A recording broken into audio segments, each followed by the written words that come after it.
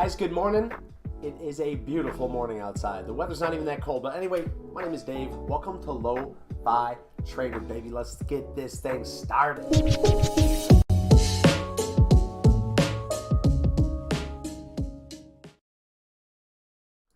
Bam! All right, listen, guys, we have core durable goods coming out at 8:30. Let me just double check and make sure that time's right. Yes, so in 30 minutes, we have core durable goods coming out. So I'm going to let you know right away what core durable goods are so you have a better understanding when that data drops. Core durable goods are orders that measures the change in the total value of new orders for long-lasting manufactured goods. It excludes transportation items because aircraft orders are very volatile. The core number gives a better gauge or ordering trends for the ordering trends. The higher reading indicates an increased manufactured activity. So as we see this number rise, we know that our manufacturing is increasing and numbers are rising, and that can look bad for the market if the overall increase is going up, meaning inflation could go up, yada, yada, yada. So we actually would want to see this number around its forecast or it to become lower in order for the market to go up. So depending on how you're looking at it, what sentiment you see, that's when you'll know whether you want to be a part of that or not. That being said, guys, what we're going to do here today, if you're just joining me, my name is Dave. Hi, how you doing? This is LoFiTrader. We do this every single day, Monday through Friday, 8 until 12, guys. So good morning. If you're here for pre-market prep, you're doing yourself a dang favor, and I'm glad that you're here. So what we do in pre-market prep is we go over the large caps, the ETFs, and we go over a lot of the tech because it's hot right now. And then we go over the small caps, if there is any, the news, and then we catch up on the chat. So if you guys have something that you want to say to me or you want me to look up, just put it in the chat, and by the time I run through everything, then we'll take a look. So let me minimize this so B. Stewie doesn't have to remind me this morning. So I'll be down here in the bottom left if you guys are missing me. Just a big old chin waving around down here. So guys, we got QQQ. So look at QQQ. This is the 4 hour. We're going to start off with the QQQ because QQQ is tech heavy, but look what happened here, guys. This thing tried to breach this top. This was the FOMC meeting. Tried to breach that top and got sold off hard, right? And then we bounced, sold off hard again. I ended up taking a short in this trade. Let's see. I took a short by using SQQQ, and I took it right here at this 31.50, okay? So I'm just kind of holding on to this to see what happens. It was extremely hard for me to hold overnight, to be very honest, guys. As you guys know, I take live trading here in front of you, and it can be extremely stressful sometimes, but it's great to have a community like we do because I expressed that fear. I expressed that greed. I expressed my paper hands, right? I expressed my paper hands in the chat yesterday in our Discord, which, by the way, I can send you an invite to that, obviously, if anybody's interested. But I expressed that, and then my boys in there, you know, my boys, Alex and Sauce, they were like, listen, Dave, this is what we think. These are our lines that we see, and my ideas kind of matched up with theirs. And so I'm just kind of holding on to this. You know, I don't know what's going to come of it just yet, but that's A-okay.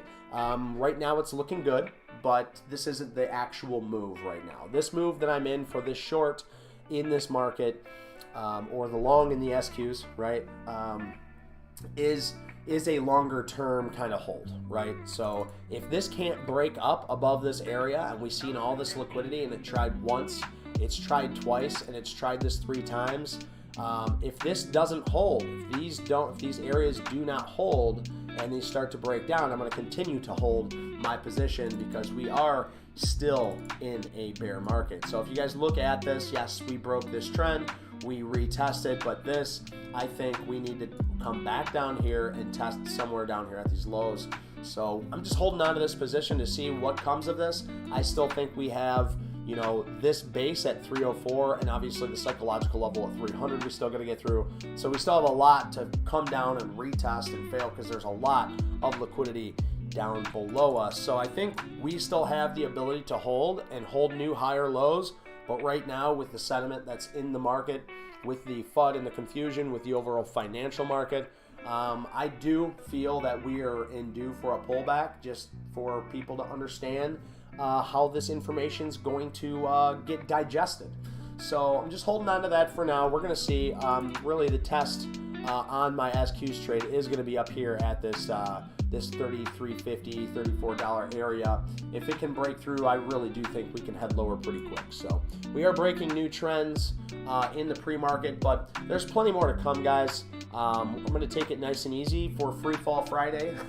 We'll see if we get that free fall or not. But good morning, B. Stewie. Good morning, New Vision. It's always good to see my boys in here. We already got quite a few of the crew up in this baby. So let's go ahead and we're going to run through the indices, guys. What? Muley's already in here. Good morning, Muley. It's good to see you, brother.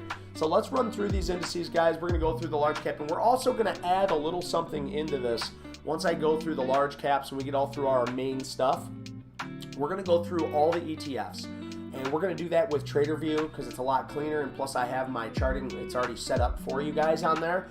And what we'll do is we'll go through all the sectors, so that way we have a better understanding. Because I know everybody looks at different sectors. Obviously, right now, I'm watching the hot tech sector. If you're looking at a different sector, whether it's healthcare or whether it's financials, because that's really hot right now, right? Whether it's retail, whether it's industrial, whether it's gold, whatever it is, we'll run through all the ETFs for you guys right away, so that way you have a better understanding of what's going on. So let's start with this SPY here, guys. So I brought up and made very public that I liked this trend, and I'm still bullish until we break this trend. Well, it's very, very clear that we did end up breaking this trend. So where is our next stop? Well, our next stop on this could be multiple places, but the biggest one that I see true is this base down here, right? So we've created all these new higher lows, so we have a lot of fighting to do. You know, I would say, you know, this 3 to 9 kind of right where we're at, we should see a nice little bounce here, a little stutter, a little shake. I'm not saying it's going to go up from here, but I'm saying, you know, all the way down through here, we're going to see these little bounces, little stutters, little steps. These lows are going to be important, 385, 383. But if we zoom out on here and we look at the most average volume area traded, it would be, I would say we already broke through it. I'd say this 395 to 400, we broke it. So our next highest area of liquidity is back down here at 382, guys. So maybe that's the profit target. We gone red in the market. Yes, sir. Yeah, we have gone red in the market. But if you look at the SQs, it looks like we're going green, you know. So next up, we got the IWM. So the IWM, as you guys know, we wanted to hold these lows at 170. And who was it? I think it was Sauce yesterday was saying this is going to take first. It's going to go down lower first. And obviously in the financial sector, sure, we're going to. Rabia. Good morning, Rabia. It's good to see you in the chat. As always, Rabia. So let's take a look here at the Qs. Rabia, we're gonna get through Tesla here in just a minute. I know that's why you showed up for pre-market prep. You want to see Tesla. So let's go ahead and run through this, guys. So Netflix, as you go, Netflix has my number. Netflix came all the way up here. New Vision even said to me, he goes, Dave, you know, after all this fighting I did the past 2 or 3 days on this stock, he goes, Dave, well, you gonna short Netflix? And it beat me up all the way up through this. It beat me up. And I said, nope, I'm not touching Netflix now. It's beat me up too much. And look at it. It's starting to pull back now. Is it going to find a test on this 317 where I got this line made out? It sure as heck could. The question is, will it hold? Well, with the overall market pulling back, you know, maybe we break back through this downtrend and we do come down to test that 200-day moving average as I was talking about. But we will see, guys, all in good time. So it's right now at support on Netflix, but you know, we'll see if it wants to hold true. We've seen a lot of buying power right down here at this base. So that does show me that there's institutional ownership buying these things up, and there could be a possible further uptrend from there. Another thing too is here, guys, we have some other uptrends that we're going to need to break. This is one of those on Microsoft. It looks like it is pulling back at 275. Microsoft on this uptrend. I was just looking at a mini uptrend on the QQQs, and it looks like it has broke this uptrend. So if we look here and then we go back to the QQQs, we can see that same uptrend is being broke on the Qs. Not saying that that uptrend can't be moved. It can't, You know, it is not, it's for me, it's for our eyes to help understand where it's sitting. It doesn't mean it's a true tell-all where if it breaks this, it's going to make it all the way down to 303. Just so you guys know, technical analysis is relative, but if you do it the same constantly over and over again, you can find profitability and learn to extrapolate money from this market by using this technical analysis. So back up here, this $100 area, yes, you guys were here yesterday. I had that short. I did not hold that short. What I'm learning, guys, is when I take a short or if I take a long, I'm taking it almost in an immediate area. And that's why a lot of times I will do this drawing, this like area of liquidity out for you guys. I'll go like this, you know? So that way, if we do take a short, we know like, hey, it's not at 100, right? And sure enough, I mean, I drew this out pretty beautifully, but see how it didn't get above the top of this here? Now I just drew this out, so you can think of it however you want. But I was shooken out of this because I was oversized, for one, and two, I didn't give myself nearly as much room as I should. I'm thinking 100, it needs to hold. So that's what I learned yesterday is that, you know, when I'm taking these trades, first, I'm gunslinging. I'm taking too many trades. And two, if I'm going to hold on to a trade, I need to give myself more wiggle room. You know, I don't need to go 200 shares short, and if it breaks 100 exactly, you know, I don't need to be that strict. But a lot of times when I get excited on the show, that's what happens. So TRKA selling before the open, yeah, baby. Let's take a look at. Oh, actually, we'll take a look at TRKA in just a minute. Just a minute on this one, but yeah, it looks like it's right there in its area of resistance, right there at 222 cents. So let's go look at Meta. We're gonna run through these so I don't get too distracted. We are on the 4 hour. I can zoom into the hourly for you guys so we get a little bit closer view. So here's Meta, guys, and we've been following Meta since this push, since this gap up, and Meta is still looking really nice, still up here at its highs, still trying to hold, still creating this beautiful trend line to the north side. So when you see Meta up here at these highs, this might really be a really nice short in this area. Meta is looking good for a short in this area, but remember, guys, if this wants to keep pressing up, you know, it's going to be hard to want to fight that. You know, it's going to be hard to want to fight that strength, and if Meta wants to break higher on volume, this thing might really get some legs and take off. With the overall sentiment in the market, I think people are really going to be having their eyes on these techs.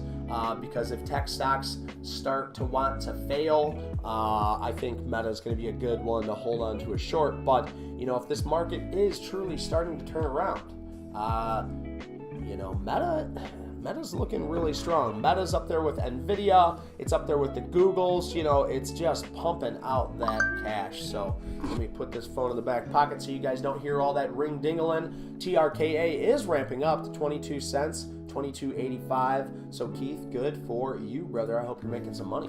Tesla, we are sitting at Rabia. We are at Tesla's area of support, it looks like right here. And why do I call it support? Well, if we zoom in on the past few days, we can see it based once, now twice, now it's squatting down 3-4 times on this hourly. So if I draw this out right here, this is where we want to see Tesla shaping up. Not only is it an area now of support because of the past 2 days, but right below it we have this uptrending line that I drew out for you guys a few days ago. And we're going to see, does it want to hold 190? Does it maybe trade sideways today and catch a bid on this uptrend? If that is what happens, then Tesla will continue to look strong in my book. If it wants to break down from here, we still have this 185 area to test to see if that's strong. But we are creating new lower highs here, and we are not creating new higher lows. Well, technically, we are creating new higher lows on the hourly as well. So if it wants to break this trend line and not create these new lower highs here, that's going to look bad for Tesla. But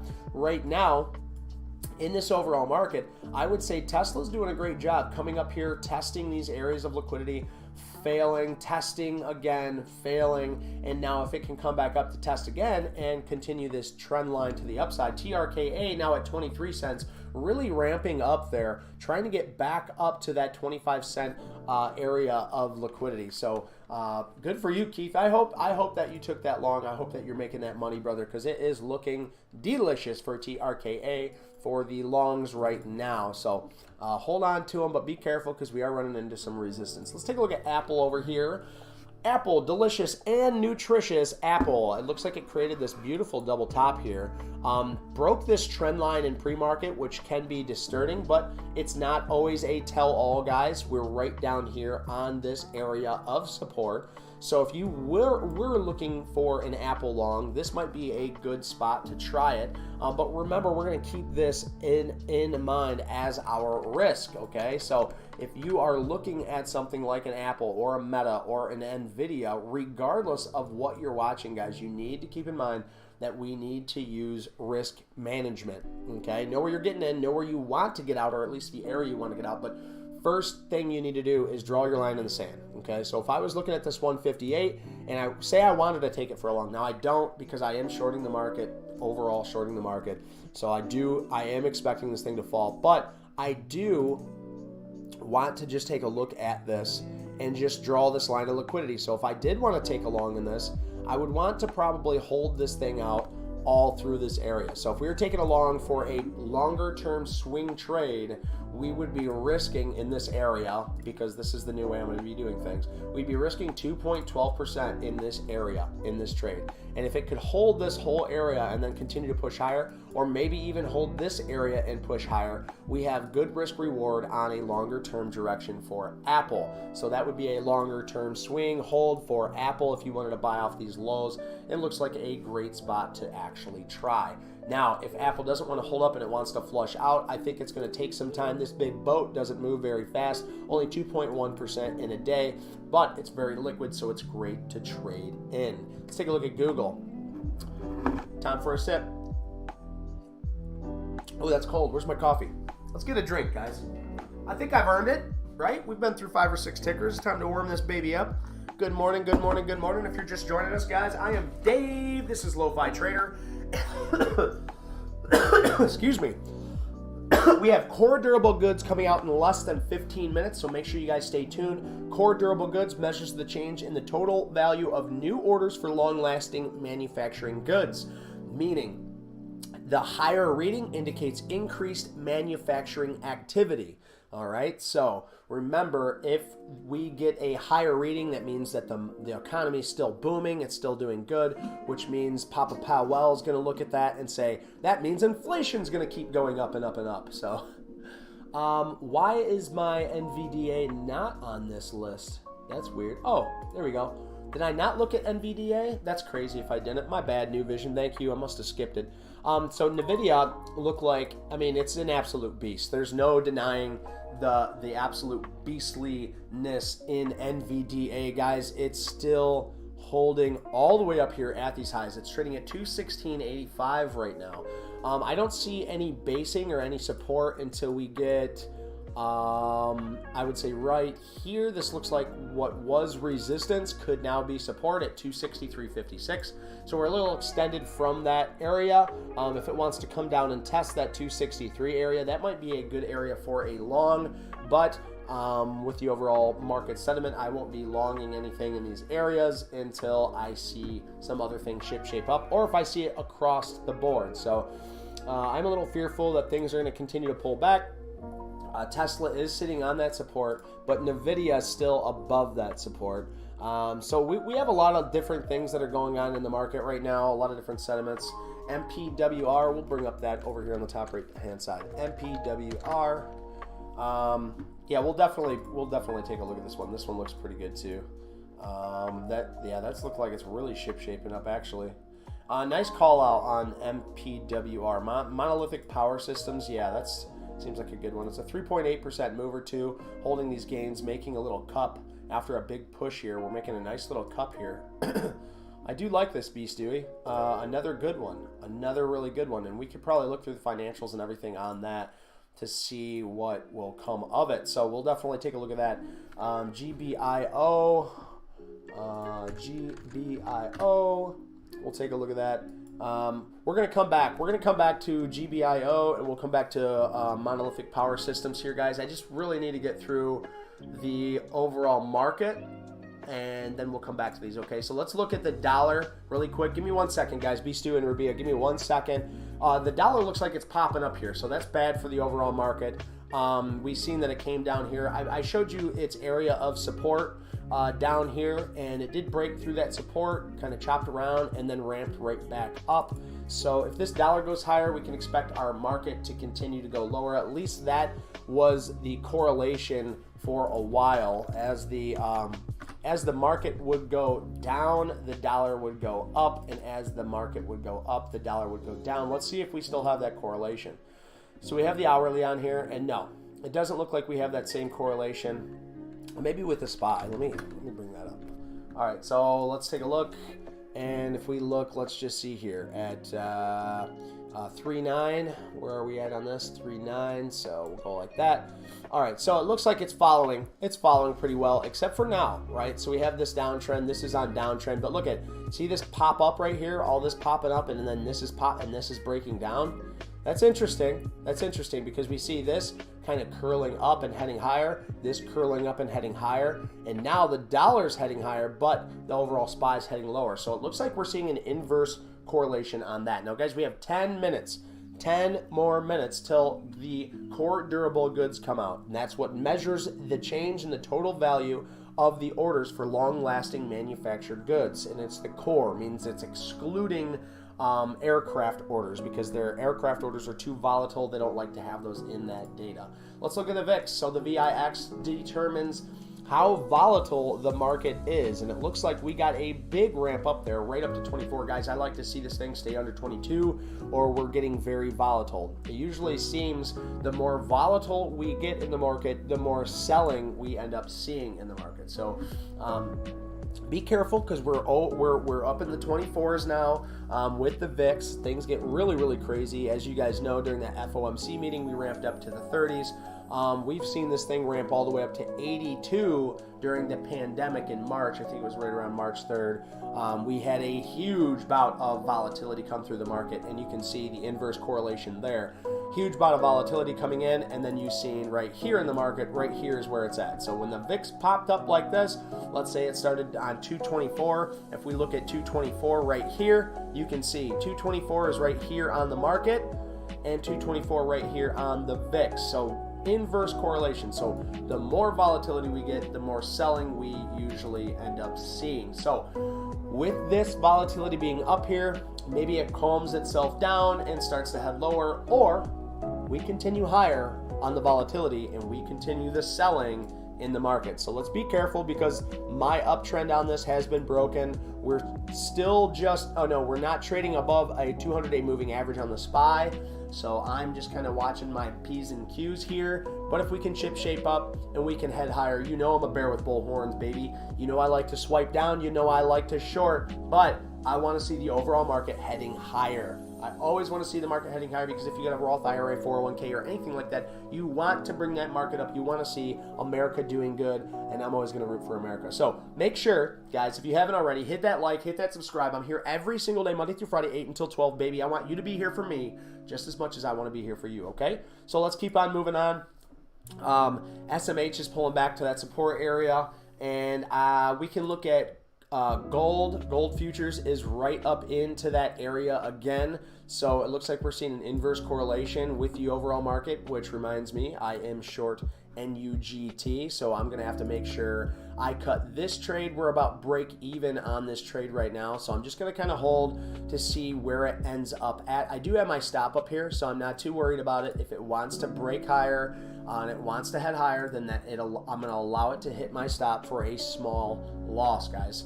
You know, the losses are small, but the winners are big in these areas. So now what we're going to do, guys, it's going to be a little new, something a little new.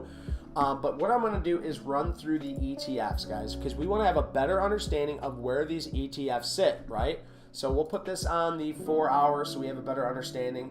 And we can really see where things are at. So here's the retail ETF. So we're going to look at this on the daily, and we'll zoom in on the 4 hour if needed. So here's the retail, and you can see it's right here at its support. So if retail starts to break down from here, this is like investment, trust, and mutual funds. Okay, so retail, if this starts to break down here and breaks down on support, that's going to look bad for all your retail names. Here is the XLF, which is going to be your financials. So this is the ETF for financials. And as you guys can see, if we zoom out here, it's on a big area of support. If we look even all the way back here from May 2007, guys, May 2007, you can see this is the 2008 financial crisis right here. Beautiful, isn't it? Well, we're right here at that same area. So we fought all the way back from 2008. Right here's the pandemic, right? Here's March, the pandemic. And now we pushed up higher. All this money printing, all of this crazy crap happening. We start raising inflation, or rising inflation causes us to raise the interest rates. The Papa Powell comes in and he raises those interest rates. And then sure enough, XLF started to teeter, started to top. And now we had this huge rush down. But here, think about this, guys. After all this is said and done, when it comes to this financial crisis, we've only pulled back this far. Okay, we've only pulled back this far in the financial sector. So either we have very small and secluded banks that are going to be holding this thing up still, or we are going to have a financial crisis and we are sitting on top of that support. And if we don't get supported here, what do you think is going to happen? We might see another big flush. Now, I'm not saying it's anything like 2008 or the pandemic. I'm not saying any of that, guys. All I'm saying is that we are at a key area of support. And what happens if that support breaks? Who knows where we're going to head down to, right? Because that next area of support might be, heck, I don't know, 25, might be down here, let's see, 20, maybe in the 20s, you know? So we got to be careful, guys. We got to be careful. This is the exact reason why I want to bring up and go through these ETFs with you guys every single day, every single morning at around 8:30, because, guys, we need to know if you're going to get into a stock, okay? Let's say you're getting into a financial stock. You want to know if you have the breadth of the market to your back. Now, if we look at this, we can look at it and say, hey, the market is to our back because we're at support and we can take a long. But even saying that, guys, even saying that, whether you're bearish or bullish, if you found support on the overall financial sector and you take a long in something because it looks like it's at support, remember, each stock is going to move separately to this. Now, if it's behind you and it looks like it's at support and it gets going and then the financial market starts to come up, then you're going to have that breadth and it's going to push you up even higher, right? Okay, so keep that in mind. That's why we're running through these, guys. Now we have real estate. This is the real estate sector. It also looks like it's sitting down here at its support. So hopefully it doesn't break the support. Maybe we find support and we head higher. Same thing here with the healthcare, guys. Healthcare right here is sitting at what I would consider support, because we have all this support here, or all this resistance here, and then it acts as support. 1, 2, 3, breaks through here, but 4 and 5 right here. So is this going to hold here? Is this going to hold? That's really the question. Is this going to hold? Because if not, if the healthcare sector wants to start to break down here, where is our next area of support? I would say 119. So this thing has some room that it could fall. All right, now we have materials. So this is going to be your let's see, the sector, material sectors, okay? We're also seeing right here at the support. Well, you guys are seeing correlation, right? This is the industrial, okay? This is industrial here. Industrial's also sitting kind of on that support. It looks like it broke through a little bit there. So it looks like industrial looks like it's starting to head lower. This is utilities, guys. Utilities is interesting. So if we zoom out here, you can see that it's right there at its support. So does it break the support? Does support now become resistance, or are we going to have to wait to find out, guys? That they're looking pretty close, pretty similar across. This is the consumer staples. So I think this is more like your foods, let's see. We got 2 minutes. 2 minutes, guys, till core durable goods comes out. So let me just take an eye. And don't think I forgot about you in chat, guys. I see it. We're going to go through all 3 of those once I get back. But we need to make sure that we are getting that rounded understanding of what's going on in the market before we start diving in to our individual names. Now, stocks like LUNR are not going to move with the rest of the market. Those are low float stocks, and those are going to move on their own. And that's that. So let's just run through this, and trust me, guys, we're going to get core durable goods coming out. We're going to get the information on that, and we're definitely going to catch up on chat. That's my number one thing, and it's hard for me to get through this and not go through what you guys want to. So it's hurting me more than it's hurting you. Okay, this hurts me more than it hurts you. So just hold on, guys. I'll definitely get to that chat. Absolutely pumped that everybody's here. So here's the communication services like your AT&T, your phone stocks, stuff like that. Communication services does look like it's holding out well. It does look like it came down here by those pandemic panic lows, and it's starting to get bought back up. So communication looks stronger in the overall market than most of the sectors, just because it's already broke its bottom, and it looks like it's trying to make new lower highs. It looks like this biotech as well is making those new lower highs, but it's back down here in this resistance area. So if biotech wants to start ripping lower, that's going to be bad for that overall sector. Next up, we have technology. Now, as you guys know, technology is very, very strong. It's very, very hot, and it's constantly on a huge uptrend, right, guys? So this technology ETF is just looking absolutely amazing. This is, as far as it's pulled back since those highs, we never got back down to those pandemic lows, and it looks like we're creating new lower highs here. So we're kind of into an area of resistance, so we're going to see what it wants to do there. Maybe it chops around for a while. Maybe this thing head lower, or maybe tech stays strong and it wants to keep heading higher. That might be the possibility. Now, this is the energy sector, guys. Usually as markets start to head higher, your energy sectors will start to come down. But we're kind of in a trial time. Are we in a bull market? Are we in a bear market? Everybody's kind of like wishy-washy about it. So that's why we look at these, because if we see energy start to break, we can expect the market to maybe see a little push to the north side, or at least see some positivity in the market when the energy sector starts to fail. Okay, guys? So keep that in mind. Usually energy starts going up when things are looking down.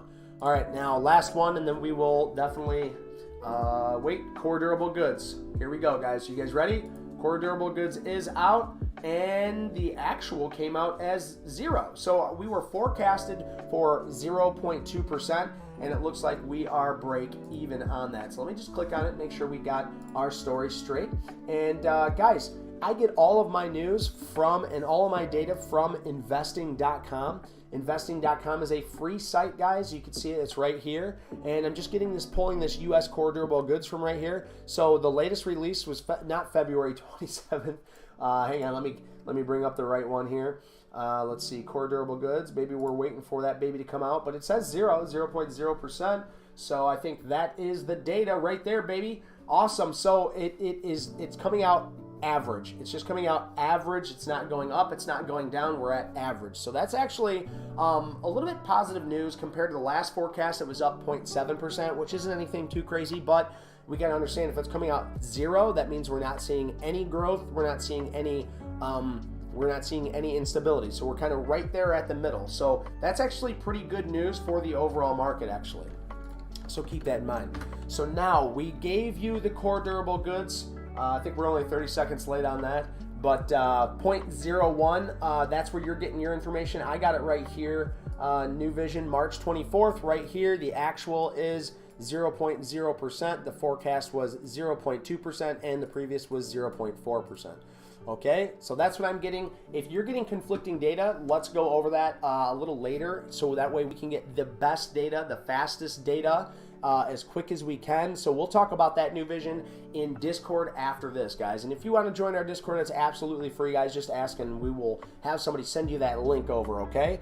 Now, let's get through chat, guys. Man, it's so hard for me to see chat popping up, and because I want to get through everything, but then I'm like, man, I gotta get through chat. So, so let's look at MPRW, and I want to say good morning, SM. Good morning, Mama. Mama's here. Good morning. So good morning, SM. Good morning, Mama. This little sip Shawana, this one's for you, Mama. Not for me. This one's for you. And SM, yeah, it is awesome that you're here. Thank you so much for showing up every single day. She is here. He is here for pre-market prep, guys. And we are going to kick some butt. And same thing for Mama. She's always here too. She's always kicking butt, always here supporting her son. So guys, awesome. Thank you so much for being here. Okay, so let's go ahead and look at some of these stocks that we brought up in chat. So I do want to revisit TRKA for my boy Keith. Keith out here is playing this. We're at 23 cents on TRKA. Do keep in mind this 25-cent area is an area of resistance, so that little pop might get a drop soon. But if you're making tasty tendies, you know I love to see it, so thank you for bringing that up. Yeah, 380 subs. I know, brother. New Vision. Isn't that crazy, bro? We are really growing fast, guys, and I'm very, very appreciative of all of it. You know, I love to grow fast. I love to see growth. I love to see improvement, guys. Absolutely love to see improvement. That's why I love to be. I love to teach. I love to watch people learn, and I love to see how things come into fruition with that. So, like I always refer to as jiu-jitsu. I love to teach jiu-jitsu because you see it immediately. These kids learn quick. All right. So next up is the MPWR. And then, of course, we're going to look at Rabia's. Rabia wants to know how GBIO looks. So MPWR, this is a real, when I say real stock, it's not a low float, small cap stock. And it looks like this thing pushed right up into its resistance from this area. Let's go ahead and draw this area out for you guys. From the top here, we'll pull it across. And we're just taking this big slug of delicious liquidity and we're just putting it on a platter over here so we have a better understanding when we zoom in. Now we know anytime we get up into this area, we know that there is liquidity. The last time it was in this area, it sold off hard. And look at this beautiful cup here, guys. See this cup? That's what I like to see. That is a excerpt right there out of the William O'Neill's How to Make Money in the Stocks that I always like to talk about. Now, if I look at the weekly, we can see this weekly huge cup, this big cup here, but that's not really the William O'Neill's cup, but I like to see the cups on the weekly for this area. It is holding that, let me move this on the daily. So it is holding these moving averages. It's not really squatting down or following any, but I really do like this stock, and I do have an alert for this area for it to break higher because here's a few reasons. Right here, it's in a mini area of resistance, and if it wants to break through that mini area of resistance, I think it has a potential to get through this area of resistance and then fight through this. So that'll give me a great area of supply and or support. So that's what I see to bring it to you. The cup. Yes, sir, B. Stewie. I know you're seeing it. You're reading, you're learning, and I absolutely love it. So thank you for that. All right, so let's look at GBIO. So GBIO on the longer term, you can tell the stock is using that 200-day moving average as a resistance area. It has been on a downtrend since, it looks like since its inception.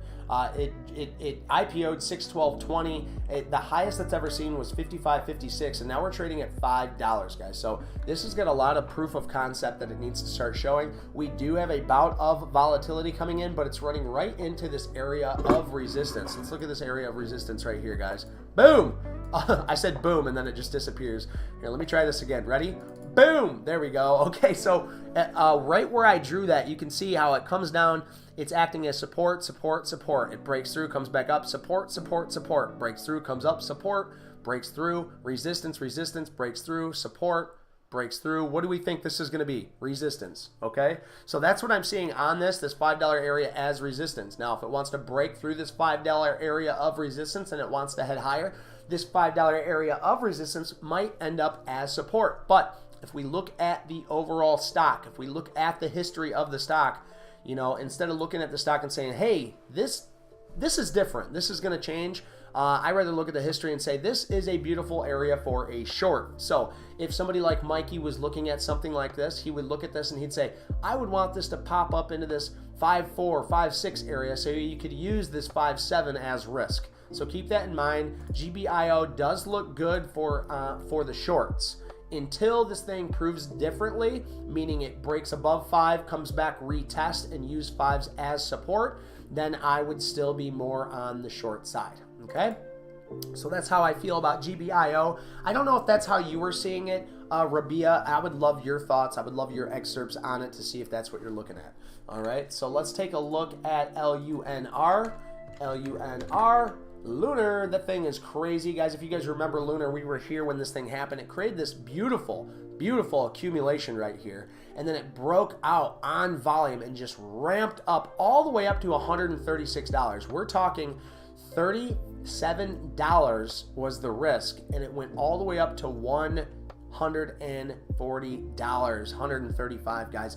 That is an absolutely beautiful move in those small caps. So when you see these small caps like this and you see them ramping up like that and just looking absolutely nuts, these are the stocks we want to catch, guys. These are the stocks we want to catch. And I'm telling you, when you look at stocks like this, we need to get that out. When you see this, these are called accumulations. It's where it holds new, higher low, higher low, higher low, and then it finds this area of tightness, and we get lower high, lower high, lower high, lower high, and it creates this really tight area. And these are my most profitable trades, are these accumulations.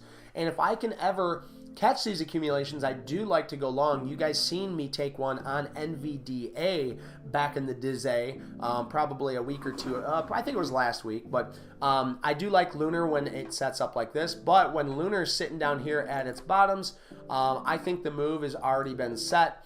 Now, I could be completely wrong, but unless I see an accumulation, this isn't my trade. So maybe you're right. You were right on TRKA.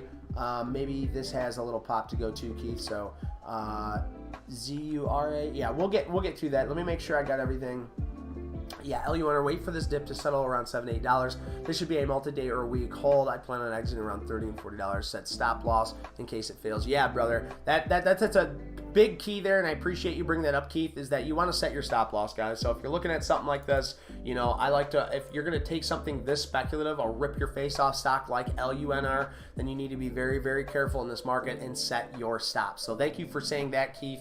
That is always the proper thing to say. So yes, sir, B. Stewie, I love it. I love you bringing that up. Selling TRK before the open, critical. Yeah, I'm glad to see that you're taking profits, baby. Let's go, Keith.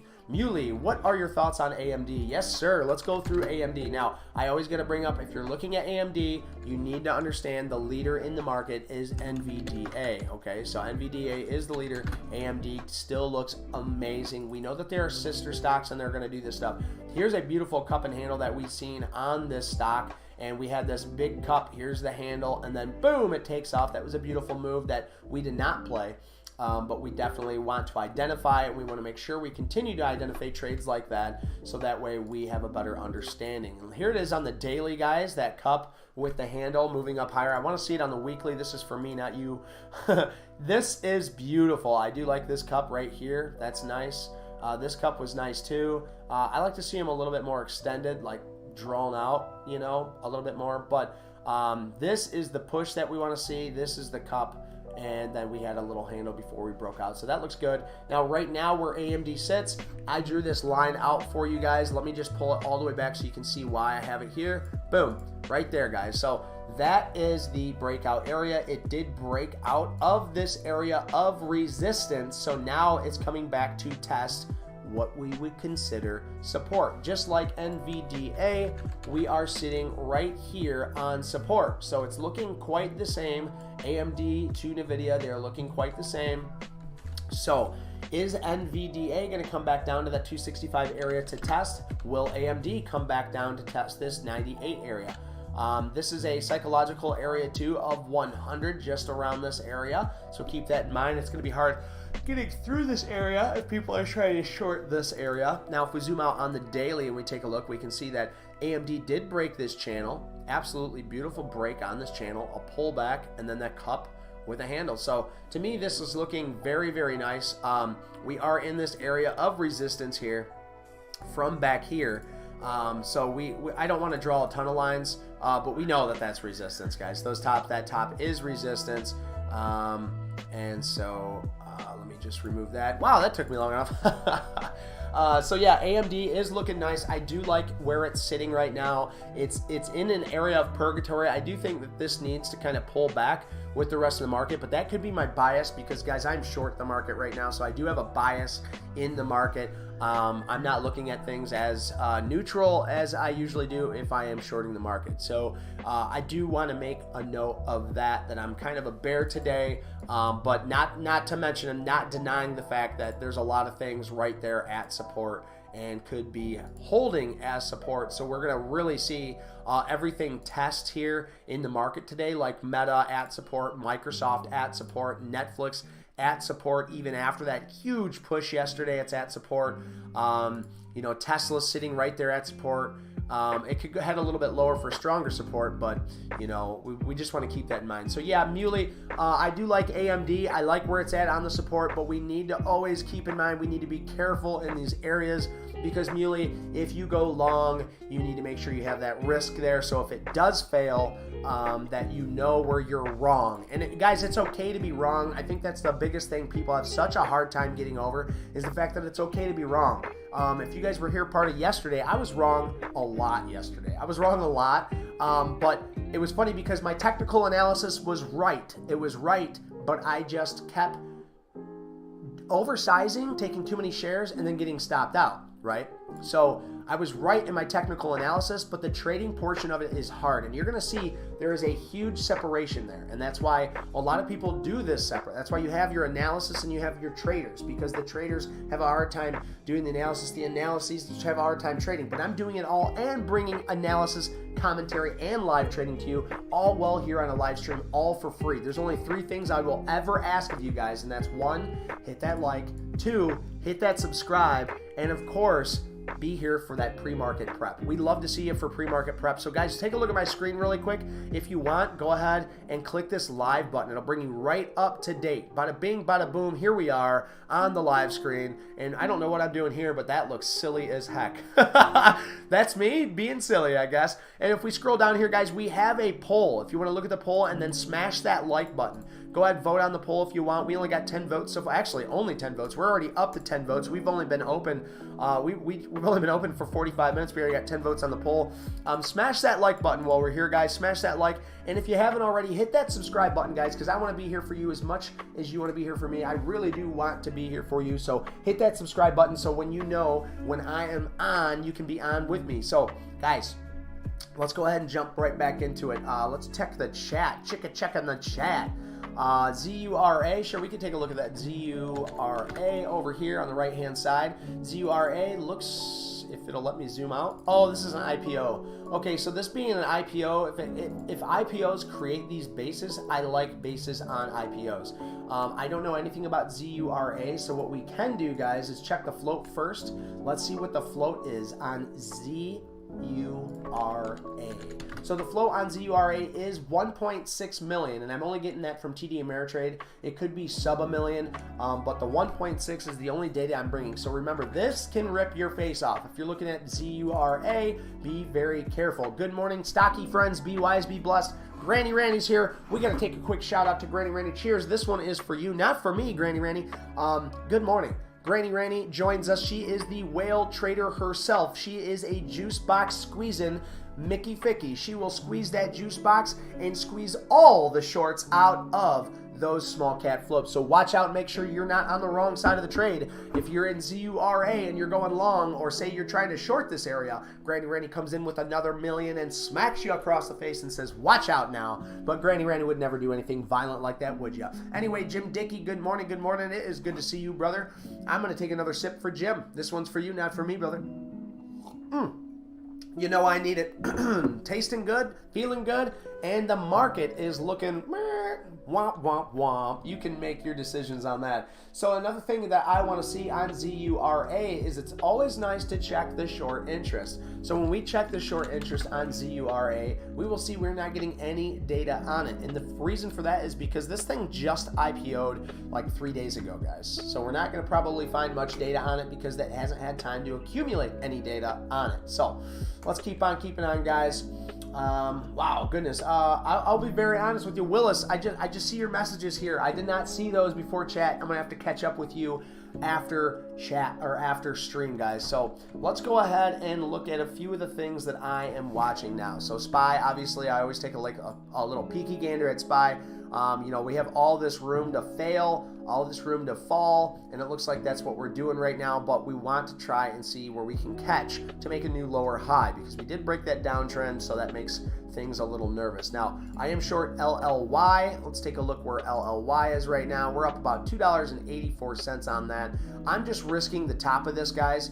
I don't expect LLY to completely fail, but I do expect if LLY wants to come down, we have a short at 334.18 right here, and if it wants to continue higher and break out of these tops, then that is a-okay. I will be out of the short, but it's just a small amount. I noticed yesterday on this daily here that this is squatting underneath this 200-day moving average. And if we zoom out on LLY, we can see that this thing has bounced off that 200-day moving average quite a few times. And now that it broke through and it's coming back up to retest that 200, what I see for me personally is a short. What else I did is I brought up the healthcare sector, which I think is XLV, yes. And we can also see XLV is sitting right down here on its support area. So if XLV wants to hold and head higher, I'll probably exit this trade. But if XLV wants to break down and head lower, I think we're going to see that same trade in LLY also head lower under that 200-day moving average.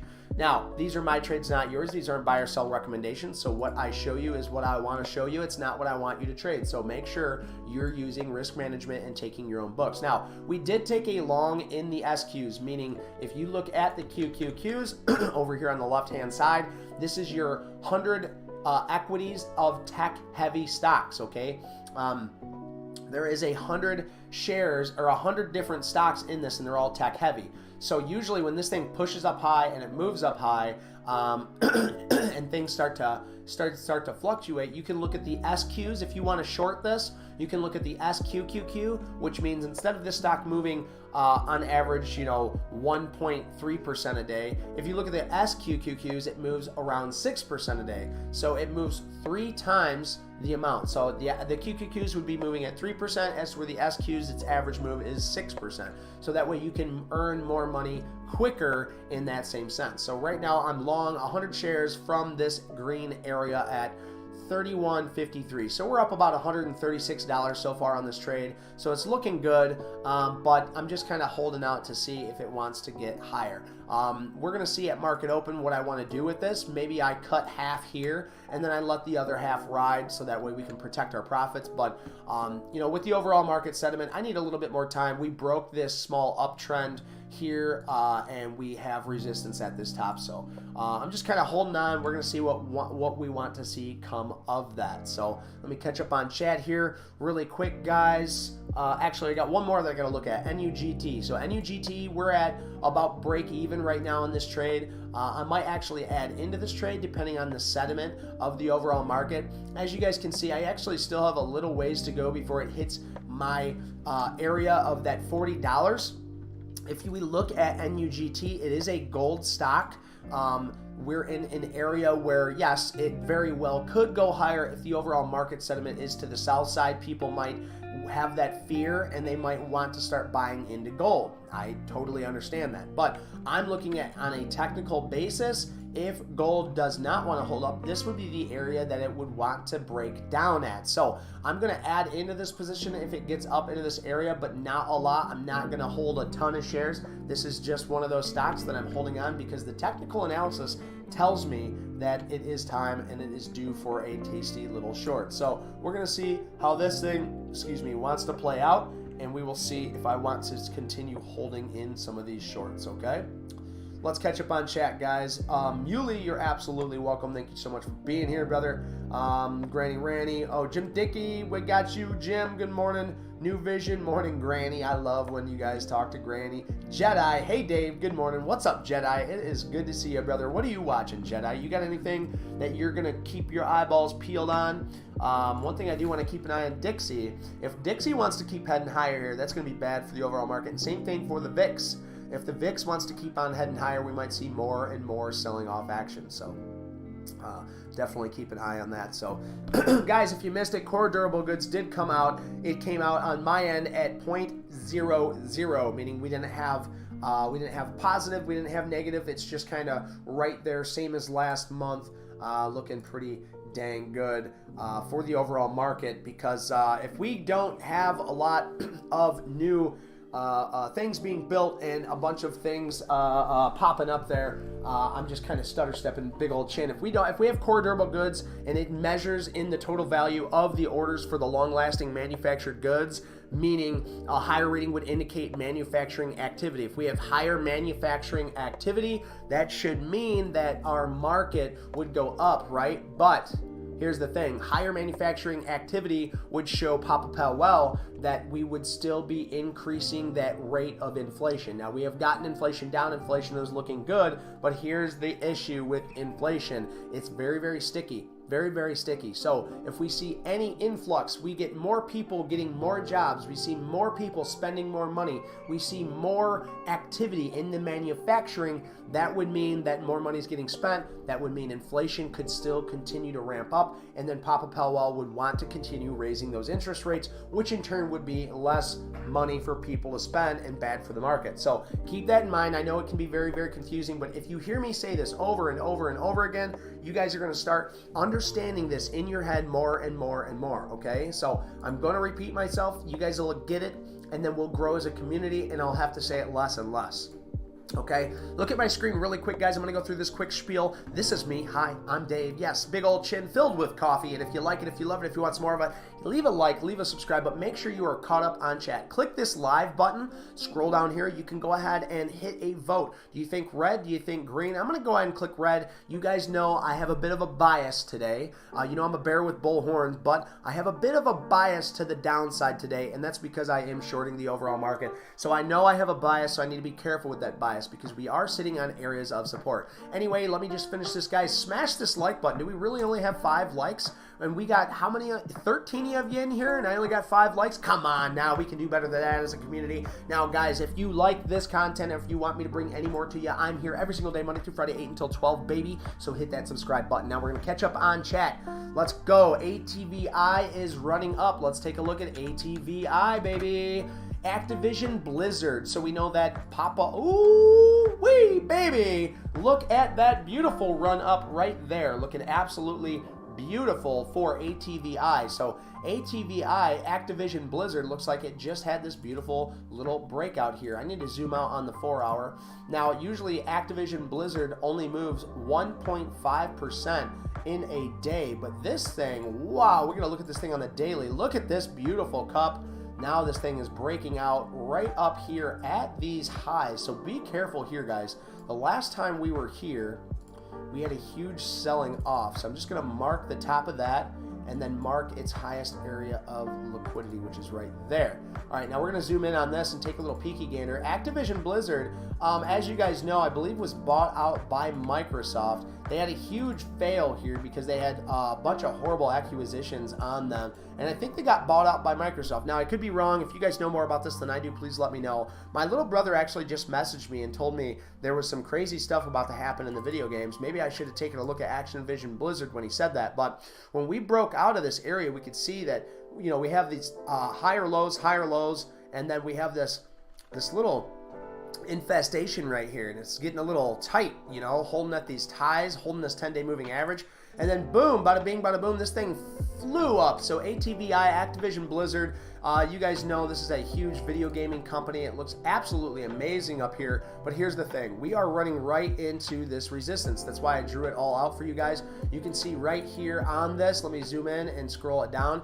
You can see right here we have the highest area of liquidity traded, and then right here at this 86.89 area, that is its highest in the past year. The last time it traded at that area was the first of the year, so 118 2022 actually. So 118.22. So last year, guys, the last time it was up in this area. So Activision Blizzard, can we find some news on this? What just happened here, you know? Let's see. British regulators still have concerns over Microsoft Activision deal. Okay, so we're still talking about the deal. Activision shares rise after British regulators soften stance on Microsoft deal. So it looks like they're still trying to get that deal taken care of, from what I'm reading, okay? So yeah, the stock rises as regulators reduce concerns for the Microsoft acquisition. So this still has not gotten bought out yet. It has not gotten bought out yet by Microsoft, but it seems as if they are reducing the concerns. Okay, they're reducing the concerns. If that's something that is interesting to you guys, that's great news for this stock, as it's on a very nice technical area to head higher. If this is something that you guys want to dive into, if you guys are some gamers, I'm a gamer from way back in the day. I don't have time to play video games much anymore, but hey, I love to hear about them. I love to talk about them. And if you guys are into this, go ahead and round yourself up a nice sector of those stocks and see what you can figure out in the overall market. Do we have a gaming ETF that we can look up? Do we have some more sentiment that we can figure out. What is the news on Microsoft and that acquisition? How far are they really at? So there's millions of questions when I see this, but right now there's nothing I can do except for look at this and say, hey, we can either short this thing at the 87 area, or we can wait for this thing to come back down and show that this 84 might be acting as support. So we will definitely keep an eye on ATVI. I'm going to put this on our huge watch list that I still need to go through, ATVI, and we will definitely be keeping an eye on that. So make sure you remind me on that, B. Stewie, for sure. So let's go ahead and run through the chat. So yeah, ATVI. What's my thoughts on FRC for the day? Thomas, is this Thomas Droder? If this is my toy boy Thomas Droder, I want to know, because you are my hero, baby. But if you're just regular Thomas, that's A-okay too. Amire, what's up, 416 Trades? Good to see you in the chat. Good to see you. So let's look at FRC, and we can run through all of our bank stocks just while we're right here, guys. We still have 30 minutes till market open, so we are going to take a look at this bank stock. Now, if you guys remember with FRC, I drew this area out when we were pushing up here, and I said, hey, if this thing wants to come back down and test this $19, $20 area, this might be an area of support. But if it breaks through this support, then it's going to act as an area of resistance. And look, it broke this area of support and it came right back up here and acted as resistance. Now that resistance failed hard. I tried to get in here at 19. I really did. It wouldn't let me. Thinkorswim wouldn't let me. I tried to actually do it from my phone while I was at another little side job, and it wouldn't let me in, you know, and I was like, bah, you know, whatever. I just tried to take 50 shares. It's nothing big. You know, I would have made about $200 on this trade, but shoulda, woulda, coulda, right? I didn't have the right means to be able to do it, so I didn't make the money. But anyway, I just wanted to prove that this area of support now is resistance, and it has failed since. So what are my thoughts on FRC? Well, if we look at the overall financial sector, we're right there on support. If we look at the overall financial sector, meaning if we click on XLF, this is your financial sector. If we zoom way, way, way out, we're talking all the way to 2007, before the 2008 financial crisis. We are sitting right here on all of this support. So will this area be supported? I have no idea. I just want to give you these technical levels to have you a better understanding of where things are. But right now, FRC is on an area of support. I wouldn't consider this a whole lot of support down here because there's not a lot of volume traded down here. If we zoom out on the daily, we don't have any support down here. So if we look at FRC, First Republican Bank, I would say we haven't hit our lows yet, but if this area breaks, then it will be acting as resistance. Okay, so I don't condone taking longs in areas of support, or right now it's in an area of support. But if it wants to break down, pop back up, and then smack into this 12, I would consider that resistance for a short, okay? So I'm always a bear with bull horns. This could be its support area. This might be a nice area for a long, but you need to use risk in mind, right? This $12 area breaks, and it breaks just a little below it. I wouldn't want to be in this thing. So keep that in mind, guys, because FRC to me is looking weak. It looks more like a distribution. If we're breaking lows and the news has just started on this last week, then you guys can expect maybe some redder days. But you know, that's all in good time. We will see if that's what is actually going to happen. So just keep that in mind, guys. We need to be careful with these and make sure you understand what's going on. So let's keep moving. I got you with the like. Thank you, Thomas. I do appreciate that. Muley, you have my like as always. Thank you, Muley. Your thoughts on ARRY. So it looks like there's a few of you asking about ARRY, or is that Muley asking twice? Either way, we're going to take a little peeky gander. We got ARRY down there. Who's the other one that asked for ARRY? Oh yeah, that's Muley. Muley, I got you. I got you twice, brother. I got you twice. So ARRY, guys, I drew this downtrend for you yesterday, and we were looking at ARRY, and we said, hey, if you're going to look at ARRY, you got to look at the leader, which is FSLR. And as you can see, ARRY had a pullback with FSLR. We marked these tops for you on FSLR. Right when it hit this, if you guys remember, I was talking about actually wanting to take a short, but I just couldn't because it's such a strong stock. But back to ARRY, just remember FSLR is the leader in this market. Now, we had earnings come out, and it looked like earnings came out about expected, and these things took off, right? And it went right into this area of resistance, which is this downtrend that you guys see here. It broke up through it, and then it broke back down through it. So personally, ARRY with the overall market, if it can't make a new lower high here, then I wouldn't consider this thing for a long. But if we see this uptrend here, if it breaks this uptrend, maybe it pops back up in area of resistance, or let's say it holds this uptrend and it pops up. We want to see it pop back up, come back down, and use this as support. So I want to see support somewhere in this 20. Can we break up higher, come back and test this 20 for a long? Possibly. Or do we break down from this trend line and then come up and use it as resistance? So that's kind of what I'm looking at right here. ARRY looks constructive, but with the overall market pulling back, ARRY might break this downward trend line. But keep in mind, I do have a bias. I am shorting the market right now, guys. So just keep that in mind. All right, let's keep moving on. Yeah, good morning, good morning, good morning. You know what? This one is for you, Amire. It is just so good to see you in the chat. I was just thinking about you yesterday. I go, man, you come back from Mexico and I don't ever see you again. I'm only kidding, though. But yeah, we can review BOXD, and then we need to go through the overall indices. So BOXD,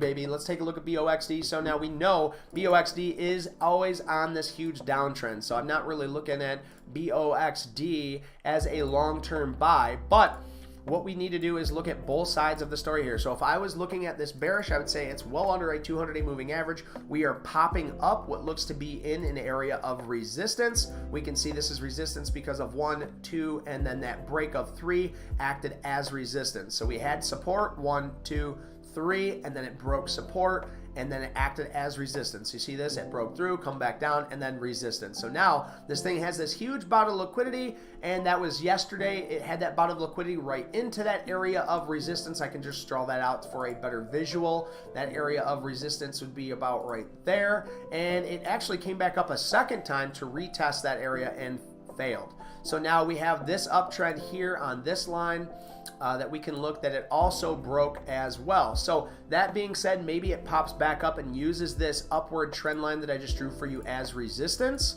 and continues to fail, or maybe this thing breaks through and gets back up here. But all I see for BOXD is there's a lot of overhead resistance now and not a lot of proving to me. It's breaking these new higher lows. This would be the low, so if it held this would be its first new higher low. So it's not looking very good for BOXD to the north side. But if it can hold this area, create new higher lows, and get above this liquidity, then there might be a trade to the long side. So for right now, I'm looking at BOXD to the south side. There's just too much overhead resistance there, guys. Let's go ahead and try and catch up on this chat. Wow, we are talkative today, guys. Welcome to Free Fall Friday. Only kidding. You know, I have a bias, but I do want to see how the overall market's doing.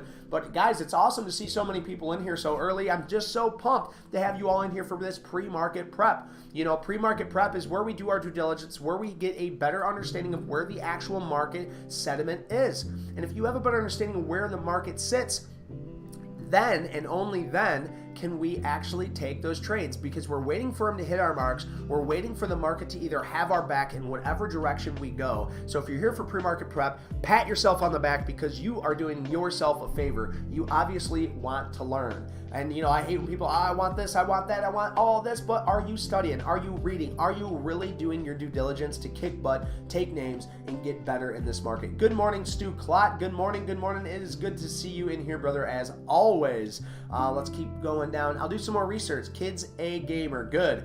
Thanks for the info, man. That's why I love this channel. Yes, brother, B Stewie, I do appreciate that, B Stewie. And yeah, we get a lot. Everybody knows a gamer, and that's what I see. Just because you don't play video games doesn't mean you can't ask these kids about it, because they love to talk about video games. And when you want to ask a kid about a video game, like I asked my brother, I go, hey, what's hot? What's the new thing coming out?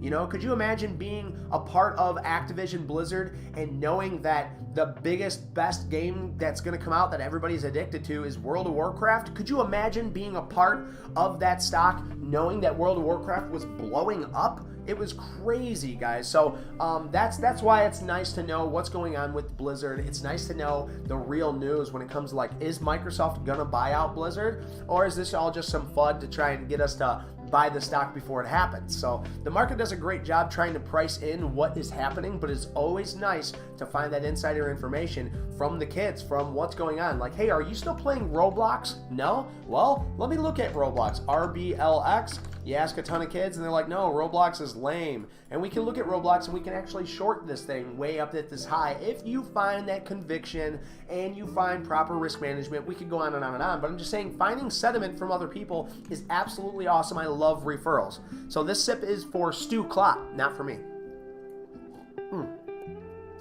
So we got you on that. We can look at coin and when you say CHPT, I know it's charge point, but I always think of Chat GPT when you type in CHPT, but we'll go over that too.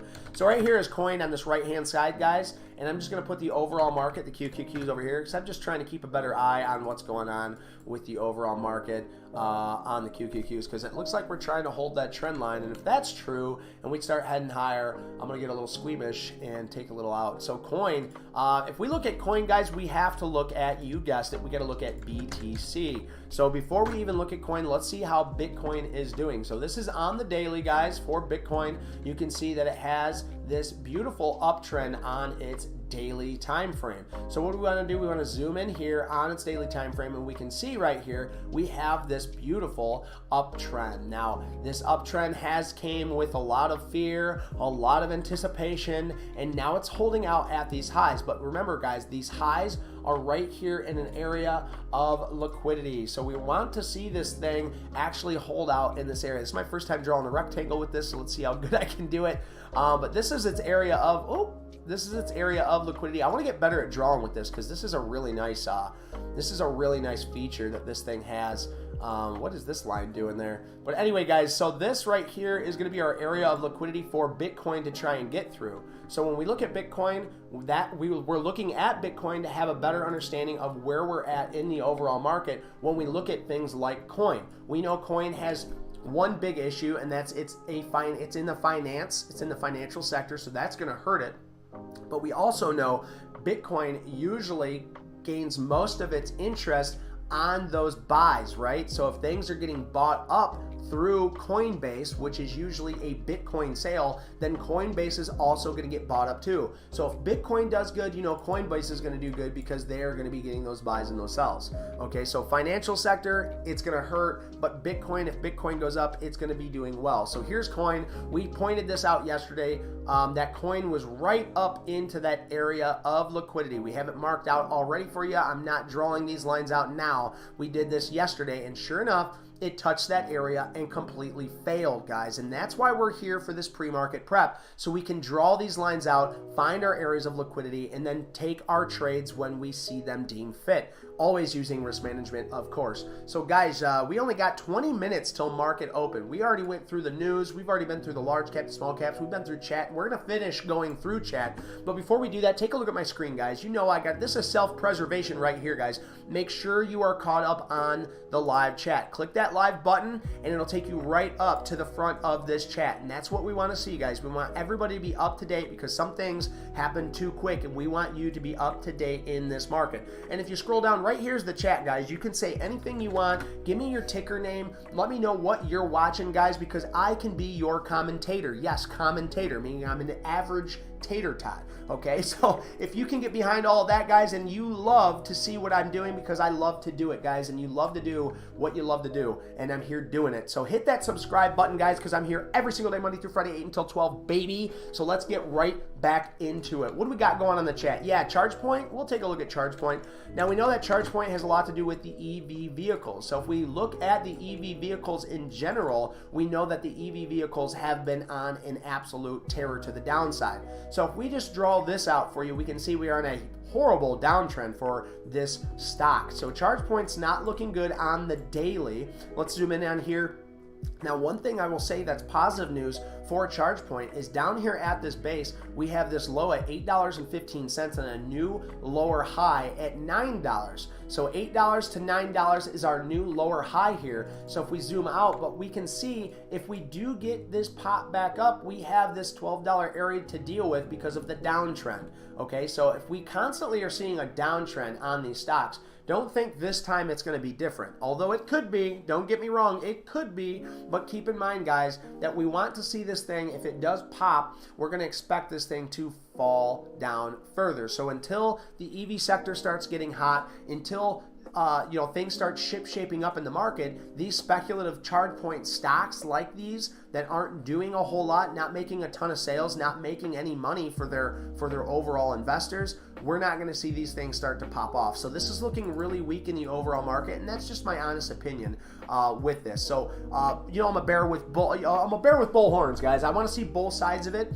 I want to swipe down. I like being bearish. I like to swipe down, but I always want to see our markets head higher. I always want to see our large cap indices moving higher, so that way we make more money on our 401ks, our Roth IRAs. All of our investing accounts are, we want to see those heading higher. So that's my honest opinions on ChargePoint. And Jedi, you're very, very welcome. Yeah, absolutely. What? Let's see. Trophy. Oh, Diver. I'm grabbing a bit of Verizon today. What do you think? Driver. Oh, I'm having a hard time saying your name, so let me try this because this is always fun. Terorfi. I'm thinking it's Terorfi Driver. I'm over exaggerating it a little bit, but did I say that right? Is it Terorfi Driver? I do like that name. It's hard to say. Red leather, yellow leather. Good thing I got my workout for my tongue in cheek this morning. So Terorfi. I think it's supposed to be Trophy Driver, but either way, he says he's grabbing some Verizon today. So I think Verizon's just V. Let me just double check. Is Verizon just V? No, that's Visa. So I need to know, is it VZ maybe? It's been a while since I looked up Verizon. Yeah, it's VZ. You guys can tell I've been doing this for a while, right? I don't know the ticker name, but I know the ticker name, right? So Verizon, it only took me 2 tries, right? So V is Visa, VZ is Verizon. We got this, baby. So it's Trophy, but it was taken. Gotcha. Well, I'll call you Trophy Driver, brother. Be safe while you're out there driving, because I know when you get competitive out there in a race car, things can get very, very scary. So make sure you're wearing your seatbelt, and make sure you're using risk management, right? We can put those 2 and 2 together. So yeah, I got VZ up here on the top right hand side. Now we know for a fact, because we looked at the communication stocks, if we look at this one, we know it is in the communication sector. So just bear with me before we go over Verizon. If we bring up that communication sector, if I can remember which one was the communication, is it XLC? I'm only taking a guess. Yes, XLC is our communications ETF. So if we look at this ETF here, guys, we can see we're creating new higher lows on this ETF. And now it looks like, we had this breakdown in this area of support that held, it pushed up higher and made a new higher low here, and now it's in its area of resistance. So that looks good for the ETF. It looks like it's pretty well beaten down, and it looks like we could see a nice push back up here. So when I look at the overall XLC, I would say, yeah, this might be an okay spot to try and find a long in the overall communication sectors. Now, if I look at the actual stock, if we zoom out, we can see we've been on a huge downtrend here. And anytime it's came up to try and break through that 200-day moving average, it's failed miserably.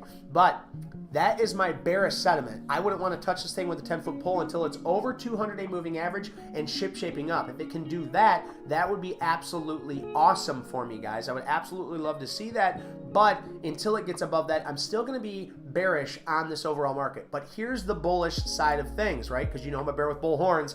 I like to see these new higher lows being put in. So we got this low of 34.50 and this new higher low that was put in and now is acting as that support. So we do have an area that we can use as risk. Now, if we look at the overall volume being bought up down here, I'm not seeing a lot of institutional ownership buying this up down here. We're seeing a lot of selling action still at these lows. We're seeing a lot of selling action still here, and we're only seeing little bits of blurps when it comes to this Verizon buy-up. So I would say if you wanted to take something like this, make sure you're playing your own hand and you're using risk in mind, okay? If I were to take something like this and it broke this 36.50 area, I would be very, very cautious in those areas, okay? So let me keep on keeping on, baby. Goodness gracious, we are popular in the chat today, guys. So yeah, Tesla definitely a leader, EV sector, yes sir. Other stocks like Rivian and Lucid are definitely laggards, and that's a very great point to point out there.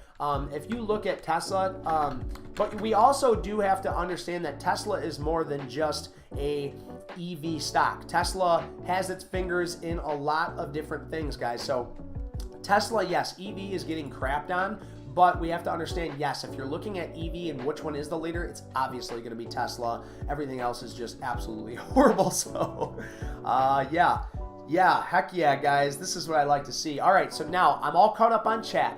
That means I can go and check my trades to see how we're doing. The overall market did break this downtrend, and it looks like it's finding resistance on that little push back up. We have LLY, which you guys know I took a short yesterday in LLY because of this 200-day moving average. It's been following that 200 and holding that 200-day moving average, and now it popped up and found it as resistance. This thing might continue to hold and try to make new lower highs and head higher. That could possibly happen, and if it does that, I'm risking these tops at 335.50. Okay, I do like 335.50 as my stop, and it holds true. Now, once it gets up there, I might use it as a soft stop just to kind of see how it works, because as you guys know, if I stop out right in my areas, it seems to end up doing the thing. So we're going to hold on to this short. Let's see, we're up, I think, $2.84. This is just a small short. This is for a longer term hold to see where we go, especially because healthcare is sitting at its lows, and I would like to see it break. Next up, we have SQs. The SQs here, guys, I've taken along SQs yesterday. You can see on this chart right where I took this. I took it right here on that area of resistance because the FOMC meeting, we had a huge sell-off. Then it ramped right back up, made a new lower high. I'm sorry, a new lower high. I'm sorry, a new higher low. Oh, I need to take a sip of coffee, guys. All right, so we have this area here, and I decided to take this, okay, because it made a new lower high, okay? So this is a new lower high. No, this would be a new lower high. This is a new higher low, excuse me. So this is a new higher low on the SQs. The reason why I'm confused, guys, is because SQs is the inverse correlation to the overall market. So if the overall market is making a new higher low, then the SQs is going to be doing the inverse because it does the opposite of what it does, okay? So because I seen the market making new higher lows right here from this top, I decided to get in on this area. Now, I will say, this is why I love this community, because I made it very public in the Discord, which, guys, by the way, let me share that Discord with you. Everything I ask is absolutely free, guys. So I'm gonna share this Discord with you, so you guys, if you want to, you can join. You're more than welcome to. We love to chat after hours about what's happening in the market. So right there, it's posted for you guys. If you want to join, you're more than welcome to. It's just an open resource, open community there. We bring everything for you for free. There's only 3 things I ask of you guys, and that's like, subscribe, and make sure you're here for the pre-market prep. That's how we make our money. You make sure that everything is set in stone, your lines are drawn in the sand, and then when they come to your areas, you can take those trades with confidence. So that's what we're doing here in pre-market prep. So right here is my SQs trade. The SQs is the inverse of the QQQ, meaning if I take a long in the SQs, that means I'm shorting the market, okay? So I took this, I got about 100 shares on the short side, and I took it right here in this green area at 31.53. We're up about a small $141 on this, guys. It's nothing big. We're just going to keep that in mind that, I'd like to hold on to this. And if it looks like, the market really wants to get to Rip City today for some reason, if it wants to, push back up and then create, a new higher low, I'll hold on. But if it wants to keep going high, then we're going to take profit and try to hold, okay? So that is my idea on the SQs. Let's look at NUGT. NUGT, I've been watching just because I'd love to see this thing fail in this area. We have this triple top now in this area that we have created in pre-market for 2 different times, and yesterday as one. I took that short yesterday because if we look at the daily, guys, we zoom all the way out here, we can see NUGT has used this area as resistance, or I'm sorry, as support for so long. So I drew this area of liquidity out, I pulled it out, and it looks like it's running right back up into that area. So I would like to hold on to this for the longer expected move, but if it wants to break, to break out to the north side and take me out, that's a-okay. I'm going to be keeping an eye on the overall market to see if I can get in here for a few more. Or maybe we reduce size right here at 10 shares. We reduce our size and we try to hold out those last 10 shares to see if we can pull back. So we're down about 40 cents on that trade. Guys, I like my losses small and my wins big. So if you can get behind that, make sure you hit the subscribe button because that's what we practice, what we preach here, baby. All right, so we're going to run through the market. And if you guys, let's see, Keith, you sold? Well, let's see where Keith sold at on TRKA. If you guys have any other small caps that are popping out, yeah, Keith, I don't think you could have sold for a better area. Look at that. Absolutely beautiful, guys. We only have 6 minutes 6 minutes till market open, so keep your eyes and your ears open, guys. It looks like we are doing a great job today in stream, so thank you so much for being here with us, guys. It's absolutely amazing day outside too. I mean, it's a little chilly. We're here in Michigan, of course, but you can't complain because we know we got some people in Canada in that chat, so I can't complain about how cold it is here because they would just smack me around. Amiri would say, hey, look here, buddy, it's nipply outside. And Amiri, if you're still watching, if you're still listening, if I'm still in your ear, if I'm still in your head, if I'm still on your eyes, I want you to tell me what the temperature is out there in Canada right now. Those Canucks, man, sometimes they can get a little chilly, but they sure like their hockey. So anyway, back to what I was saying with Keith Stollard. When we look at TRKA, I would say, dude, that was a beautiful, beautiful trade. We've seen these wicking offs on this top. Let me move to the hourly here. We've seen this wicking off on this top here, and so Keith was just checking this thing out, and it does look like it wants to sell off. When you see a big wick off on the top, I do like those wicks on the hourly, and bam, bada bing, bada boom, it looks like it has failed. So this thing could push up higher. We could get up to this 25-cent area. That was kind of where I would consider a profit target, but of course, it being right before market open, we're probably going to see some sell-off right at market open, but what do I know? I'm just a big talking chin. I'm just filled up with coffee. So Keith, congratulations on that trade. Absolutely beautiful, brother. I'm glad to see you making money. It's -1 degree Celsius. So -1 degree Celsius is like 31 degrees Fahrenheit, I think. Something like that. I know it's below freezing, so to make it easy. So yeah, it's probably around 32 degrees Fahrenheit in Canada right now, where my dude Amire is. Toronto, I do believe, if I remember right. How do I remember all this crap? All I know is, Amiri, I'm proud of you. I'm happy you're here, and thank you for letting us know what the temperature is, because it makes me feel a lot better here in Michigan, knowing that the temperature's around, well, it's 34 degrees here, but it feels so stinking warm outside. I love sweatshirt weather, guys. So now listen, pay attention, guys. We got 4 minutes.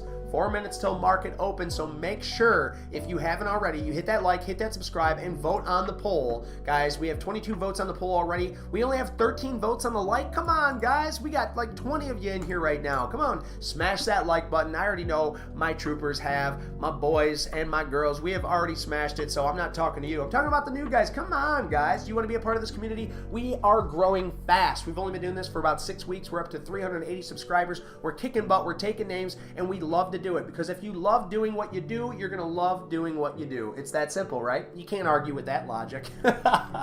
So anyway, guys, let me run through the indices, because we are about to start in 3 minutes and 50 seconds. The market will be open, and we want to make sure that we have an idea of what we want to do. So the SPY, we have broke this uptrend that I pointed out just as we the FOMC meeting. I talked about this uptrend. We want to see this hold, and that I am still longing things until we break this downtrend. The second we break this downtrend, guess what? I'm risk off, guys. I'm not looking for longs anymore. One thing we did not look at is ON. That thing is still holding strong, very strong in this market right now. Let's take a look at IWM.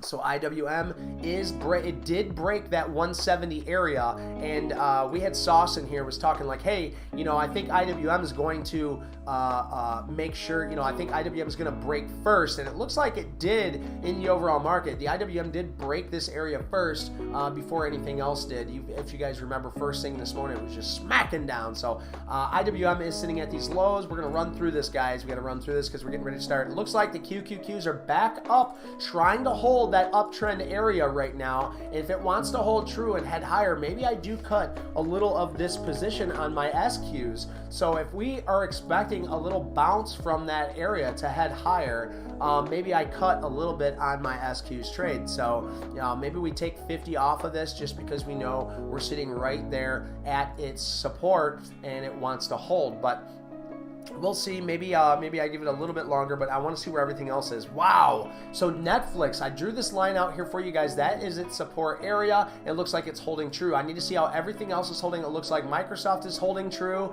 It looks like Amazon is not. So seeing this overall sentiment, guys, it makes me want to reduce my share size. Now Meta is right there at those peaks, but it's still holding true on this area. So it makes me a bit nervous, guys, because these are looking like longs to me. Let's look at NVDA, still up there, still holding strong. Tesla looks like it's getting a bounce at that area. Apple looks like it's bouncing at that area. Google still has some room to pull back, and we're not going to look at Riot. So when I look at that and I look at the overall cues, I'm going to go ahead and make the decision to remove right at market open. We're going to sell the market at market open, and we are going to go ahead and take half of these share size off, locking in about $65, guys, okay? So that's what I'm going to do right at market open, and then we're going to see what the sentiment is. If this thing pops up, makes a third lower high on the actual QQQs, then I will probably add that 50 back into that position to reload it, okay? So that's just my thoughts, not yours. These aren't buy or sell recommendations. I'm just a big talking chin filled up with coffee, ready to kick some butt, ready to take some names. So guys, I do like the look of the overall market, with Netflix trying to hold that area, with SPY trying to ramp up now, with the IWM below 170 is not looking good. QQQ's trying to hold out that area. Netflix trying to hold that area. Microsoft right here at this base. It makes me really want to take this long. Maybe I just take the 10 shares. Trying to risk this area. So 10 shares is very, very small, guys, and we're going to join. We're going to buy the we'll buy the market at market open to see what happens, but we're only going to be holding it. We're actually going to try and hold it for the breakout. So those are my only two trades. Actually, I need to see Meta, because I think I might like Meta a little better there, but we'll just keep an eye on Meta. So out half of my shares of the SQs, and we're going to be looking for some longs first thing this morning, but we're not going to get too crazy, because I just want to see what's actually going to happen in this overall market today. So here we go, market open, bada bing, bada boom. We're trying to take that money, bam, we just got out some of that money right there. We sold 50 shares of the SQ, so now we can just hold on for the overall bigger expected move. So here we go, guys. I almost forgot. There we go. Market open, baby. Let's do this. Good morning, ladies and gentlemen. If you're just joining me, my name is Dave. This is LoFiTrader. We're here every single day, Monday through Friday, 8 until 12. We bring you the live stock commentary, stock analysis, and live trades right here, right now, right in front of you guys. So keep that in mind. We are in. Let's take a look at MSoft, because we do like that in that area. And right off the gate, we're getting a nice ramp up to the north side. That's looking really good as the SQs is pulling back. So let's bring up the QQQs on this right-hand side. And of course, thank you, John Shields, for smashing that like button. I do appreciate that. It does look like QQQs is getting a bounce off that uptrend line that I pointed out for you. And of course, we do want to look at AI for my boy B Stewie. So B Stewie AI is still sitting into that resistance areas. This looks more like a short for me than a long, because we need to continue showing that we are making new lower highs. So will that happen? Only good time will tell. So we're going to hold on to that to take a little peeky gander in the future of that stock. So I do want to keep an eye on that AI though, because it is a very important stock. Okay, so let's keep on keeping on as Microsoft just kind of trading sideways right now. Let's take a look at AMZN. It looks like it is pulling back pretty hard. Will it find resistance, or I'm sorry, support down here at 97? That's going to be the really key question, as Meta still right there at its peaks, just showing its absolute strength here, guys. Absolute strength here on Meta. Absolutely love it up here. This might be a nice little breakout trade on Meta, but be careful. This might be a bull trap. You never know, guys. Be very, very careful. As NVDA does look like it's pushing up now. Tesla, beautiful bounce off that 190 area. How high can this get? We know we have a small downtrend on Tesla right now, so maybe it comes back up into that area, that 195 area, for a retest. Let's take a look at Apple. So Apple's trying to hold this 158 area. And as you guys know, this 158 and the 50, so 158.50, 160, 160.50, and 162 are our highest areas of liquidity. We can even bring this up on book maps if you guys wanted to for Apple. So here, we'll bring up book maps, let this thing load a little bit, and we can see where these pools of liquidity are. Our next pool of liquidity is right down here at 158. Does 158 hold strong and start to head higher? higher, or we may not even get down to that area, but we'll see. It looks like we got a lot of selling liquidity at 158.40. Was this thing going to keep heading lower? That's going to be the real question there. So let's bring up back up on the charts so we can get a better idea. We know we're going to get a lot of trading volume. It looks like the Qs are just teetering back and forth in this area. We'll zoom in on the 5-minute just to get a better understanding of what the QQQs are doing in this area. So we're getting breakdown, we're getting pops up, breakdown, pop up, you know, so we're going to see what does the Q want to do in this area. And I think we can get a better understanding if we run through the indices. IWM still heading lower, the Q's kind of bouncing around. Let's look at Netflix. Goodness gracious, great balls of fire. Netflix is just absolutely amazing, as Microsoft's just kind of teetering around in this area.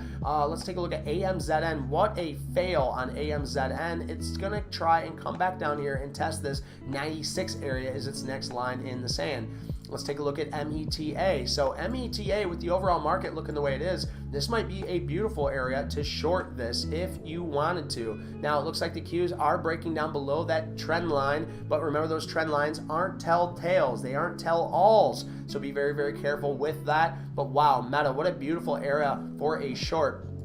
NVDA is just kind of trading sideways still, trying to understand what's going on in the market. And Tesla sold off hard in that 192 area, guys. So it got up to that 192.25 and then just started to tankerson. But we are still early into this trading day, so keep that in mind, guys. We still have not found a direction, and we probably won't for a little bit unless we start to see panic in this market, okay? So we're looking at a little bit of everything here. We got Etsy up, we got Snap up. Snap looks like it's still trying to hold that trend line. The Nasdaq sitting at 12,677. Speaking of the Nasdaq, we haven't seen Joshi in here yet today. We have not seen Joshi pop in. It looks like the dollar looks like it's popping up a little bit here, guys. A little bit of a pop, but then we're running right into this resistance. Maybe this heads lower. Maybe our dollar continues to go higher. That would bring our market lower, as the VIX is trading at 24, guys. Anything over 22 I consider pretty volatile, or anything over 23 I should say. So we are looking at things and they look pretty volatile in those areas. So be very, very careful. SMH coming right back down to that area of support. Doesn't want to hold, or will we see some issues in the later? So right now, guys, I'm going to go through my trades. So the first thing I like to look at is, where is the SPY? The SPY is trading below that uptrend area, looking overall horrible for that part of the market. LLY now, we're up about $13.74. We are still holding true to this trade. It's looking really, really good, as LLY looks like it does not find a bottom here. The SQQQ, so we're up still about $53 left on this trade.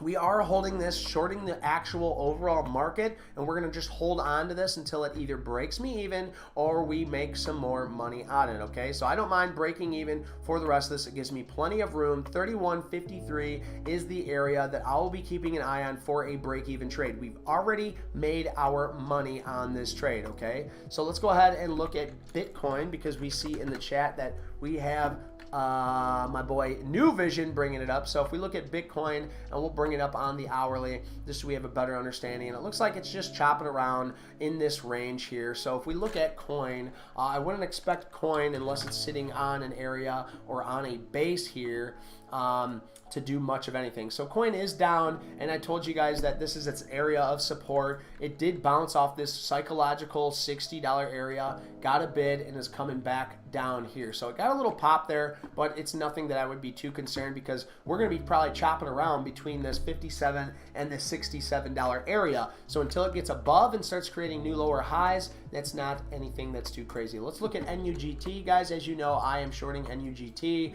I only took 20 shares short in this, just because I really like the technicals on this, and we're just going to hold true to it. So we'll see if we make some tasty tendies. We're up about $1.60 on that. Now, my boy Keith says ZURA. Keith is our low floater. Not a low floater like in a toilet. What is that? That's just a regular floater. But he's my boy who likes to play these low floats like ZURA. And as you guys remember, this is a newer IPO. So these things can be extremely volatile. People love playing these new IPOs. And it looks like this base of $28.99 or $29 is easier to say, that that base right there is holding true. And it does look like Keith is making a couple of bucks off this. And What I see though is that we're in a range of 37 and 30, okay? And if it's gonna bounce around in this range, so is it gonna break up to the north side and then come back down and test 37.50, or will it break down from here and then come up and test 30? So that's gonna be the interesting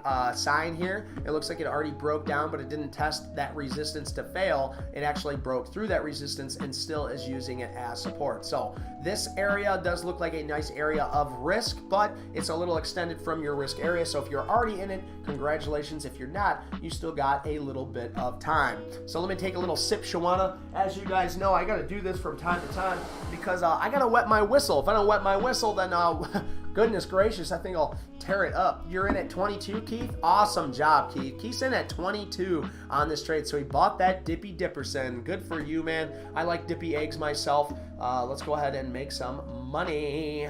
So let's look at the QQQ over here on this side. And guys, if you don't see me looking at something that you want to see, it's really simple. All you got to do is go into chat, give me a little type, and let me know what you want me to take a look at. I know what we haven't looked at lately was SQ.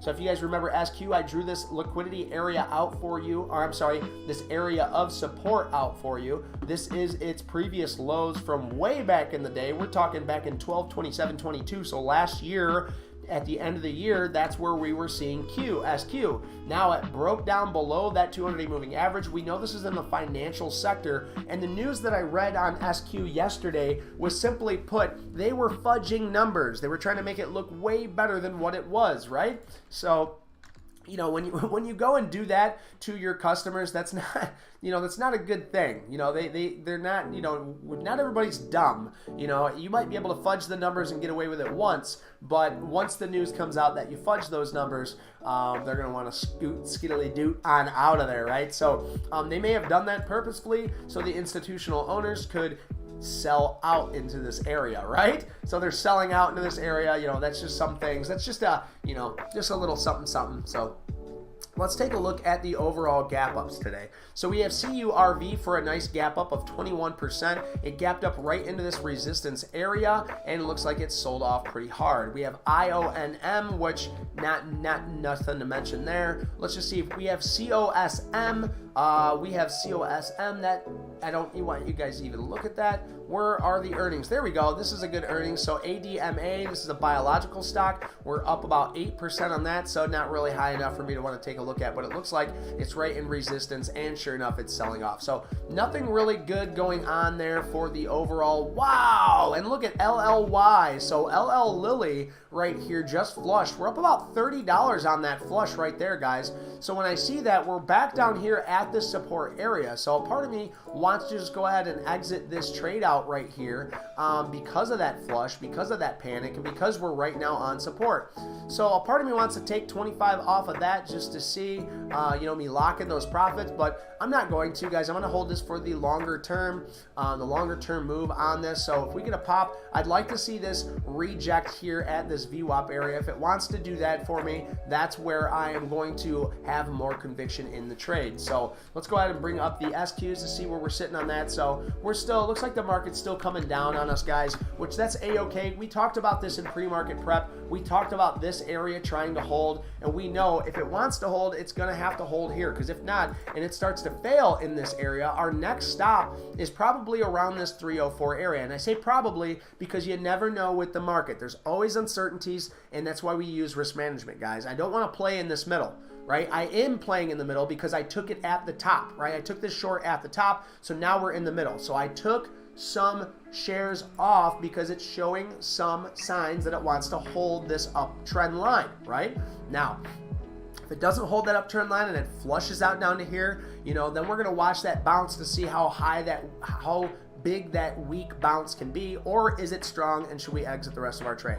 So that's just some of the things I'm talking about, guys. We are starting to see the market now trading, the QQQs trading at 307.86. It looks like we are starting to get a little flush there, which is looking good for my trade. So the SPY, the S&P 500 trading at 390.41, guys, and it looks like if we do get a pop in this market, if we do get a pop in the S&P 500, now we are looking at 392 or 392.80, 392.93. That area is going to be acting as resistance. So we need to be very, very careful with that pop. If we get a pop in SPY, don't get too excited, because I think that pop will make it a beautiful drop. And there we go. The SQs are taking off, meaning the market is falling lower, guys. So be very, very careful. That makes me want to look at my Microsoft trade, because does the Microsoft hold? No. Now Microsoft is starting to fall down here. Does Microsoft want to hold this area? No, it does not want to hold this area. So that tells me that we want to get out of this trade in Microsoft, because this $18 loss is kind of painful in a way, because I did not expect it to flush out that quick, that fast, but it is still holding this upward trend line. You know, so it makes me say, hey, you know, what's going on here? You know, what's going on here, guys? So we're going to go ahead and just keep an eye on that. What I'm going to do is reduce this risk right now, and I'm going to go ahead and sell this market. Actually, because we're right on that trend line, maybe we give it one more second here. We'll go ahead and throw 10 up, and then we'll put the stop loss right below that area, okay? So if it wants to get down here, right here, that's where I'm going to exit this trade. So that way we have our stop loss, and then let's see. Oh, I have it set for 510. That would have been bad. Thank you for that. Right there on that pop.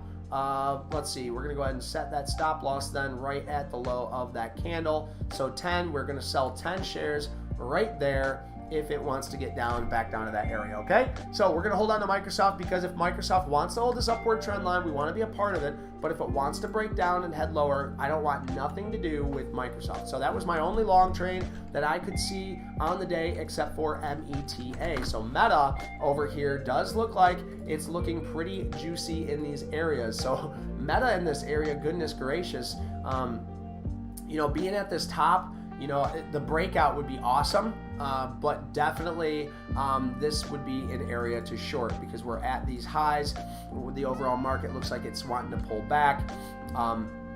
So just be careful, guys. Be careful in these trades. Make sure you know what you're doing. But first and foremost, make sure you're using risk in mind. We always want to use risk management, guys, because then we can show up again for another day in the market. So guys, if you haven't done it already, look at the screen. We got a quick peeky gander. We got a quick peeky gander at the screen, if you would. I click live to make sure that we are up to date on the actual trades. And then we're going to scroll down. We're going to leave a comment and go ahead and vote. Go ahead and vote. Let's see if we can get to 30 votes by the end of the day, guys. It's already 9:44. We got 24 votes. We are kicking butt. We are taking names, and things are looking absolutely great in the overall market if you are on the short side.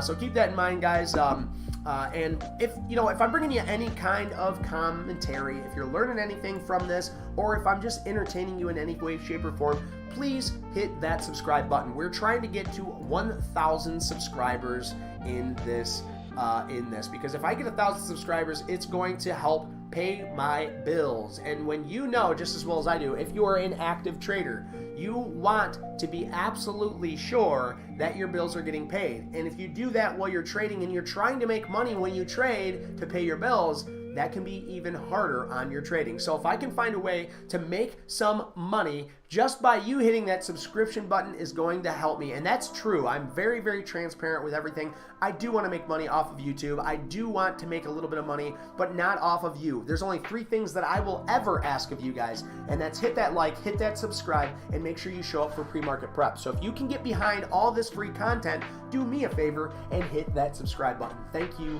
very much. Now, right back to the market, we got Meta just kind of doing this weird little doji candle here, and it looks like it doesn't know what it really wants to do in this area, but this support area just looks really, really tasty for me for a long trade, because I do like this upward trend line. I do like it creating this pressure in the top, but I have to say I don't necessarily believe in this market. And why? When I say that, why do I say that, guys? Well, if we look at the overall cues, it did break that downward trend line.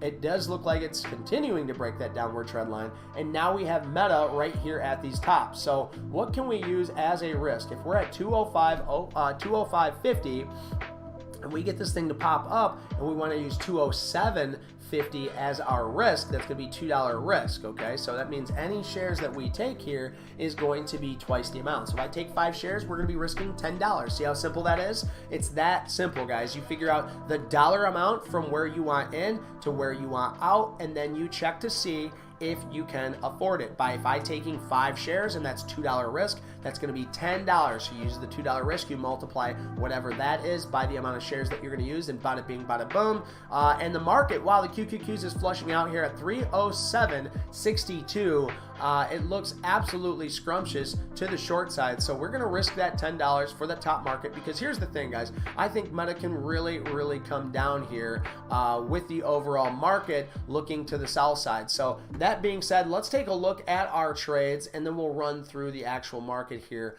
and see what comes of it. So we got NUGT. As you guys know, this is Nugget, which is an overall gold ETF. Now, I'm not really too big on gold or knowing too much about what's happening in gold, but what I like to see is gold fail here. Why? Well, because we're right at an area of resistance. So I do like gold for the short side, and I might want to add into it here, but I'm not going to, because anytime I add into my positions, they scare me out. I shaketh myself out of my own positions when I add into them. So guys, we're up pretty freaking big on the day. We're up over $175 on the day. I've already taken out half of this trade. We're up another $75 on this. Let's go ahead and look at MSoft, because I don't really care for this. Maybe we just get out on this little pop-up, so that way we don't have to worry so much about it. So we're going to go ahead and sell on this little pop. We'll take a small loss there, and we'll sell that last little piece. So we're going to take a small loss. I don't like the sentiment to the north side after it broke that area, so I'm happy I'm out. We took a very small loss, and this is what I mean, guys. We took a $16 loss on Microsoft, and now we are up huge on this SQs, okay? So I was playing both sides of the story. I wanted long on this, but once we seen the overall market sentiment was to the north side, I exited this trade after it broke its support. So here we go. We're going to see if it wants to now hold this area here, and if it does, you know, that might be a nice area of support. So one last thing I want to look at is right now the SQs are at its tops. Now, what do I mean by that? What do I mean by that? Simply put, SQs and the QQQs, the QQQs are at their bottoms from yesterday. And last time we were down here, it was a huge area of support, and it got Rip City from there, and it moved up. Let's see how many percentages here. It moved up 1.3%, which is big for the Qs, because the Qs only moved 1.9%. So if we have a huge price action in this area, we might get a nice little bounce in the market on the Qs in this area, and it might want to try and hold. But if it doesn't hold this area, watch out below, guys. These things might just fail hard, okay? So here we are at this bottom. We're starting to see some wicks on that 5-minute, but I need to zoom out to the hourly to get a better understanding and try and reduce all this information. We want to consolidate all this information by zooming out on a larger time frame scale. Now, this one is for Keith, not for me. Cheers to you, Keith. You just gotta bend your knees, take a deep breath, and jump. And you might think, Wowie wow Wowerson. This market looks absolutely crazy. I'm glad that we're not taking a ton of trades today. I call this Free Fall Friday because I like to watch Trader Live TV. If you guys haven't checked out Trader Live TV, they're very cool over there.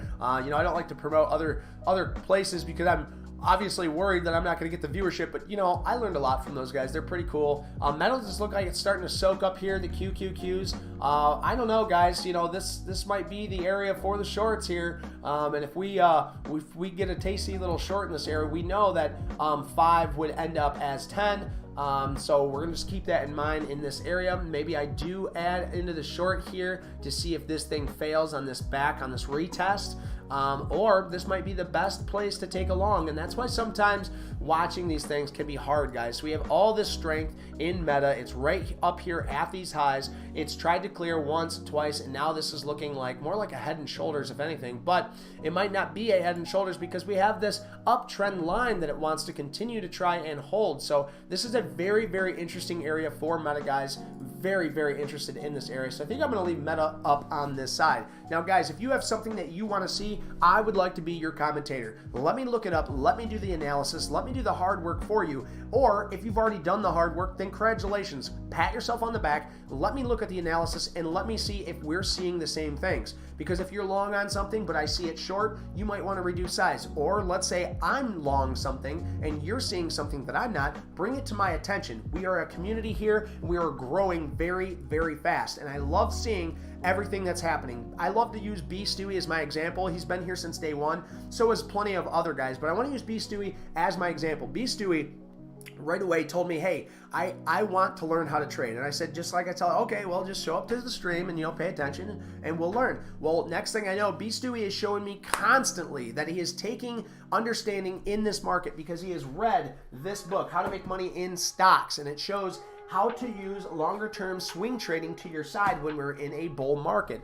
Right now is the time to watch things shape up, not time to take longs because we are not above a 200-day moving average. So when he pulls these stocks out of his butt and he goes, hey, take a look at this, or hey, take a look at that, I do, and wow, they are awesome stocks to look at. So I love using him as an example because he is learning, and he's learning extremely fast, and I love to see him pointing these out to me because there's quite a few things that has popped up that I absolutely love to take a look at.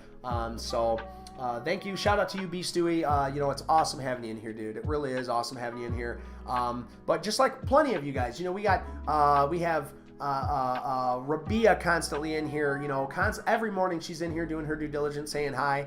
Joshi's usually in here. He's not here today, but we got SM, Mama's always popping in here. We're starting to see Muley constantly coming in here wanting to learn. We got Jim Dickey always popping in. Thomas popped in today. Amire, guys, John Shields is always in here too. Keith, you guys are always popping in, always stopping in, always saying hi. We got my Uncle Harold out there too. He's listening to the metaverse. It's awesome, man. It's awesome that we have this awesome growing community, and I'm just so happy to be a part of it. So let's go back. Let's take a look at SQ. So SQ had that nice little pop up, another little sell off. Oh, I didn't mean SQ, QQQ. I'm talking SQ, the actual stock. Let's see, SQ. So SQ had a pop right back up into here. It looks like it's finding some resistance. It's starting to look like a lot of the financial sector, guys, where we had this huge sell-off, pop up, and then it starts teetering down. So does it break this area of 58 like FRC did? I mean, that would be really, really interesting, if it breaks just like the other bank stocks, so very interesting. QQQ's back up in here, and it looks like it's using that area as resistance, guys. So it popped up, and now it's trying to use that downward trend line as resistance. We're going to see if it plays out that way. We keep seeing more and more wicking there, and I think I can go ahead and join that 5 shares short on Meta. If we get up any higher than this, actually, I don't think we need to get up any higher than this. I think I'm going to take 10 shares short. Now, 206.52 to 207.52 is a $10 risk. So I think what I'll do is once it gets up here maybe a little bit higher, I'll go ahead and hit that join the ask. There we go. Now I have 10 shares short, and now I can go ahead and use that top as my risk, risking that $10. Simple as that, guys. So I'm risking $10 to make a lot more stinking money on this trade, because if the overall market wants to fail here, if it wants to fail, Meta has a long ways to come down. Now, if it wants to break out and stop me out of that $10, that's going to show me that the market still has some time. It still wants to push. A part of me wants to move it up to that $20 area, because that would be the real area that we want to see fail. So we're going to see here for Meta what it wants to do, because it looks like the overall market is giving a nice little push here. Can it push up high enough to get up above that trend line that I created to keep continuing higher? So what I want to do is zoom out now on the hourly to take a little peeky gander, because if we keep zooming in on that 5 minutes, we don't get an overall understanding of the overall market. So we still have all this overhead liquidity above me at 309, and it looks like it's starting to wick off pretty hard at 309 anyway. So it gives me a little bit more conviction in this trade to try and hold, try and stay the course, try and stay the shorts. But until it gets up and breaks up above that area and starts using it as support, that's when I'm going to want to try and scale out and exit out of some of my trades. But we're still very early in this market. We only have opened up for about 30 minutes now, so I would say another 15, and we might actually start seeing some market direction here. So Meta's pushing up at 206.97. We have the QQQs at 302.20, and let's look at the SPY.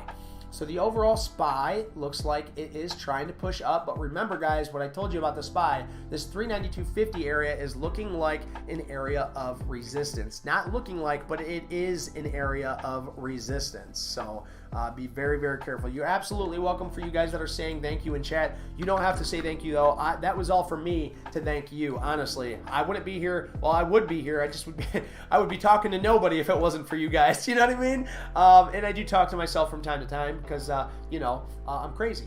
But Oh, I love it. I love being here, guys. I love that we are here. You know what? It's time to rise the desk. I need to stand. I got my boots on today because, you know, I wanted my orthotics in. Yeah, I'm old enough. I have orthotics. But, you know, young enough to still want to stand. So that's positive news. So rise up with me, ladies and gentlemen, and let us take a look through the different lenses here.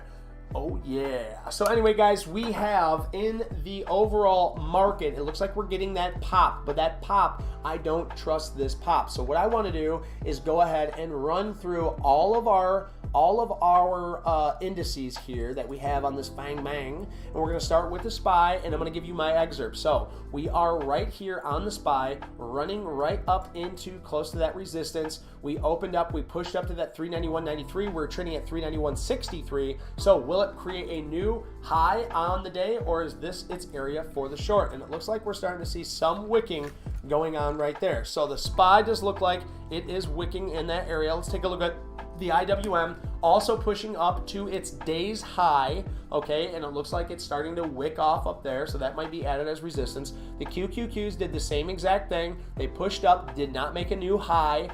Their high right now is at 309.74, and now it's coming back down. Lots of wicks on this 5 minute here. Let's take a look at Netflix. Goodness gracious, Netflix, what is going on here? So Netflix is an absolute terror, guys. Absolute terror, continually heading ever stinking higher. I don't know what's going on for Netflix, but I love to see it, and I'm glad I can be here to commentate on it for you. So one thing I do want to point out is right here we have a double top that it's running right into. So maybe this is where I make my money back. New vision, huh? So maybe I look at Netflix for a short in this area. If the overall market wants to look weak and we can give Netflix some time to prove to me that it's not a leader anymore, that it's going to fail in this area, then I might want to find a tasty little short. So that being said, guys, I'm looking at Netflix going, wow, that's strong. And look at Microsoft. Look at that. It looks like we exited that trade a little too soon, didn't we? Well, why did we exit that too soon? Because $16 made me too squeamish. So now we need to learn from this trade, because remember, guys, you are a loser unless you are learning. So what can we learn from this trade? Well, simply put, guys, I took this trade and I exited before it actually broke this downtrend. Now, I knew what I was doing. I knew I was exiting, and I didn't even bring it up on chat. But I want to learn from this, so I'm going to put myself on blast. We are making good money today, but why are we looking at a $16 loss if we're up hundreds already today? Well, simply put, I want to learn how to not lose this $16. So instead of just being up a couple $100 and then looking at this trade and going, $16 loss, who cares? No, we look at the $16 loss and we ask ourselves what happened. Well, first of all, I was oversized in this trade. I did not want to lose $16 on this trade. The most I wanted to lose was 10, so I didn't do the math right. I took it too quick, and it is what it is. You know, it is what it is. Now we need to learn from this. So what are we learning from this? We're learning to stay the course until it breaks your area. So it did not break my area. We did not have the right proper size in this, and it did the move, guys. It did the move. I exited right here at this base.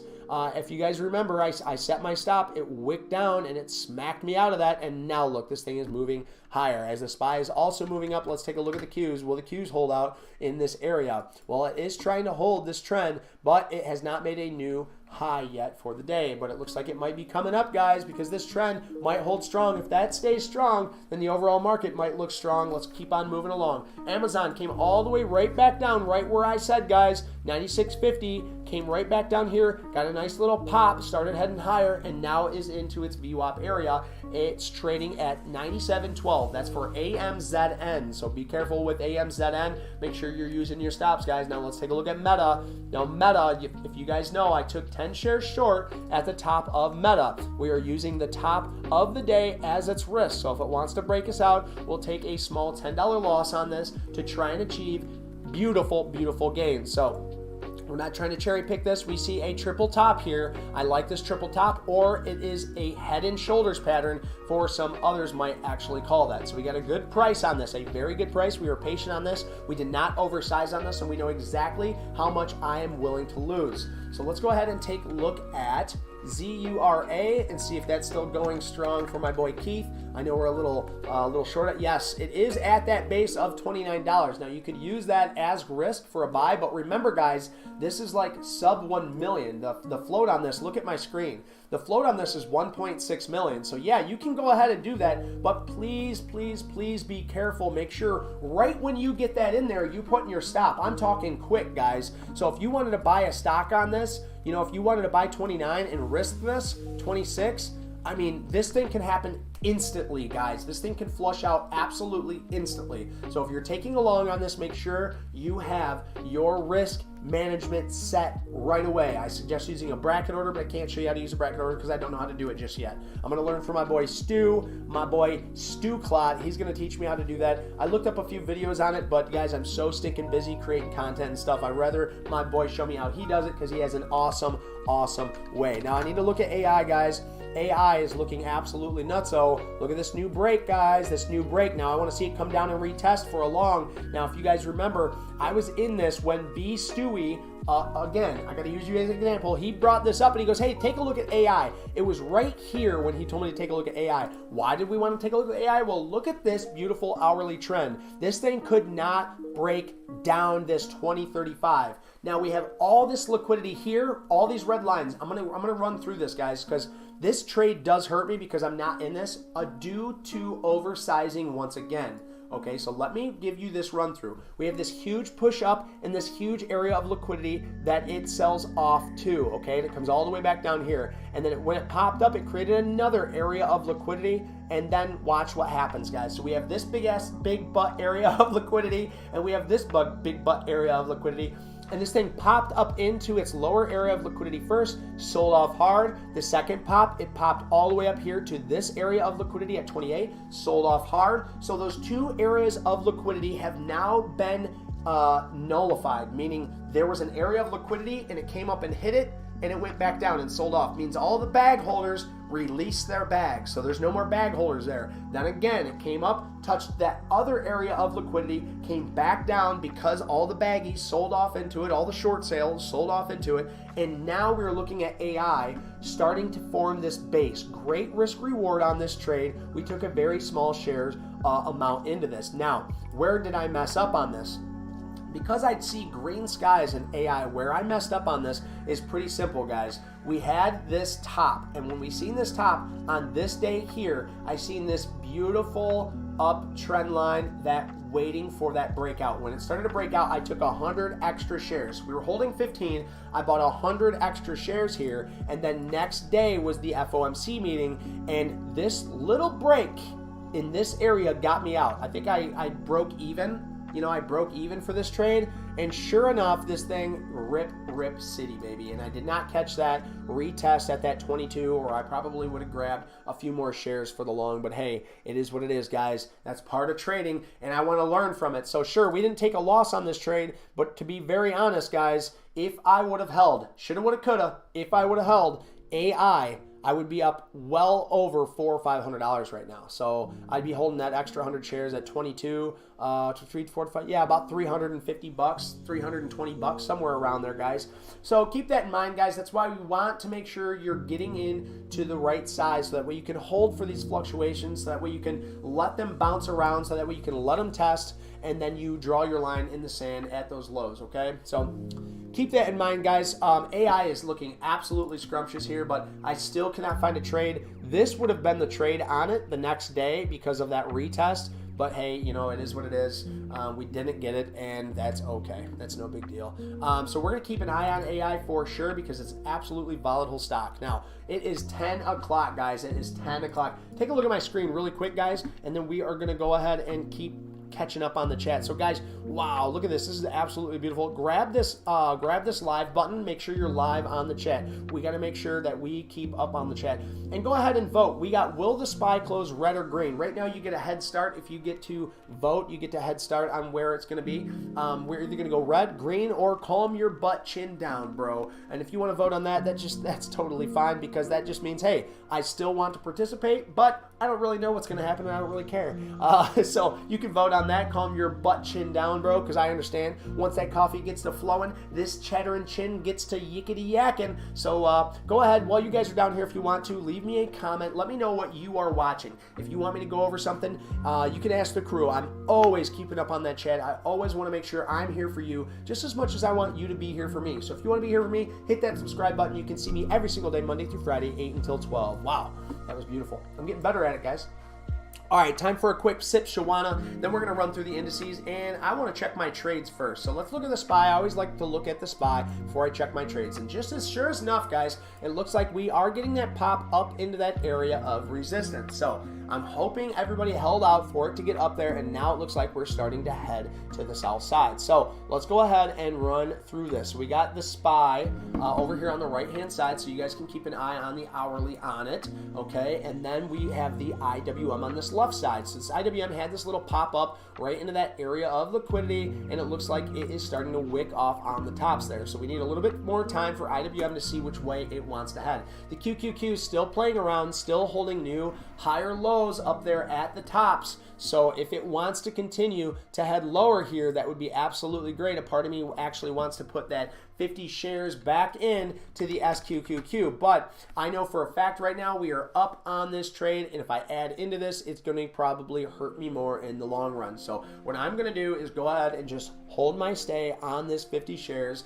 of the SQs, meaning short the market to see bigger anticipated moves. And I can also use that as a hedge in my account, so that way we can stay above that PDT rule and we can keep on making money, because as you guys know, I do have investing account in here with VOO and VTI. So if these accounts want to really fail hard in this market, I'm going to be losing money on this. So I'm going to want to, what I consider a hedge. It's not a true hedge, okay, but it is what I mean by when I say hedge. What I mean by that is if I'm going to lose money on my investments, okay, I'm going to want to make sure that I'm in an opposite trade, meaning the SQs, okay? So if I'm going to lose $61 on this day here, that means with the SQs, I'm actually gaining $61 on the day here, okay? So keep in mind that if you can get your money right and you can get it set right, you can play both sides, so that way as your main turn long account that you're never supposed to exit out of,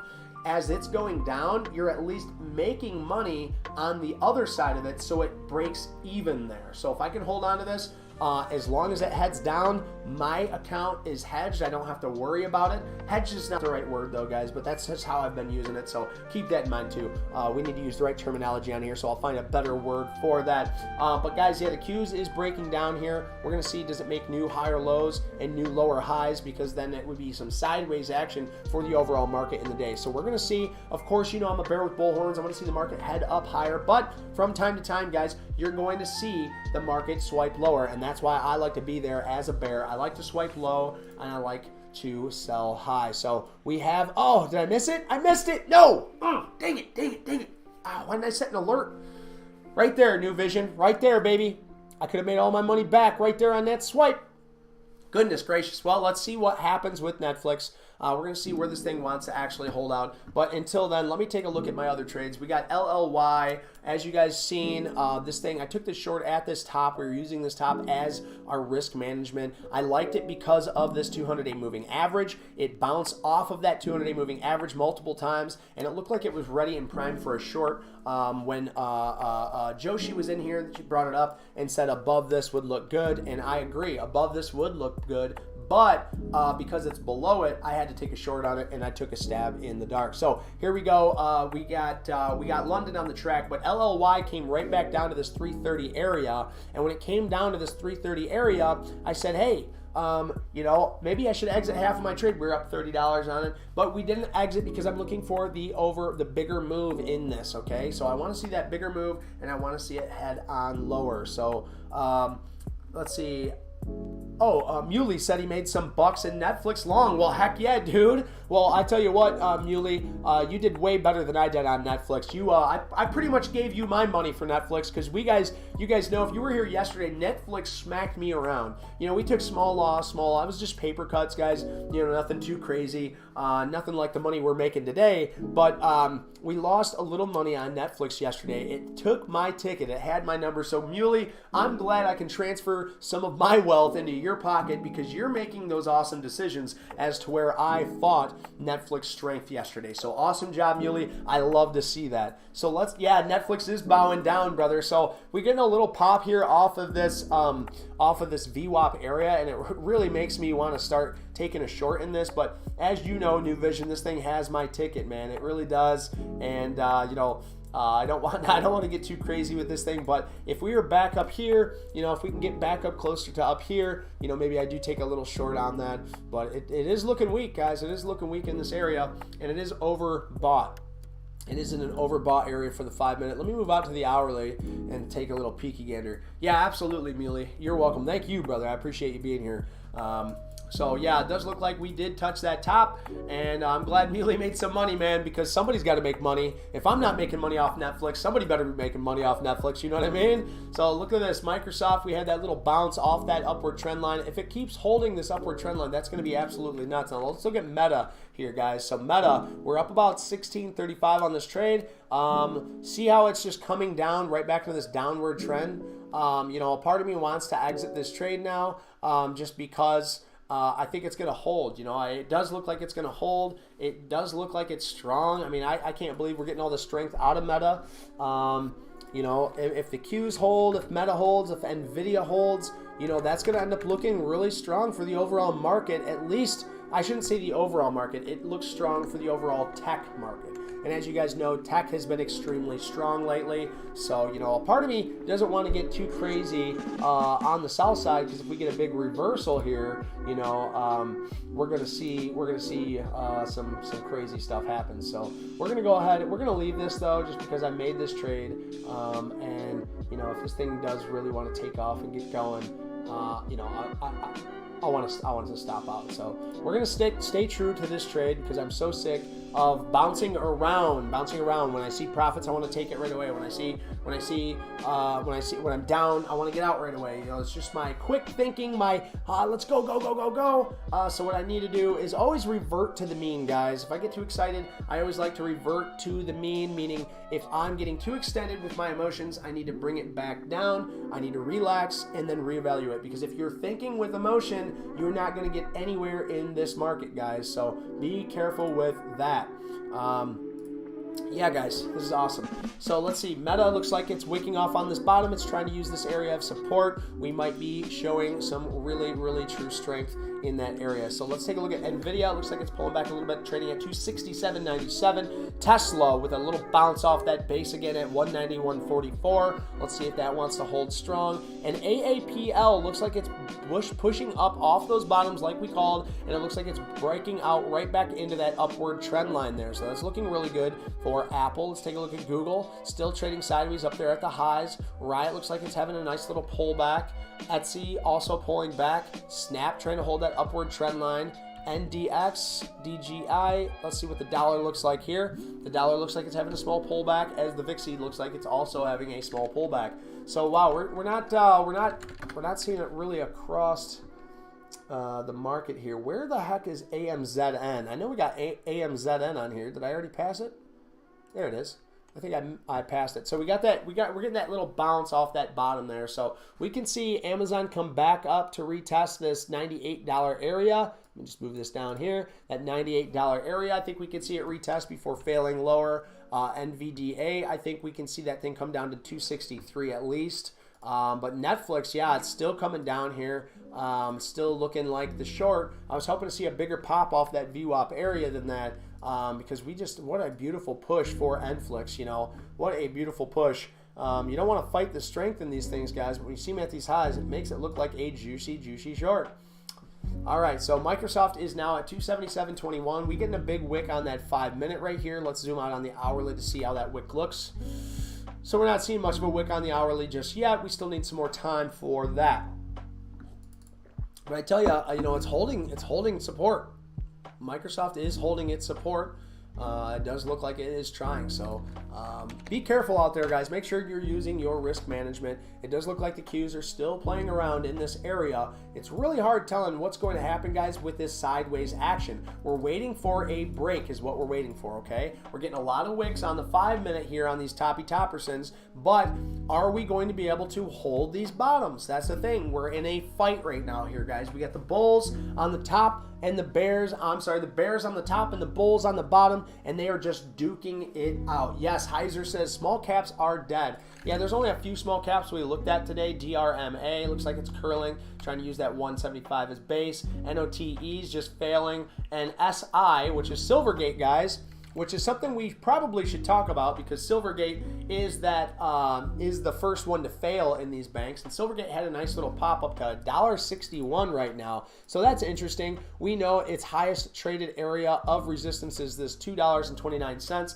So maybe it pops up there. It looks like the Qs are starting to rush down here fairly quickly. Just floated down to that 308.27 there for the overall QQQs. Let's take a look at the SPY and see how that's holding up in these areas. So the SPY also looks like it's following the QQQs, but we do know that the SPY is below a 200-day moving average, but we're going to still see if we can hold this new lower high and make a new lower high somewhere outside of that realm.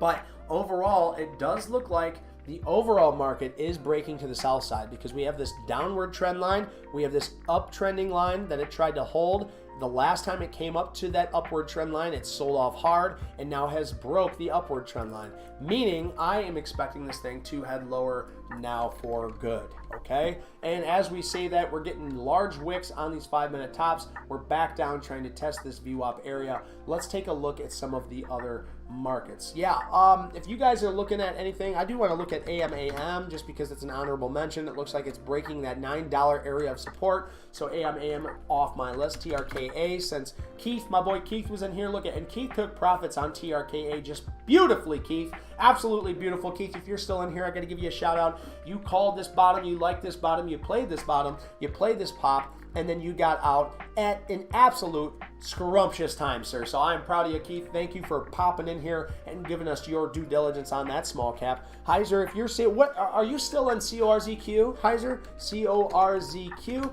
This is a low float small cap, so be very careful in this thing, guys. But I know my boy is still in this. Now, I'm pretty sure you are shorting this Heiser at these tops. Probably got it in somewhere in that 40-cent area, and now it's down to 31 cents. I'm pretty sure you're still shorting this thing. But it does look good right here with this support at 27 cents. So if you're looking for a long, you could use this as support, using this as risk.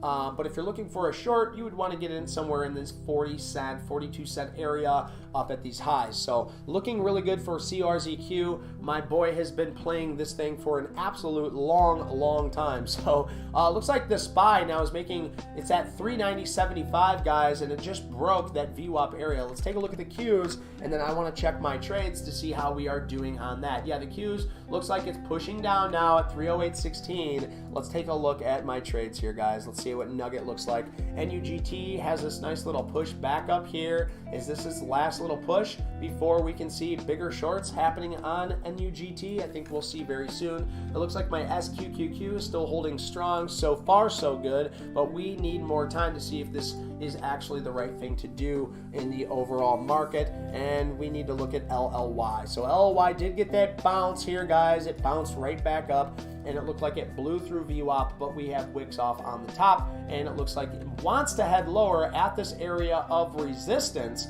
So that would be pretty nice. Maybe I add in 5 shares to this, but again, guys, every time I add into my trades, it is a scary thing for me. So CRZQ, Heiser, let me just finish up what I was saying. That I don't want to bypass that.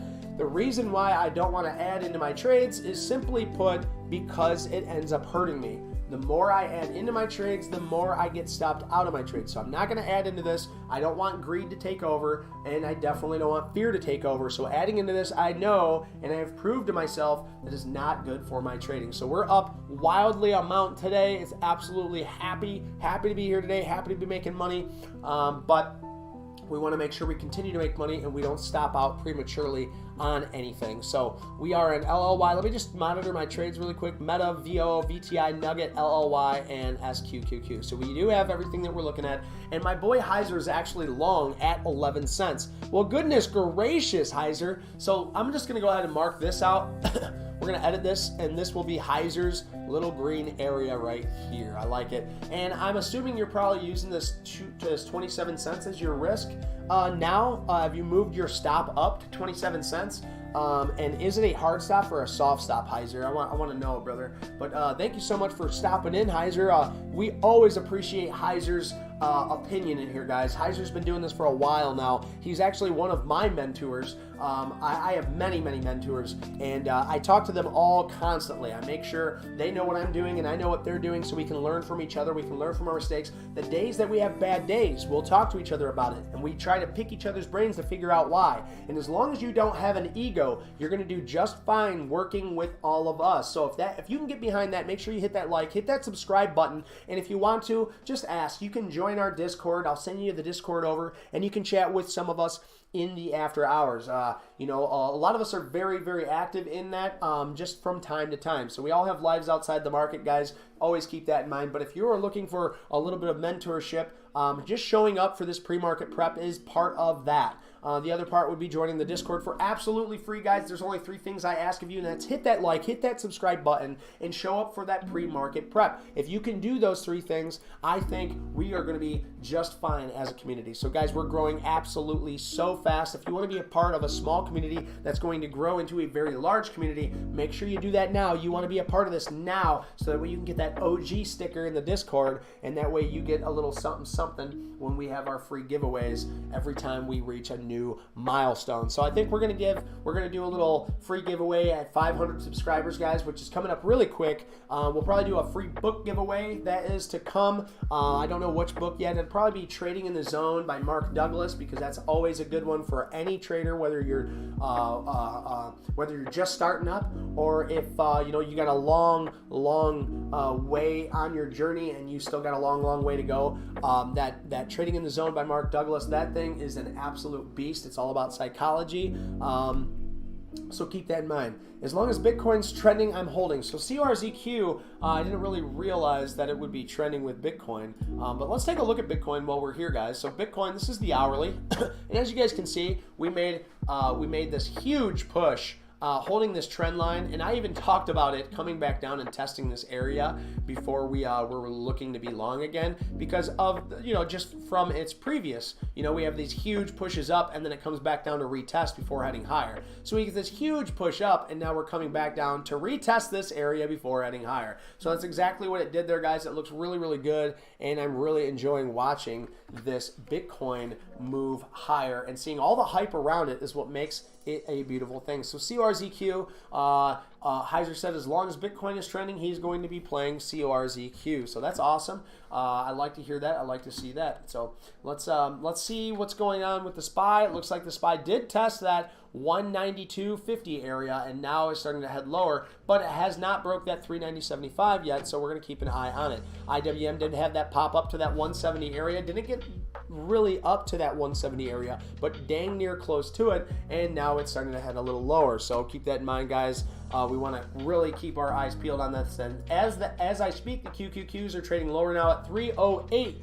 $308, guys, 308.14, and Netflix is still pulling back at 327.46. Dang you, Netflix! Dang you, Netflix! I even drew this out, guys, and it came right up there and almost touched that actual spot of 332. So that looks pretty cool, guys. If we can get a pop back up into that area, I'm going to be watching it very closely for a short, because it looks pretty extended. But with the overall market, if everything's holding trend, everything's holding their areas, we might be on a north run, but we will see, guys. We will have to see, because, this market's a little iffy right now. It's a little iffy, but because everybody is so all about the short right now, there's so many people on the short side, I just have this feeling that, we might turn around. I'm always skeptical. I don't believe anything of what I hear, only half of what I see, guys. So when I see things happening in the market, and they're, we're you know, we're so close to these tops and everybody's so bearish, everybody's so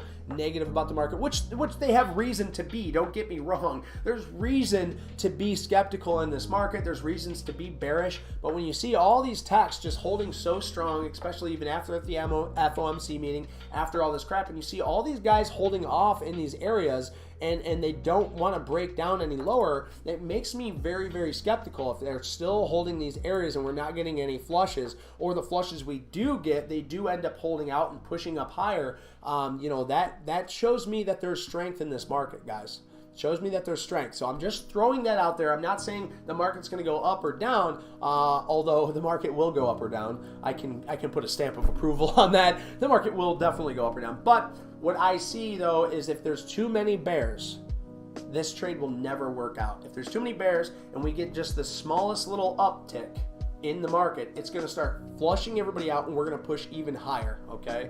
So keep that in mind, guys. NVDA did pull back now. We're trading at 266.55. So on that, I told you guys it can come down to this 263.50 area. So we still have a little ways to go on that before we see a bounce. As Tesla was trying to maintain a bounce on that 190, we're trading at 190.80, still making new higher lows on Tesla. So what will come of that, we will have to see. And now Apple finally broke that trend line. So it broke, I'm sorry, not finally broke, it did use that trend line as a resistance, and so far that's what it's looking like. We're seeing a lot of wicks on this 5-minute on that upward trend line. So let's move out on the hourly so we get a better idea of what's going on. So this is what I got here for you guys. It's been holding this uptrend beautifully for quite some time now, and now that I actually broke that trend line in pre-market, it might act that uptrend line as resistance. But that is not a tall tale, true tell-all, guys. We also have obvious support at 157. So if it wants to hold the support at 157 and keep trailing sideways, that might look good for the overall market, okay? So we don't want to get too crazy on any of these things until we really know what's going on. So I'm going to put it this way. I want to make a new area of, let's say Nugget gets up above all of these areas right here. I want out of that trade. So we're going to see. I mean, it's still got a good area that it needs to retest. It's right back into its resistance. But if it pops up and it wants to get me out of this area, that's fine. I'm going to look for a new retest maybe up here in this area on smaller share size. Okay, so we're going to see if this thing wants to hold out, if it wants to fail in this area, or if I need to get out because it's too strong. So Apple's trading at AAPL, delicious and nutritious apple, is trading at 158.73. Let's see what that wants to come of that trade. GOOGL, so Google, alphabetincorporated.com, Google, shoot, Google. 104.95 is what Google is trading at right now. It's looking pretty good, very speculative area. Let's look at the dollar. So the dollar does look like it's starting to come down a little bit. That's nice for the dollar. Good for you, dollar. Let's look at the VIX, also pulling back to that 23.59 area.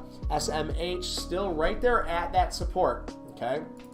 SMH is at this support, and that support has been holding strong, but it looks like we're breaking through that support, starting to wick off, breaking through that support, wicking off on this hourly. So we want to keep in mind, that, and it does look like Nugget is starting to curl back over now. It's starting to curl back over a little bit. So let's take a look at my other trades, the SQs, the SQQQ. What we want to see for the SQ is the market to come down, because the SQ is a short on the market, but it's a triple levered short. So if the market heads up, this SQ will head down, but because I'm long the SQs, we want the market to head down so this can head up. Now, I'm never going to root against the market. Of course, if this wants to stop me out, I will accept an even bigger win on this trade. But here's the thing, guys. If the overall market wants to shape up, which I need to just go ahead and run back through them, IWM is almost at that resistance area. The QQQs still have not decided whether they want to hold this uptrend or break down. We have Netflix that pushed way up here and then found some resistance at that 332, and it looks like it had a pullback to VWAP and now a little bounce there. It looks like it's creating a head and shoulders right here. Oh man, I would really like to take a short on this, to be very, very honest, but let me run through. I want to distract myself. As Microsoft does hold this area true, too bad I got 10 shares long, because this would still be trending in the right direction, goodness gracious. Amazon did bounce and is still bouncing higher above VWAP. Meta looks like it's still bouncing. It did not create new higher lows just yet for this overall trade. We can go ahead and bring our stop loss down to just over top of the daily resistance now, just because, you know, if it pops up and gets up above that, I think it's going to squirt higher very quickly because you're going to have a lot of people buying in. But if it doesn't and this thing wants to head lower, creating these new higher lows and new lower lows would be nice. If it can come back down and create another new lower low, that would be good. But we still have this uptrend that we are fighting. So Netflix, you're thinking north, brother? Well, yeah, I mean, it does look like it's strong. It does look like it's holding that VWAP area, and other things do look like they're trading at their highs right now. So if that's the truth, that that's what's going to happen, that's A-okay. Let's see the whole market heading up to the north side for this overall trade. So we're going to see, guys, because Meta looks like it's starting to get a little breakout here. Looking good, looking good. I like it. But we'll see, guys. I don't want to get too excited about anything as NVIDIA is back up here into its VWAP area. Tesla had a bounce, but it's creating new lower highs and new higher lows. So this almost looks like, if I put this on the 1 minute, let me put this on the 1 minute. Is it creating? No, it doesn't look like an accumulation to me. So I'm not too interested in Tesla here. Or anything for that matter, unless it creates that beautiful accumulation. So yes, absolutely, things are looking fantastic today in the market, but it's at a very interesting area. So Apple's trading at 158.89. Google is at 105.01, which keeps making new higher lows, and it looks like the SQs, this would be either a great area to exit or a great area to add into. So guys, it's 10:32. I'm still here for another hour and a half, and I am happy to be here, because if you love what you're doing, you're going to do what you love, and I'm doing what I love. Absolutely, guys, and if you can get behind that, hit that like, hit that subscribe, because I want you to be here for me just as much as I want to be here for you. If you don't know, now you know. My name is Dave. This is LoFiTrader. You can call me Dave. What I like to do here is I like to bring you the best commentary on the hottest stocks that are trading right stinking now, okay? And I also do stock analysis, and I do live trading. As you can see, we're up over $100 today just on the SQs. We've already took about $50 to $70 of that, put that in the bank. We're saving that, and we're gonna let this other half ride to either break even, or if we look like the market shaping up, we might exit quickly. So we're gonna see what wants to come of that. But guys, hit that subscribe button if you want to be a part of this community, and make sure there's only 3 things I ask of you guys. That's 1, like, subscribe, and 3 is show up for that pre-market prep. If you guys are here before market opens, guys, if you're here for before market opens, good things can come. Nothing but good intentions from here. Everything's for free. So let's move right back into what's going on in the market. The SPY did push up. Look at that. The SPY bounced right back up. Bada bing, bada boom, right at that 393 that I pointed out to you guys. If it can get above that and get above its trend line, that's going to look great for the overall market. But we're going to need a little bit of time to see what it wants to do, as the Qs are right back at those tops again. Right back at those tops again. It makes me want to add into this trade just because. And if this thing breaks out of that area and breaks down this area, it'll make me want to exit. So I don't want to do that. I don't want to do a tell-all, but you know, at the same time, I do want to do that. You know, I do want to do that. But as I have proved to myself, and I've said on the stream, adding into trades always ends up hurting me. I've never had a trade that I've added into that I just felt confident afterwards. So if I want to add into it, it needs to be very, very small, adding into that very, very small. But why am I getting so squeamish right now? Well, simply put, if we look at Netflix, it looks strong. It looks like it's really trying to hold these areas. It's well over that 208 moving average. It's right back up into resistance though, but it looks like it just didn't sell off completely on that resistance. It looks like we're bouncing off VWAP, and it looks like it's showing some support. Now Microsoft, on the same hand, it showed support and is still showing support on that uptrend line. If it wants to hold that upward trending line, that upward trending line is also sitting on a double top. It bounced off that double top, and it's still looking very, very strong for Microsoft. So absolutely amazing trades here, guys. When you're short one thing, but you're looking at the other, it makes you really, really hard to want to hold on. Because if we see Microsoft going up, we see Netflix going up, we see Amazon going up, we see NVIDIA, well, NVIDIA is pulling back a little bit. Same with Tesla and Apple. But here's the thing, guys. When you see conflicting news, it's hard to hold on to some of your trades. So just be careful out there. Make sure you're doing your due diligence and you at least have your stop set so you know where your loss is. So now Microsoft has a big wick off on that top, but we're going to see, does it want to hold? It looks like it's coming into, kind of an area that has sold off, which is its VWAP from yesterday, which is always an interesting area, because if you can pull this VWAP from yesterday, sometimes you'll get a little inclination of what's going to happen when we get to that area. So maybe this sells back off and then shows that this 276 is still strong, or is this it? Is this the exhaustion move, creating new higher lows here, guys? We will see very, very soon with that. AMZN did get that bounce and it's back up over VWAP. It looks like it's trading lower right now at 97.32, trying to see if it can hold that VWAP area. Okay, let's go to Meta. So Meta here, we're still short 10 shares on Meta. Why I don't have this in my trades is kind of silly. If you guys want to know what trades I'm in, I always keep the SPY up right here. Okay, these are my trades. I have it labeled trades. These are the 4 trades I am in. And right now I am long the SQs, which is short the market. I'm short LLY, I'm short NUGT, and I'm short Meta. Okay, so right here's my NUGT. We're up about $1.80 on that.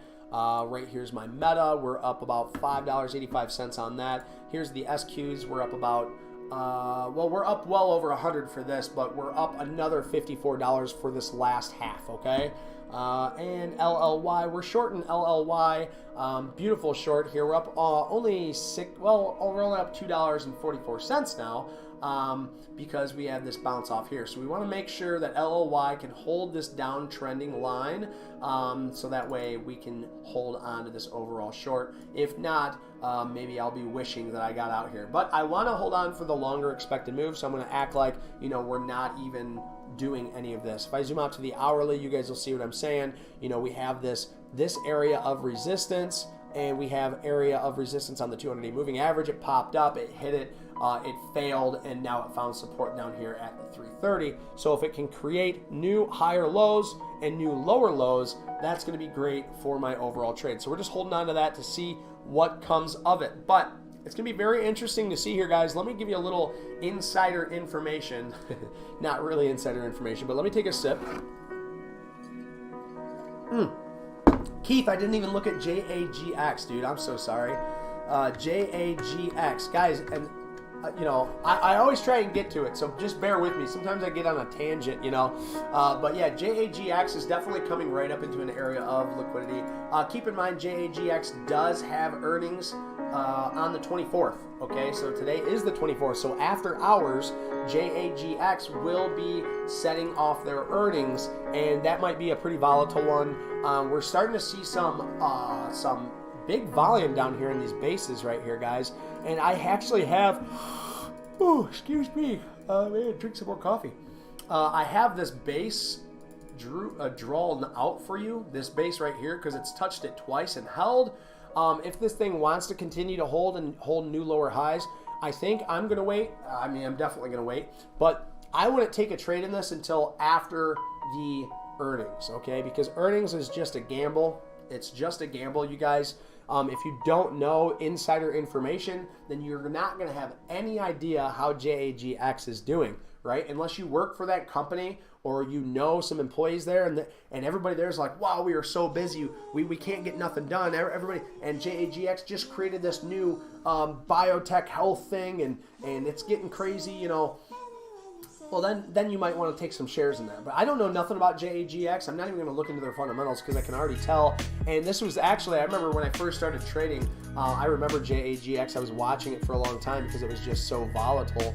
When I look at JAGX, it's under a 200-day moving average. It's been on a downtrend ever since. It is in the healthcare sector. I know a little bit about it, and I know it's just absolutely crushing their account holders. Anybody that's been holding JAGX, they have, yeah, that's right, Granny Rainey. Granny Rainey's hearing me yawning, so I'm going to drown my yawns by drowning myself in my coffee. So, But Granny Rainey, I'm glad to see that you're still here. My guardian angel is still here, squeezing people out of their low float stocks with that ever living juice box squeeze, baby. The juice box squeezer is here. Granny Ranny. Yeah, baby. But yeah, so this JAGX, guys, when I'm looking at this, we're seeing these wick off on the hourly at the top. To me, this is a big short. It's just a big short right here in this area. But I would never take a short right before the earnings, because earnings might come out. They might surprise the crap out of everybody. And maybe we come back here tomorrow, Keith, and I say, wow, I want to play this earnings gap up. You know, maybe. We'll see. Small cap NAAS. We'll look at NAAS for sure. NAS. Good old NAS. Well, the first thing I want to look at on NAS, obviously, it's a recent IPO, guys. So that's always nice to see a recent IPO. We know that this thing IPO'd 6/13/22 of last year. So that being said, we need to know two things. Can you guess what I want to know with NASS being a low float? Well, first thing I want to know is what kind of short percentage float is this? So they're only 0.13% of the float is actually being shorted. So now we need to know, well, what size is the float? And I'm getting mixed signals on this, guys. I'm getting between 10 and 50 million. Okay, so if it's anywhere between 10 and 50 million, we know it's a low float. We know this thing can rip your face off. Okay, so be really careful with NASS. But what am I seeing here for this? Well, first of all, we're seeing a nice gap up here off these lows. We're gapped up 38%, and it looks like it's still pushing higher. So if I pull out and I look at the daily, we can see that right here in this area, guys, we're going to have some liquidity, actually a ton of liquidity, which is very interesting. So I'm going to mark out, wow, so it's going to be this whole area. I mean, I hate to do this, but it really is this whole area. So this whole area is its area of liquidity, and if it can get above this area, then come back and test this, showing us like some support. So this is just going straight up, so I can't give you any local levels, right? I can't give you any like, here's the resistance, here's the support. I have to give you where all the liquidity is sitting. And look at this, right as I say that, in this liquidity area, it's starting to sell off a little bit. But here's the thing, I'm not saying this thing's gonna fail right now. What I'm saying is, because I'm short, good games, GG's. If we look at an AAS, we can see that it's in its area of liquidity, so it has some proving to do to us, guys. It's in the technology sector, which we know is hot right now, but it's got some proving to do to us. Why do I say that? Well, look at this. It's in its area of liquidity. So if we just took a long here, well, we have all this room to come back down. If we take a short here, we have all this room to go up. We don't know where this thing is going to stop right now. So we can't find proper risk reward on this personally. Now, if you can find proper risk reward on this and you can take this for one side or the other, you know I'm a bear in a bull market. I'm sorry, I'm a bear with bull horns, right? I like to see both sides. So if you see something I don't, let me know. But yeah, those are my thoughts on NAAS. And B. Stewie, that's actually very, very seldom do you bring up a small cap. But I do have to point out one last thing about NAAS, guys. I'm going to focus on NAAS just a little bit longer, because look at this. When it first recently IPO'd, we've seen all of this selling pressure, but then the selling pressure died off right down here at this bottom. And then after it popped up and came back down, look at all this liquidity. We're starting to see some buying up. We're starting to see lots of trades happening here for NAAS. So you know what? Let's just do a little bit deeper of a dive, and then we're going to get into where we are at in the overall market. So NAAS, if you guys are ready for it, I'm going to read to you what NAAS is, okay? NAAS Technology Incorporated operates in the electric vehicle charging services provider. The firm maintains the largest EV charging network in China in terms of the charging volume transaction through its charging network for the third-party charging station operators, and the number of public DCFC's direct current fast charger with 30k watt power output or more connected to its network. The company was founded by Zhan Die and Yang Wang, and its headquarters in Beijing, China. So we know it works with the EV charging network. It says, at least it's saying, that the firm maintains the largest EV charging network in China in terms of the charging volume transacted through its charging network for a third-party charging station operation. So that's I think that's a big fancy way of saying that they have their hands in the overall charging sector. But let me just show you the financials on this, because this is a tasty little understanding of what the heck is happening. So if we look at the growth revenue, we can see they have been losing money all the way up until Q1, and then they all of a sudden found some money, and then it started selling off. Now I can already tell just by looking at this, if I pulled up their financials, I would be able to find a whole bunch of supplementals on this that they're selling off into it. So now let's look at this net income, guys, or the gross profit. Either way you look at it, they're losing money. And then if we look at the diluted income available to stock shareholders, 14 million, 8 million, 4 million, 215, let's look at the basic earnings per share. If you look at these, and if it's negative, well, this one is the only time it was positive, negative, you can see that they are just diluting the heck out of their shareholders, and that this here for the EPS, if the earnings per share is constantly going down, guys, that's so simple. That's so simple to say, hey, if the earnings per share is going down, that means if you put money into this market and you buy those earnings, then your earnings per each one of those shares on the longer term is going to go down. So NASS, obviously it being a low float, you're not going to want to look at this thing long term. But when you see volume down here at this base, you want to know what's going on with the volume, what's going on with the stock. Do we have any proof of concept? And no, we don't. This is going to take a long time to try and prove itself to me. It doesn't even have a 200-day moving average for me to say, hey, this is below a 200-day moving average. So thank you for bringing that up, B. Stewie. That's our little bit of a deep dive into a low float small cap. So if you guys want to see more like that, hit that like, hit that subscribe button, and then obviously let me know in the comments what you're looking at so I can look at it. So let's bring up NFLIX. And Keith says, good call on the earnings. I'm with you on that, staying away. Heck yeah, Keith. A lot of people don't really realize that they can add earnings to their charting. You always want to know when the earnings, because if you get caught offside on an earnings gap up or gap down, you might crap your pants, or you might be so happy, oops, I didn't realize earnings was tomorrow, and then it gaps up on you, just make sure you're taking profits when it does. But here we go, Netflix is back up into that area. Will it make us a new higher low, or a new lower high here? We're going to see most definitely. But while we are looking at NFLIX over here on the top right hand side, I want to run through the indices since it's been just a few minutes before we have. So we did see this. Look at this, guys. This is the whole reason why I draw these out for you. Look at this chart right here. This is the exact reason why I draw these out, so we have a better understanding. When did I draw this out? Not after it touched. Guys, I drew this out many days ago. That's why these are here. They're for you. They are for me to have a better understanding of where the overall market is sitting. So now we've seen all this action, and now we have proof that this is acting as resistance. Now that we know this is acting as resistance, we know if this breaks above this area and comes back to test it, it's support, right? Well, we already know that it's resistance because it was support for so long.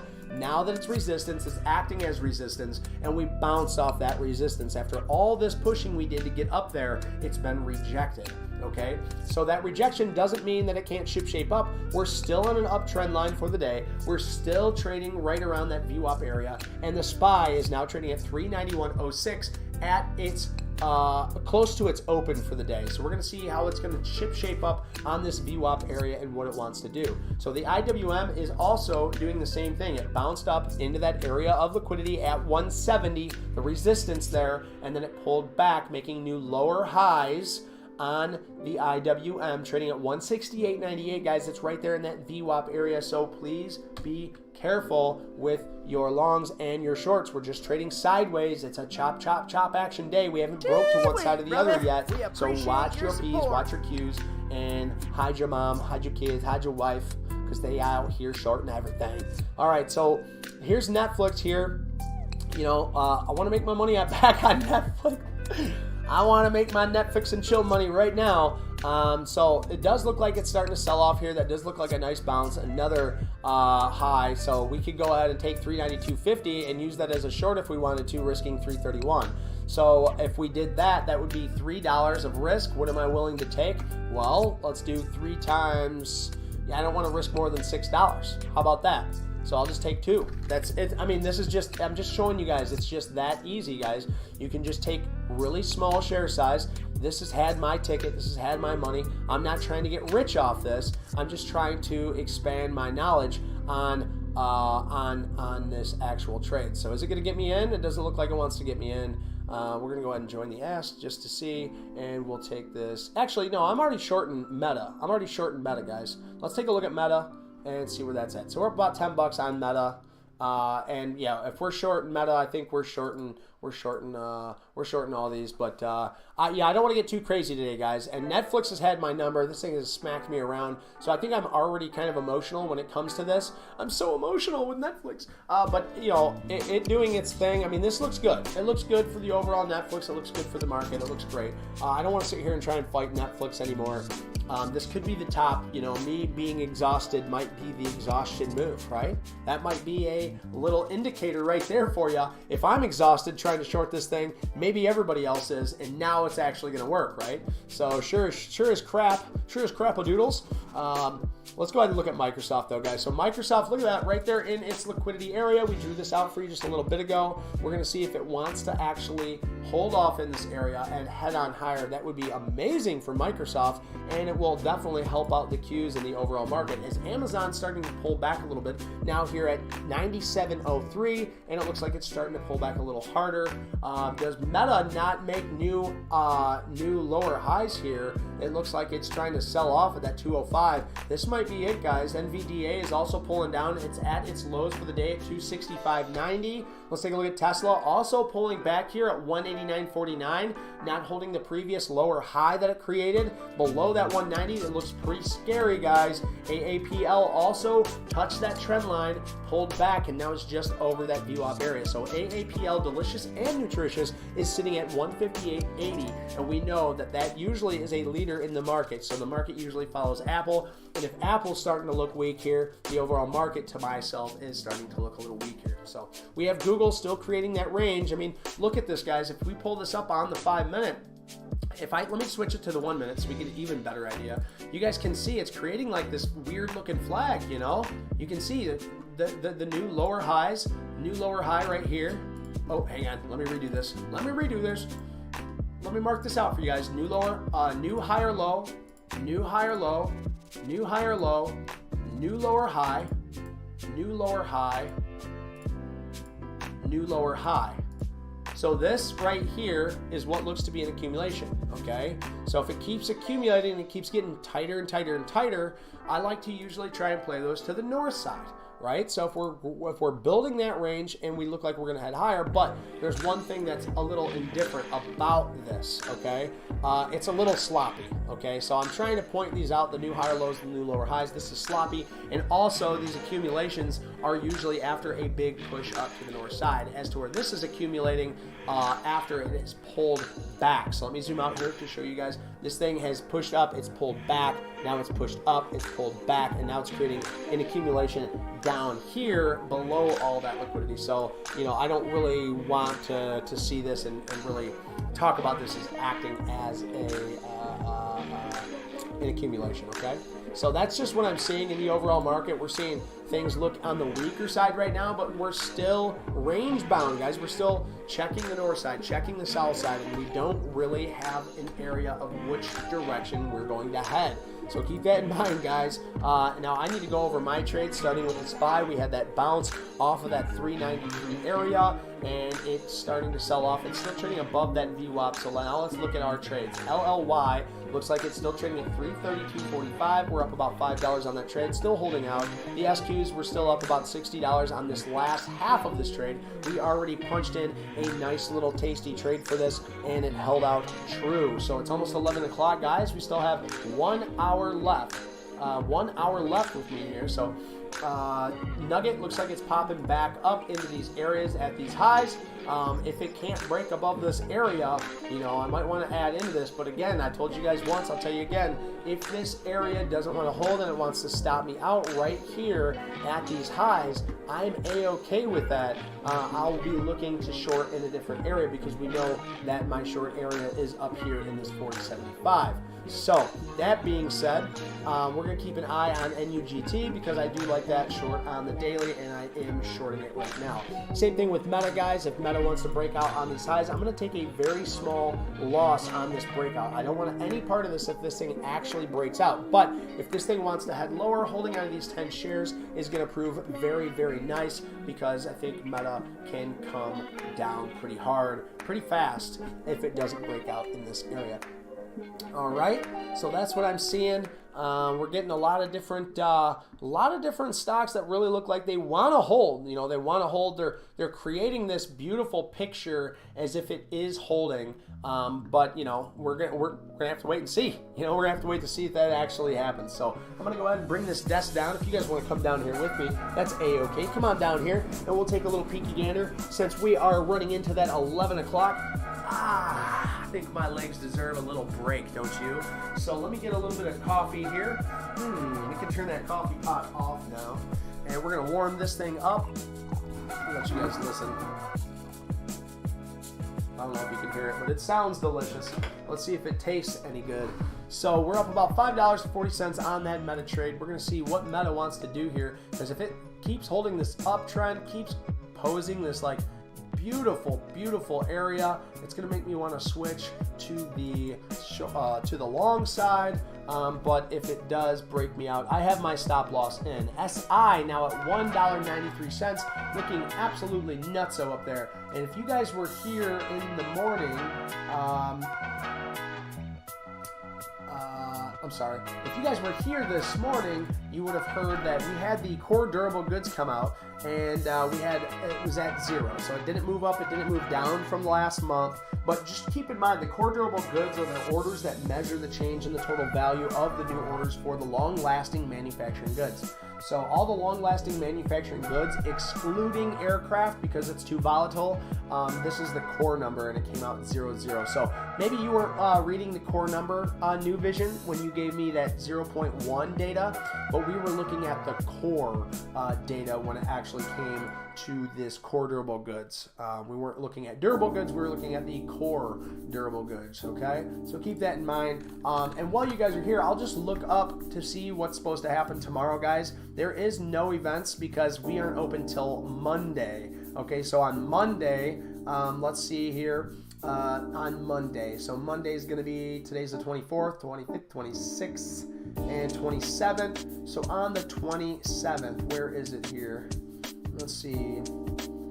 Where's the dates? I don't see no dates on this thing. But that's okay. I'll definitely be here. We'll definitely keep you guys informed of all the news that is to come. And we will make sure that you guys are up to date immediately when it happens. So here we go. Meta at 205.98, right there at its support, also known as its resistance if it's below it. But it looks like Meta is looking extremely strong here. I know my boy Heiser is still holding on to it. So let's take a look at the overall market. All right, the S&P 500 is trading at 391.24. Right now on the 15-minute, it's showing a doji candle, meaning it's an indecision candle. Let's move on the 5 minutes, take a little peeky gander. So it looks like it's trying to get that pop off that VWAP area. Every time it's came down here, it's made new lower highs, but it's starting to look weak in this area. We're going to see. It doesn't want to continue to make new lower highs and new higher highs. If it does that, then this is going to look very bullish for the overall SPY, trying to hold that area out as it just kind of just lingers around in this area for now, guys. But it did show that it wanted to reject that 392, and it rejected pretty hard on that area. Within 10 minutes, that thing was already right back down to VWAP. So keep that in mind, guys. We're seeing a lot of selling off action and not a ton of buying action. And it being close to 11 o'clock, I think that was the biggest area of volatility we're going to get until the afternoon push. So that is the SPY currently looking kind of weak in an area, but it needs to have this volume push back up so we can see it trading back up there at its highs at 393 for the day. Now let's go ahead and look at IWM. The same thing. The IWM chart on the 5-minute is looking exactly like the SPY, guys, but we are below that $170 area. Came up to test that area, and then it started to head lower. So we're right now for the IWM, we're trading at 169.10, and it's just above that VWAP area. So can it hold here? We can see on the overall volume for the 5-minute day that it has traded more selling volume than it has been buying volume. Now the Qs is the same sense. We're seeing a lot of selling volume, not a lot of buying volume, and now it's sitting right at that 309 area, 308.72 to be exact. And we're going to see if this thing wants to pull back on this upward trend line that it broke down to the south side. So if you guys don't know what that means, look at my screen. I'll zoom out and give you a little peeky gander. Right here is the hourly. I drew this uptrend in the pre-market because it held 1, 2, 3, and 4 times. So I count that as an uptrend. And here we go. It broke that uptrend, and now it's just kind of teetering around in this area. If it wants to hold this uptrend and continue higher, that's going to look very bullish for the overall market, holding that trend line, staying up at those highs. But if it wants to break down from here and then maybe break down in this area, pop back up and run into it, I could see that definitely happening as well. But right now we're kind of in that area where we need to see what it wants to do. So if I zoom in on the 1 minute, we can see it's just back and forth, really choppy action right now for the market, just sideways. You could tell not a lot of people know what they want to do. And I think on Friday, if they end up holding, if you see a lot of people holding these stocks over the weekend with all the FUD and unsureness, then you can tell that it's even stronger, guys. So if you see a lot of people holding a lot of these tech stocks that are already in a hot sector and they're holding over the whole weekend, so saying we just trade sideways and everybody holds, then the Monday following, I'm going to be more on the bullish side. Just because people are speculating over the weekend that it's going to do fine, that everything's going to be fine. So I'd like to see how everything closes at the end of the day to see what we can prepare ourselves for Monday. So make sure you're here on Monday morning, because I'm here every single day, Monday through Friday, 8 until 12, guys. And if you want to be a part of that, if you hit the subscribe, then I will pop up on your phone automatically in order so you can give it a click and give it a URL. So go ahead and look at my screen, guys. We got to do this self-preservation thing right here. And you already know what I'm doing if I'm doing it. So go ahead and look. We have 26 votes. I'd like to see 30. We still have an hour till the end of the day. Let me get 30 votes on this poll. But ensure, if you're voting on the poll, we got 23 votes on the poll. Smash this like button, guys. I want to see us get to 25 likes today. If we get to 25 likes, I would be very grateful, and I'm sure you would be too, because you like to see this small community grow. So smash that like button like many of you already have. I appreciate you doing it. We're up to 19 likes, and of course, if you want to, make sure you hit that subscribe button, guys. I'm here every single day, Monday through Friday, 8 until 12, baby. We're bringing you nothing but good content, live content, and of course, I bring you the shorts afterwards. I always try to make a little video for you guys. I try to bring you content when I'm not on stream, so that way we can still have fun outside of stream, recommending books, recommending different things that you can do to help change your thinking or just to help you in general. So hit that subscribe button, guys. I try to bring you the absolute best that I can possibly bring. So let's keep on keeping on, as the Qs is just in purgatory, making new lower highs and new higher lows, and it's getting really tight in this area. So we're going to see what wants to come of it, because if it wants to break down to the south side, then I'm going to keep making money on my ASQs and the rest of the shorts that we're in. If you don't know the shorts that I'm in, I can go over them for you in just a minute. As Netflix looks like on the 1 minute is now finally below that VWAP area, and it looks like where I wanted to take that short would have been very pretty in that area, but that's a-okay because we're shorting other things, and I don't want to get too in over my head today. So here we go. Netflix had a nice little pullback there, and it looks like it's doing its absolute best to hold that VWAP area, but it looks like it's breaking this little uptrend that it created off these 2 wicks. Not very good uptrend to be trying to play off of, but because it's below that VWAP, if it creates new lower lows, it's going to break its trend and probably flush to the south side. So, oh, look at Microsoft. Look at Microsoft right up here. Now it's going to smack right into this area of 279, which is an important area across the board, guys, because it has shown resistance in that area. But here's the thing with Microsoft: if it wants to hold this area, that could be a very strong sign for Microsoft. If you guys remember, I had 10 shares down here that we exited almost right at the bottom. You know, you don't like to see that all the time, but hey, you know, it is what it is. Yeah, we were looking at SI actually, Amira, and I'll bring it up for you right over here on this side. Here's SI.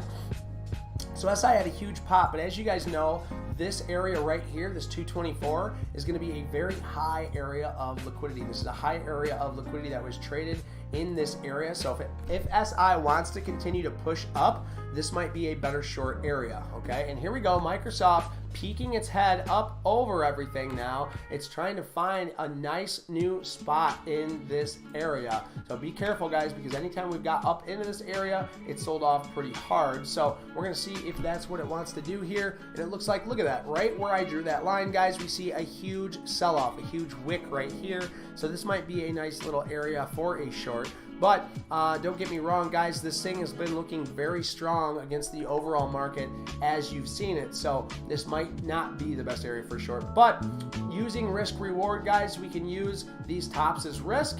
And if you can find a good risk reward and you are bearish in this overall market, this might be a nice short sale here. But please keep in mind, with Microsoft looking very strong and with the overall market looking strong, this might be very unhealthy to take. But if we look at Microsoft and we look at all the rest of them as things are working, then simply put, we can get an understanding of the overall market. So if Microsoft is breaking out at new highs and Amazon is trying to just at least hold on to some of its gains, and then we look at Meta, and Meta is just kind of trading sideways at its highs but hasn't broken out. So Microsoft and Meta are looking pretty similar in the same area now. So what will happen here? It'd be very, very interesting. You guys already know my stance right now on this. My stance on this, you can already see it plain as day. Let's take a look at NVIDIA. NVIDIA is still breaking lower, guys, 264.88. So NVIDIA is almost down to that support area that I told you about, 263.75. I said it has the ability to get all the way down to 263.75, and we're almost there. If it can get down to the 263.75, that might be an area to go long using this area as risk. But right now, it's just kind of stuck in this purgatory area. Okay, so NVIDIA, if we look at the same type, NVIDIA looked like it was trading in that same Microsoft area, and it's also trading in that same Meta area. Okay, so I'm already short Meta, but if we look at Microsoft and we take Microsoft as if it's a NVIDIA, so let me put up NVIDIA over here, and B-Stewie, I see you, give me one second, NVDA. So if we look at NVIDIA over here, we can tell on the hourly that it was just kind of trading, one second. If we look at NVIDIA, we can see this big pop up, this sell off, this big pop up, new high or low, and then a sell off, and then it comes back up one last time and sells off. Well, same thing with Meta. We could actually use, Microsoft, we could use that. A big pop up, a sell off, a big pop up, a new lower high, a sell off, another big pop up, another new lower high, and a sell off, and now it continued to sell. Whereas this one is on its next leg up. Is this going to be where it wants to sell off? That's an interesting area, and I like to speculate. I'd like to speculate on it, and this 281 might be a good risk for that, and we're sitting at 279, so that's $2 risk right there. If we wanted to take a short on that and just say $5, we'll do 5 times 5 is 10. We joined the ask to try and get in short because I did my due diligence on this, and I would like to see this thing fail. So not really, I want to see it go higher, but because I think it's going to fail, I better make some money off of it. You know what I mean? So here we go. It's not going to let me in. That's a-okay. You guys know just as well as I do, I've missed quite a few trades, and we are already in some other ones. So if it doesn't want to get me in, that's fine. We'll just bank on Meta failing, just like NVIDIA's failing, and NVIDIA is probably going to catch that support though. So is NVIDIA going to catch support where this fails and catches support? That's a really good question. We're going to see if it wants to do that. But I tried to get in that Microsoft. It looks like it is just heading lower on me very quick, but we're going to keep that bid up there, and we'll put it down here just to make sure that we know that we're going to be able to trade it. Okay, so let me run through my trades really quick. Let's see where Nugget is. NUGT is just right there at those highs. It hasn't pushed up any higher, hasn't stopped me out yet. So we're going to see what happens with Nugget, but we're just getting that sideways action day, guys. LLY, so LLY is right back up there where I purchased it before. So we're just kind of hanging out in purgatory. It's making new higher lows. It's not doing anything really to really even talk about, except for kind of wishing that I did take off half of that trade to hold out the other half. But hey, you live and you learn, guys. That's part of it. But maybe it'll head down with the rest of the market right now. Meta is breaking lower, not breaking lower, but it is at its lows for the day at 205.42. We're going to see, is that going to soak up again, or are we going to actually move lower on this move? So AMZN bounced off that 96.50 area, and now it's trading at 97.02. Not too much action except for lower for the day on AMZN, not looking very strong. Amazon now 205.38. NVDA breaking down to 264.12. We're almost to that area, guys. We're almost right to that area of 263.78. So 263.78 might actually be a nice area for a long skis, and maybe we just go ahead and do one of these.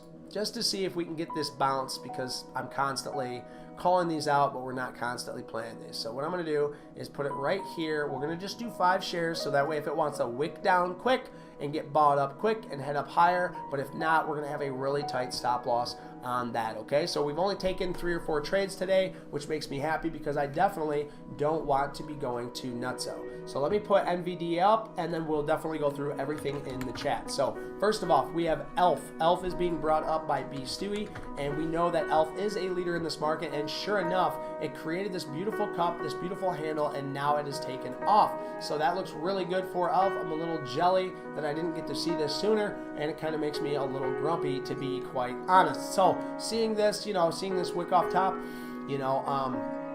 I'm really happy with ELF. I'm happy that it's still doing its thing. I'm not in ELF, so I wish I was in ELF. You can see where I took it the last time, and then I ended up stopping out down here. And then I did not put my alert back on ELF like I should have. If I would have put my alert on ELF, we could have seen this and taken a small share size in that breakout, but we did not. So that's A-okay for ELF, but it is looking strong. This is a leader in the market. This is beauty cosmetics for women, is ELF. Joshi, I've said your name 2 or 3 times already on this stream, asking where the heck is Joshi? We miss our Joshi, but good morning, Joshi. And looks like you're partying today on Friday instead of sending a rose like you usually do. But Joshi, this one's for you, not for me. So cheers. Cheers to you, Joshi. And I hope you are green and profitable today. That's some good coffee, guys. My son, he had a sore throat this morning, and he said, Dad, can I just have a little bit of coffee, just something hot for my throat? And I said, yeah, absolutely. And, he's 12, and he takes a sip of coffee, and he says to me, he goes, Dad, this is weak. It tastes like water. And I'm like, come on, man. That's how bad my coffee is. We're in NVDA now, right at that base. I told you guys I wanted to take this because I liked that area as support, and if the overall market wants to hold up, maybe I take this for a bounce back up to VWAP. I'll hold on to this just for a little bit, but it's going to be for a good time, not a long time, guys. This is going to be a day trade on NVDA. I do like that area of support, but how well will it hold support? So I'm in it for a very small share size, but what I want to do is continue on the chat, okay? So, oh, you know what? Amira, if you're still here, I don't think I looked at MVIS. So let's take a look at MVIS.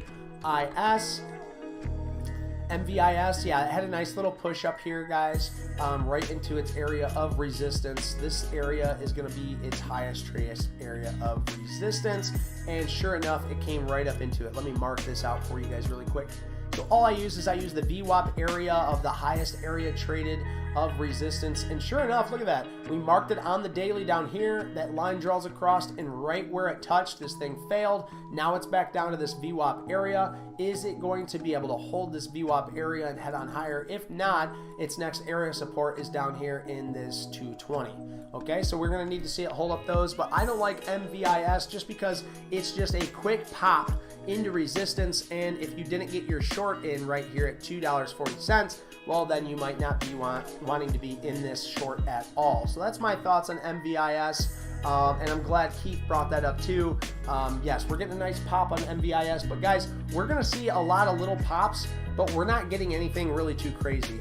When I see a pop, I want to see something. Let's see, what is this actually? Let's see. This thing's only 15% up, so if it was an earnings gap up on a large cap stock, 15% would be a big eye opener, right? But MVIS with this little pop right into resistance, that's really nothing. That's not going to do anything crazy. So we're just going to keep that in mind, guys. When we see pops on these low floats, anything over 40% is really going to be eye-opening. Just like an SI, I don't think that's a small cap. This is a larger cap, and it's popped up. It looks like from its open 74%. So SI is something good to look at, guys, because if you're looking for a short in SI, I wouldn't be looking for a long in these bank sectors just yet. But if you're looking for a short for Silvergate, right here at 225, you're going to see its most area of resistance. Now, these aren't buy or sell recommendations. I'm not a financial advisor. I'm just a big old head with a big old chin filled up with coffee. This is like one of those camel packs. It's just filled with coffee. You can hear it when I walk and I move. You can hear the coffee swishing around in there. And so sometimes if you see me tilt my head back, that's me taking a swig of my Camelback coffee. So that's why I'm doing that. So yeah, that's MVIS, guys. Yeah, and good morning to all. Joshi, he says SPY at support zone, buy target 396, stop loss 388. So let's take a look at the SPY here, guys. If we look at the SPY, Joshi's liking this area. Let's see, support at buy target 396. So 396 is your buy. Okay, so up here is your buy target. That would make sense. See, I like anything over this 392 or 390 area. Really, anything over that 390 is looking good, better for the market. But I like this uptrend that it broke and it came up and it retested this uptrend like I talk about all the time, guys, and it failed that uptrend.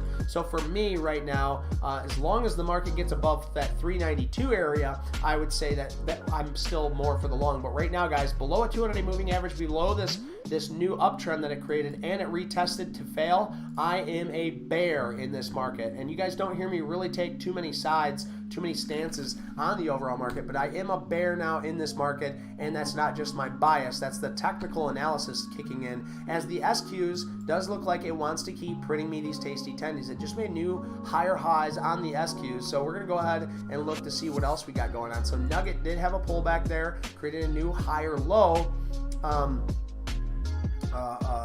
a new lower high on NUGT. So if we just take a look at NUGT, we know where my stop loss is. If this thing wants to keep pulling back with the rest of the market, I'm going to keep making a little money on that. As we're Meta did break down about stinking time. We took 10 shares up here at $15.12. At 206.53.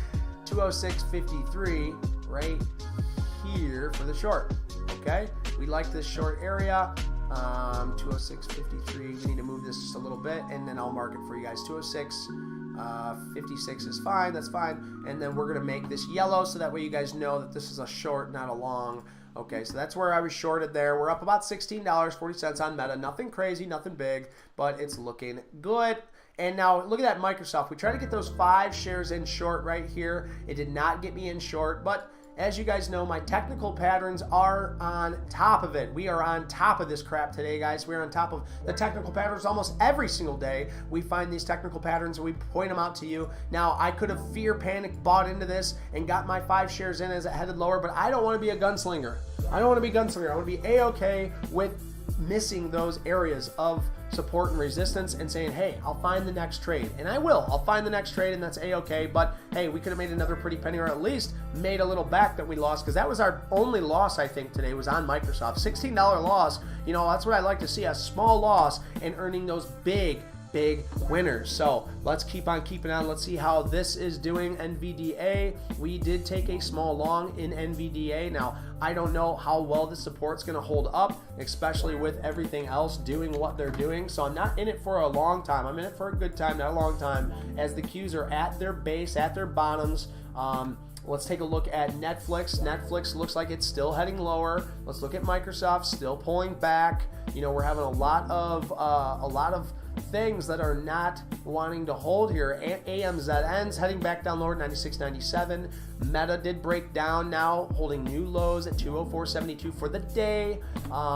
Let's see, we have NVIDIA. It looks like it's bouncing off that area of support, but Tesla broke that 190. Wow, I missed that, guys. Tesla broke that area 190, trading at 188.43 now. So is it going to be able to hold this uptrend? This uptrend is very important for Tesla. So what I'm going to do is, because I see in the overall market, I see the sentiment there. I don't see this thing wanting to hold, but I don't want to sell out for this 285. Why? Well, because I really like my entry down here. So what I'm going to do is use this area and say, hey, I know what the market's doing. I understand what the market's doing, but I'm not going to use that to shake me out. I'm going to use that to set my stop loss at break even, and if I break even on this trade, that's A-okay, guys. I'm trying to hold this for a bigger move than just this $3.83.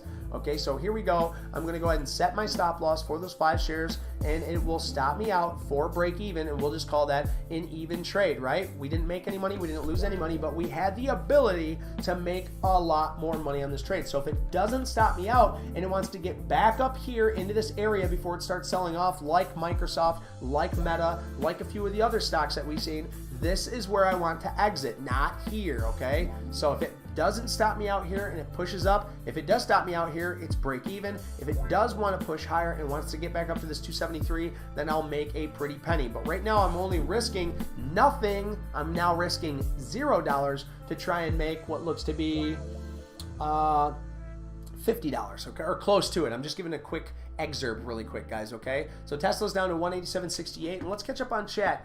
So we looked at ELF, we caught up on ELF and MVIS. Joshi's good morning, we got that. Granny Ranny, we'll see you tomorrow, Grandma. Thank you so much for stopping in, my guardian angel. That chocolate chip pancake fairy, Granny Ranny, is out. So peace, Grandma. We absolutely love you. Thank you for coming in here and keeping an eye on your grandson. So we got Joshi saying Dow Jones also at support. Let's take a look at the Dow Jones Industrial. The Dow Jones Industrials is your big caps, guys. That is your Coca-Colas. It is well, just your big caps in general. You know, anything that's huge. Yes, it is at support, Josie. 3180. It is at support. So is it going to break that support, or will it head higher from here? Maybe giving us a little bounce. That is a nice area of support. It would be nice to see a little bounce from there, trying to hold new higher lows for the overall indices in the market. But the Dow Jones Industrial is below a 200-day moving average, so that looks very, very scary there for that. Let's look at the dollar, as the dollar wants to push a little higher, which can't be good for the market. Now, it's only sitting at 103, so it's in an area of resistance. This thing might want to head lower, but we're going to keep an eye on it, guys. The VIX looks like it's still trading a little bit more volatile today than yesterday at 24.14. So keep that in mind. When things are getting volatile, they will start to really scare people out of their shorts. But guys, look at my screen really quick. I just want to do this for some self-preservation.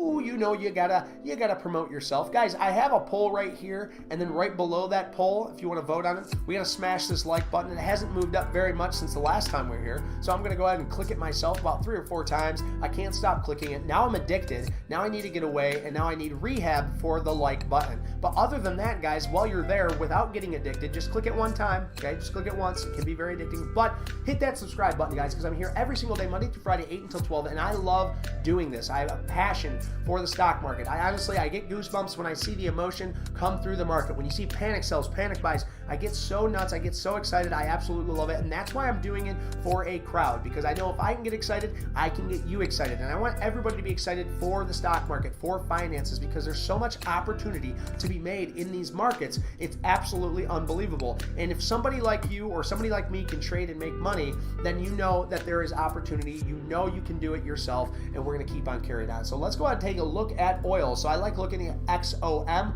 or we can look at our crude, our sweet crude, or light sweet crude inventories on the futures. And the futures, it does look like it's right here. I would consider this more resistance, because we broke through it and we're popping back up into an area of resistance. Now, if we zoom out, you know, that can be argued. That definitely can be argued, but this could be considered as support as well for the sweet light crude. But if we look at XOM, which is more of the ticker, yes, we are kind of in an area of support. We could use this area as its support, saying, yes, we are in a support area. Be very careful with this, because it keeps making new lower highs here. You know, it didn't break up. It didn't get up to this area, which is showing weakness, guys, if it can't even get up to its resistance area of 110. So oil is still looking weak, which should be better for the overall market. So we're going to keep an eye on that. What else are you guys watching? Meta operator selling going on means may come down. Well, I sure hope it does, because to be very honest, I am short in Meta. We're up about $25 now, but it's right here on this uptrending support. So if we find support on this uptrend, that is going to be bad news for me. I'm going to want to exit some of these trades, but it does look like we're bearing down, and we're bearing down very, very hard on that. So if we want to look at Meta, we can zoom right in on this. This looks like a great area to exit this trade right here, guys, because look at that. It's right there on its support. What is going to happen here? Well, I can tell you what I want to do is I would like to protect my trade. So I'm going to go ahead and I don't want to. I want to see it break, though. And this is what it always says. It's going to be different this time. It's going to be different, and that's how you end up getting hurt. But we have came down and tested this trend line so many times, and now we're selling off fast and hard. It looks like we just broke that trend line. So I am going to hold on to this for a little bit longer, and we're going to see if this thing wants to pop right back up really quick. Well, then I'm going to want to get back into it. But or I'm sorry, we're going to get out a little bit, but we're going to hold on to this 10 share short for the overall longer move in the market. And there we go. We're starting to break down here. We're up about $30 on this meta trade. Goodness gracious, great balls of fire. Isn't that a beautiful thing? If you don't like it, if you don't love it, then I don't know what you're doing here, guys. This is absolutely amazing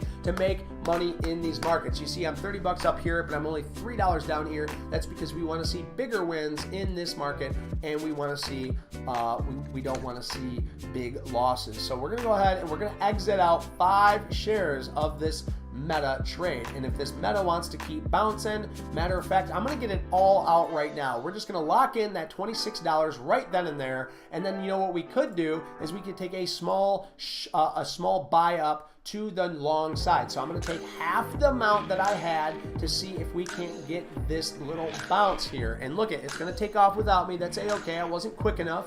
That's fine, guys. I don't need to be the fastest gunslinger in this town, but it is taking off, and it looks like this NVDA is still holding true. So it doesn't want to get me into this meta. That's okay, but it is bouncing off that area. And there we go. Now it just got me in. So is it going to hold this area, or are we going to see this thing head lower? So we only took 5 shares, guys. I'm only risking $5 of this. I don't want to give back the gains that I have made. So if it wants to continue higher in this area, I like this area of support. So nice trade on meta. We're up about $26 on the first trade, and we're up about 83 cents so far on this second trade. Now what am I going to do? Well, I want to see it hold this area. If it breaks down this area with 5 shares, we're in at 204 exactly. So if it breaks down to 203.50, we know that I am going to be risking like $2.50. Is that right? 204 to 203.50. That's $1.50 risk. $1.50 times 5. Okay, so $1.50 times 5. How fast can I do that without stuttering or stepping and still trying to think? Nope, I'll just bring up the calculator. 5 times 150. If you guys did it faster than me, more power to you. It's $7.05. So I like that risk. It's a little bit still too much than I want to risk. So you know what? I'm just going to go ahead and get out of this right now. No. I can risk that $7. That's fine. And we'll stay up $20 on the trade. So we're going to go ahead and put this right here for this bounce. If it doesn't want to go, that's a-okay. We're going to risk that $7 for this bounce, okay? I like it. And now we are going to exit this trade if it breaks below 203.57 for a $7 loss, but we're going to use this bounce to try and play it back up into this area of resistance at 205.68. If we can get that, then we're going to make a little bit more money off this trade. So now we're at support on Meta, at support on NVDA, and we have very small share size trying to rise up to the north side on that. Now, with the overall market flushing, it looks like NUGT is still hanging out at those tops. So that looks pretty strong for NUGT. We already have brought our stop loss down to just above this area. In case it does want to break out, we'll get out for a small well, it'll probably be more like $8 once it gets up there. We'll take an $8 loss on that for an overall bigger expected move. I think that was worth it. So let's look at Microsoft. I have Microsoft on here, but we didn't get that short. But it looks like, well, it hasn't came all the way back down to that area yet, but we're going to take that off of our list as if we're not playing it. NVDA, we're still in for the long, but we're not seeing this thing pop. We're not seeing this NVDA pop up, and, you know, it makes it very, very hard for me to hold on to this thing. But I think that's on break even for this trade, so we're just kind of holding to see if it does want to actually head higher. As Meta is getting that nice little pop there, a nice little push to that north side there. It really wants to push. It does look like it's strong. It was a good idea to buy this dip. We're going to see if we can keep on holding on to it. All right, so yeah, nice call, Joshi. Thanks for bringing my attention to that. Keith says, quick little powwow about NVIS. It had some great news. Do I believe it? Not one bit, but I'm bullish on it. Well, let's go ahead and take a little peeky gander at NVIS because I need to get distracted anyway. So let's look at NVIS, and we are right into that area that I pointed out, guys, that $2.40. Okay, that $2.40, we're seeing a wick on the hourly, but we'll zoom in on the 5-minute just to get a better overall sentiment. So yeah, it's pushed up once, boom, sold off, pushed up again, boom, starting to sell off. Now let's go ahead and read that news that Keith is talking about. So Microvision announces a retailer investor day in Ridgemont, Wyoming on April 14th. So they're going to have an investment day. So that's about the only news that we see on this. And let me just see if there's anything even more interesting about that. So Redmont Access Wire, March 23rd, Microvision Incorporated, a leader in MEMS-based solid-state automotive LiDAR and advanced driver assistance system. So it sounds like a whole bunch of words saying that it's a LiDAR, and it's not going to LiDAR to you, okay? But it's a LiDAR, right? The event will feature Microvision's demo vehicle equipped with the company's LiDAR hardware and software, driving on local streets and highways, as well as interactive live products, demonstrations, technology deep dives, management presentations, and questions. So it does have a bit of news out, but it's just saying, hey, we are going to take what we have made and we're going to test it in front of you. So of course, guys, if they're going to go ahead and give us a little test on that, that's great, but that news should not see this thing skyrocket. We need to see proof of concept on MVIS for that. So yeah, no, you're absolutely right for that. If we bring up NVIS, we can read a little bit about it if we haven't already. So guys, NVIS engages in the development of laser beams, freaking laser beams, y'all. Scanning technology. It integrates micro electrical mechanical systems, or MEMS, laser optics hardware, algorithms, and machine learning software into its proprietary technology to address existing and emerging markets. It uses in the technology to develop automotive LiDAR sensors and provide solutions for advanced driver assistance systems, or ADAS. In addition to the automotive LiDAR sensor, the company has developed micro-display concepts and designs that it could be utilized in head-mounted augmented reality, also known as AR headsets, and in a 1440i MES module that can support augmented reality headsets. It also develops and displays solution targeted in the smart speaker market. This thing, they do a lot. They do a whole lot, but we're not seeing a whole lot of proof of concept. So good for you, MVIS, but what I'm seeing on the overall revenue for this is that it just wants to sell the crap out of its investors, okay? Let's look at the diluted net income, and it's just across the board. They've been diluting the heck out of their company, diluting the heck out of their shareholders. So just know, if you guys are looking at some of these speculative stocks, just know they are very, very speculative. These things are really, really nasty, but you don't need to always worry about what's going on with the stock. If it's showing proof of concept, if it's showing new higher lows, if it's showing that it might be able to take off to the north side and you can use proper risk management, I don't really care what's going on with the stock. I don't really care about what's going on with it as long as the technicals look good. And MVIS, the technicals don't look good for a long, personally, but for a short, because it's in an area of liquidity. So thanks for bringing that up quick, Keith. And yes, we had a little powwow about it just for you. Do you like that? So if you guys want to call a powwow on a stock, you're more than welcome to. We'll run through it top to bottom to see if it is worth what it's worth. So that's what we'll call our powwows, guys. If you have a stock, I don't care how speculative, how dumb it is. If you want me to read about it, talk about it, do whatever, use the word powwow, okay? And there's only 12 of you watching now, so if you use the word powwow and nobody else does, you'll know exactly what you're talking about, and I will too. But everybody else will be like, what? We're going to have a powwow on this stock? And then they'll see it, they'll hear it. We'll run through the whole thing. We'll give an understanding of the technical areas, the bullish, the bearish sentiment. We'll check the news, and we will look into the financials the best I know how to, okay? So these are all buy or sell recommendations. I just like diving deep into some of these and having a little powwow for my boy Keith. So thank you so much for bringing that up, Keith. And guys, if you want to do me a favor, take a look at your screen, and if we start at the top here, make sure you're live, guys. You want to make sure you're live. Click that live button so that way we are up to date on what's going on. And guys, happy Friday, by the way. If I haven't said it once, this is Cheers to Friday. Cheers to Friday. This is not for me. This one's for Friday. So,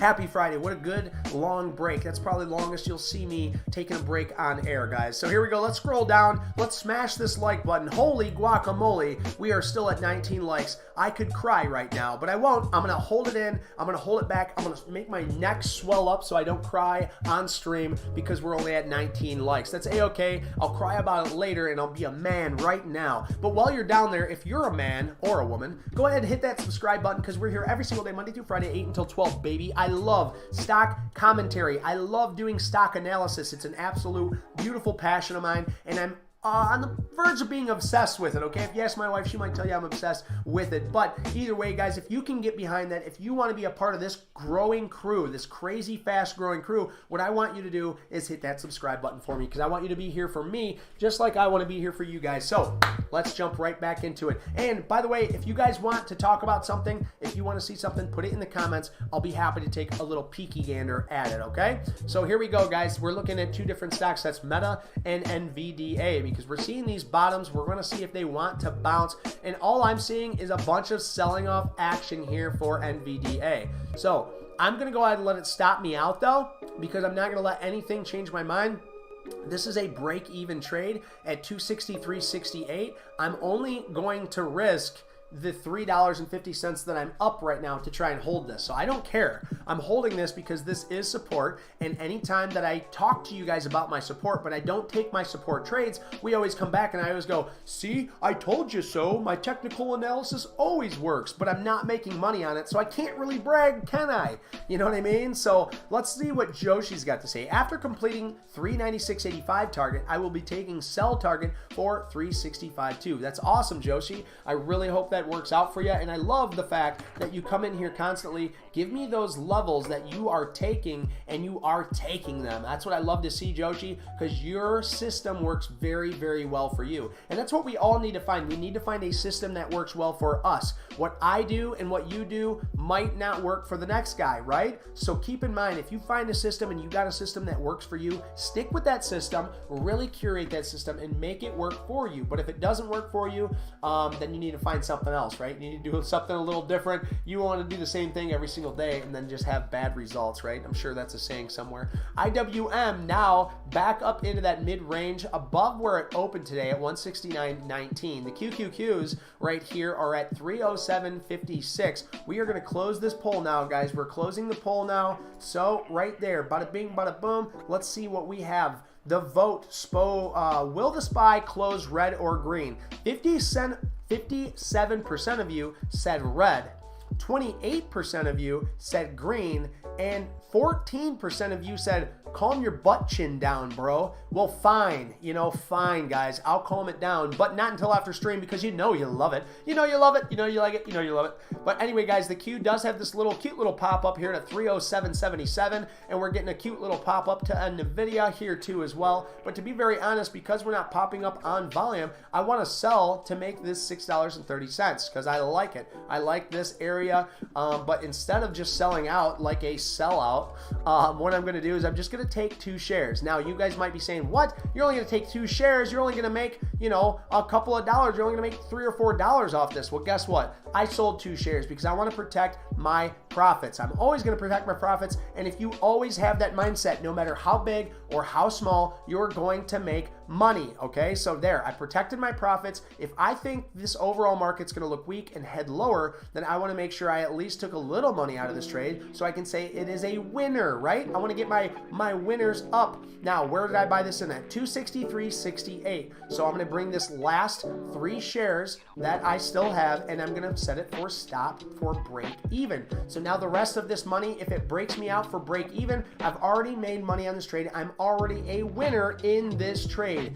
Yeah, B Stewie, Nerd Center System Sprinkles. Yeah, B Stewie, you do your thing, brother, and I'll be doing it with you in not too long, man. We got to meet up. We got to say hi. We got to do our thing, baby. So we've already made our money on NVDA. What we need to go back to meta, because if I think the overall market's looking weak, then maybe we need to shave a little bit of this meta off. So right here, we're right up here in this meta area, and it looks like we're starting to see that nice little pullback. I'm going to go ahead and sell this market right here. We're going to take another $5 into this trade, so we're up a total of $30.52 on Meta today. We're up about $6.37 on NVIDIA today. Let's go ahead and look at the rest of our trades. We got NUGT. It looked like NUGT is trying to get above. It's trying to break us out, but it cannot get above those highs. So we're down about $7.27 or $7.20 on NUGT. But to be very honest, I think this would be a great place for me to add into that short. But I will not add into that short.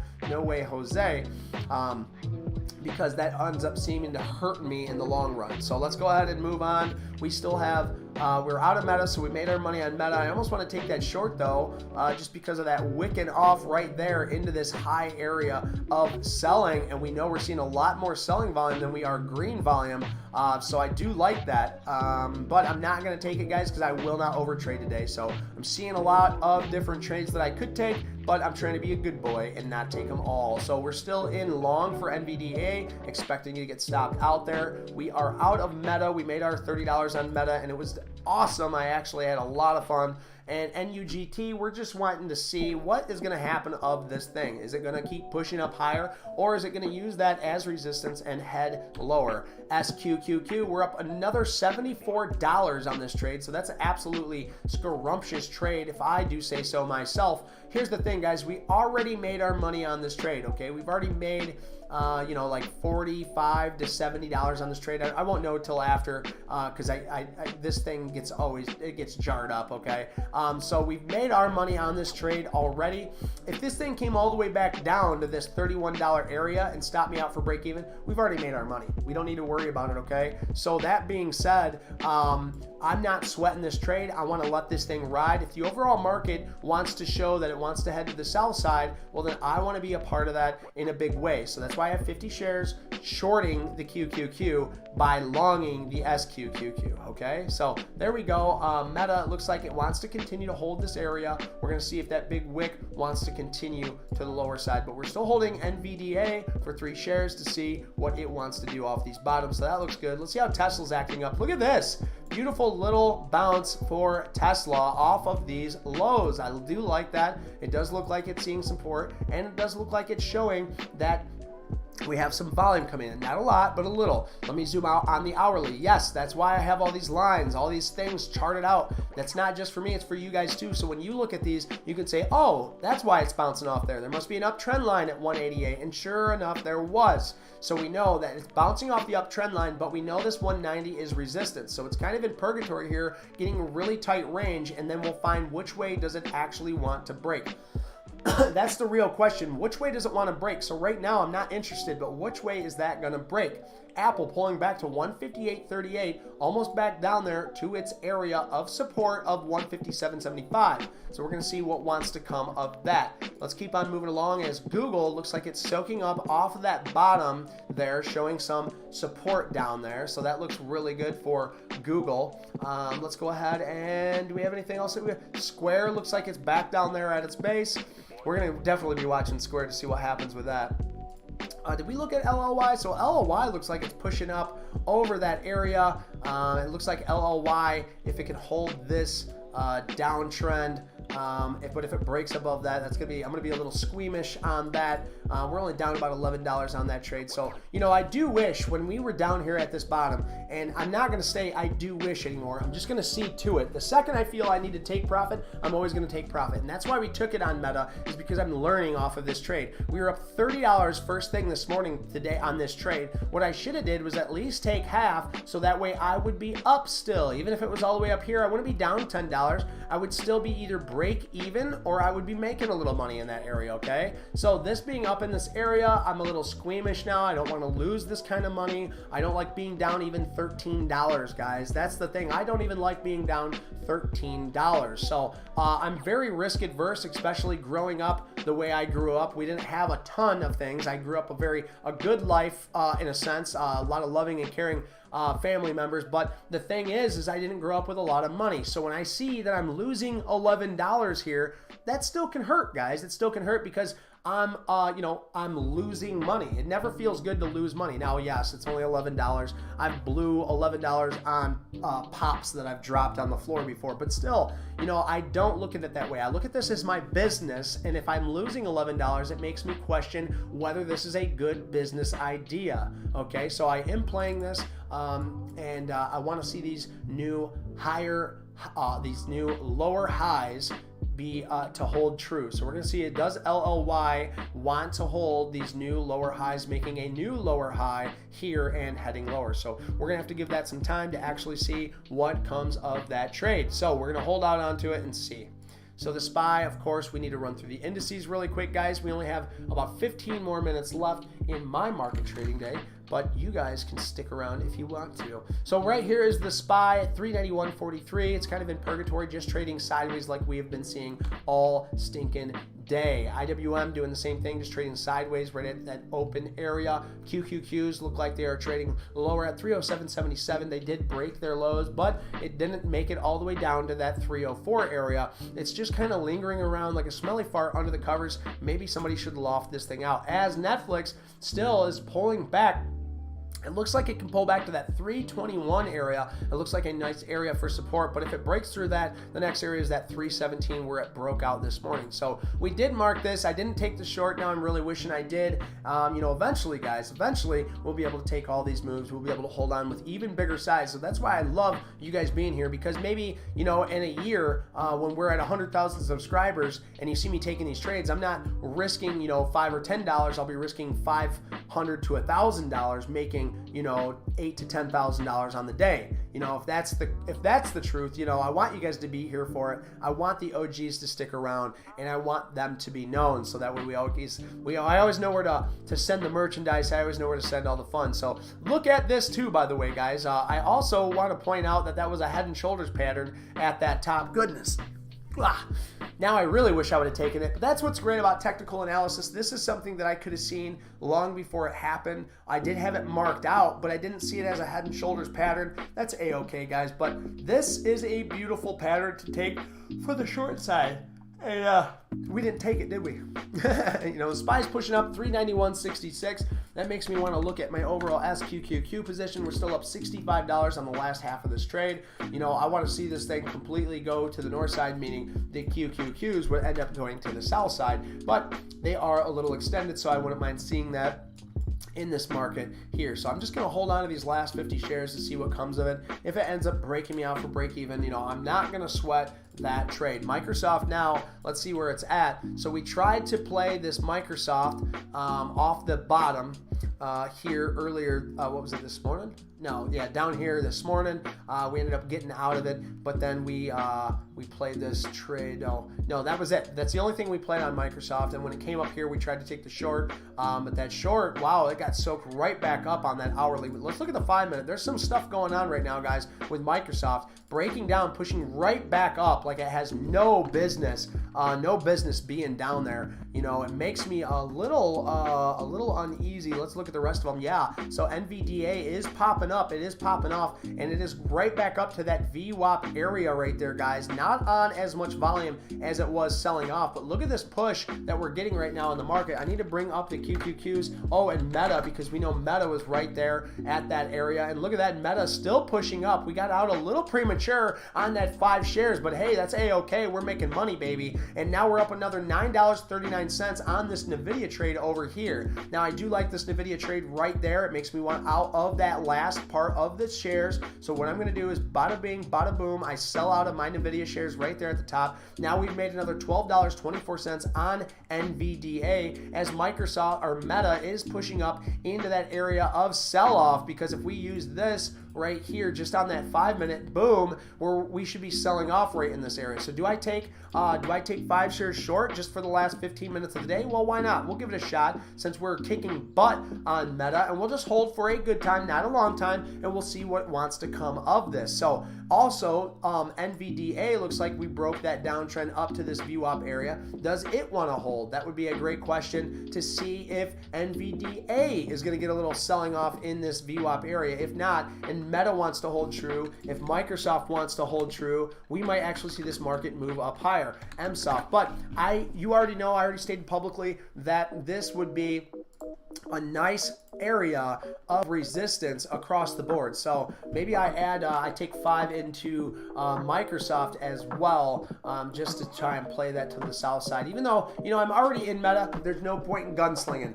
I learned from yesterday, my boys were watching out for me, and I talked to them, and guess what? We are not gunslinging today. If I'm already short one, I'm already short the other. There's no point in trying to manage 2 trades that are in the same sector. You hear that? That is a great excerpt right there. So I'm going to say it one more time. There's no point in having 2 trades in the same sector, guys. So I've already taken my 5 shares short, very small, in Meta. If it doesn't work out, I will exit the trade. But if I take shares short in Meta and Microsoft, and they're the same exact chart, at least it looks a lot like it, these tech stocks, you know, these big mega caps, and then I have to exit on Meta, then I would have to exit on Microsoft. I'd rather just exit on one and only hold one, and if I have better conviction across the board, I'll just take more shares short. Okay, so that being said, I'm glad I caught myself. I'm glad we talked through this. I'm glad you guys paid attention. All right, this one's for Joshi. Joshi, this one's for you, not for me, so cheers. Now That is some good coffee. I do love it. I do say show my shelf. So look at this, guys. We're going to go ahead and run through and see what we got going on right here in this area. So let's look at the SPY. We had that pop up right back up into that 393 area. And look at this. It's starting to get a big wick. Big wick on that. Let's go ahead and see. Yes, big wick on that. Is it going to fail here? This is the biggest area of volume that has been traded. IWM also came right back up to that 170 and is selling off. It looks like the QQQ's popped up to its daily highs right here. Look at this. Daily highs right there, and it looks like it's starting to sell off, but that was on volume. So is it going to pull back? Let's look at Netflix. Netflix had a pop right into that VWAP area. Man, I want to sell you short. I really, really do, especially in this, because I want to make my money back on Netflix, but I won't do it because that is still moving with the overall same sectors. Microsoft doing the same. That would have been a nice short. We didn't get into that because we're already into Meta. Let's look at Amazon. Amazon did the same thing, popped up to its daily highs, wicked off on that top. Now, are we going to find an area that it will hold in order for this thing to keep carrying on higher? And if that happens, we're going to go ahead and put our stop up here just above this Meta, because if it wants to break out, we don't want to be a part of that breakout if we're trying to short, right, guys? So let's look at NVDA. We made our money on NVDA. We got out right at that VWAP area, and so far that's looking like a great choice on my end. We use this bout of volume, this bout of liquidity to exit our position and make a tasty little trade there. So there we go. It looks like NVDA does look like it wants to sell off, but remember, this 264 might hold strong. So if you're going to take a short, make sure you're using good risk management, as Tesla did bounce off very beautifully off that 188 area, just as we talked about. Now, how high is this going to bounce? Well, I see this 190 again just above it. It acted as resistance before, so that might be the area. What? Jackie Chan's in the building. He wants to talk about AMD. So AMD looking just like NVDA. If we look at NVDA, we will see AMD in the same chart. We had all this selling off action in the morning. We popped up into that VWAP area, and now we're starting to see some selling off in this area again. So we want to see AMD hold these as new lower highs and test this VWAP and hold in strength and see more volume coming in to try and push it up higher. But like NVIDIA, AMD has this 98 level. This 98 level is an area of resistance, so please be cautious in that area. And if you're taking any kind of trades, any kind of shorts, make sure you're using risk management in mind. So that's what I see Jackie Chan on AMD. AMD looks like it's in an area of support right here at 96.70, but we also are kind of in purgatory here. If this thing bounces up right into this area, is a high area of resistance. It's shown on its price action that it is, and it can't even make it up there right now. It looks like it's stutter stepping right here at VWAP. So keep that in mind, that if you're looking to take this thing long, it does have some overhead resistance. And if you're looking to short this thing, this VWAP area, you know, just make sure you're using risk management, guys. But we're kind of in purgatory. It's not a good spot to take a long or a short. We're kind of right in the middle, so be careful with that. Let's make sure we're caught up on chat though. NVDA target 315 long term. Let's go ahead and look at NVDA for Joshi. Joshi says he likes that long-term setup for NVDA, and he likes it at 315. So that's awesome, man. I do like to hear that. Let me zoom out. Looks like we got out of NUGT. So NUGT, we are out of NUGT, which is a good sign because we don't want to be a part of something that's breaking out like this. But we know that right here is the resistance that I really want the short at. So if this thing wants to push up and show some of that resistance, maybe we go ahead and take another little try in that. But we lost $20, which is a small loss on this trade, a small loss on NUGT, breaking out of those highs, and we're going to see what comes of NUGT in the near future. So here we go. NVDA still stutter stepping in that area. It looks like Netflix having that pop up, trying to get to that 190. Let's see Apple. Apple popped up, started wicking off pretty hard in that area, that same area, but can it move higher on this VWAP? Because if we push up high through on VWAP, this is a VWAP pullback play where people will be buying up this VWAP area to try and see if it wants to head higher. And if that happens, that might happen as Google made new higher highs Made new higher highs, guys. That's great for Google.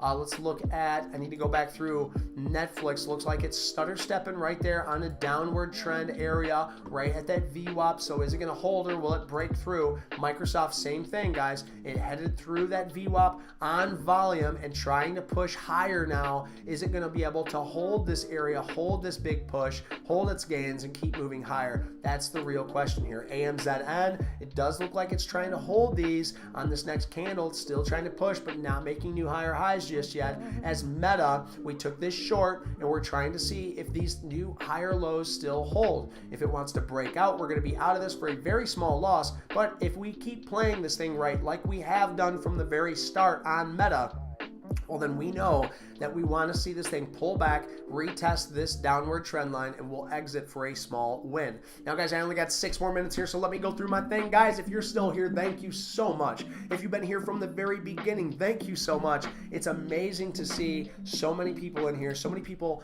giving me their time of the day. So let's see if LLY can hold this area. If it breaks out on this trend, I'm not going to want to be in LLY anymore, so we'll just see what comes of that. Goodness gracious, great balls of fire. We're going to see if LLY wants to fail in this area. So anyway, guys, what I wanted to say was if you've been with me the whole day and if you haven't hit that subscribe button yet, because I know 50% of the people that watch the show do not hit that subscribe button. So do me a huge favor, guys. Hit that like, hit that subscribe button, because I'm here every single day, Monday through Friday, 8 until 12, baby. So if you like what I'm doing, well, I like what I'm doing. So if you can stand behind that, hit that subscribe so I can be here for you. So thank you guys so much for tuning in. We got about 5 more minutes, so let me know in chat what you are watching. Joshi, take care. We'll see you on Monday, baby. We'll see you on Monday.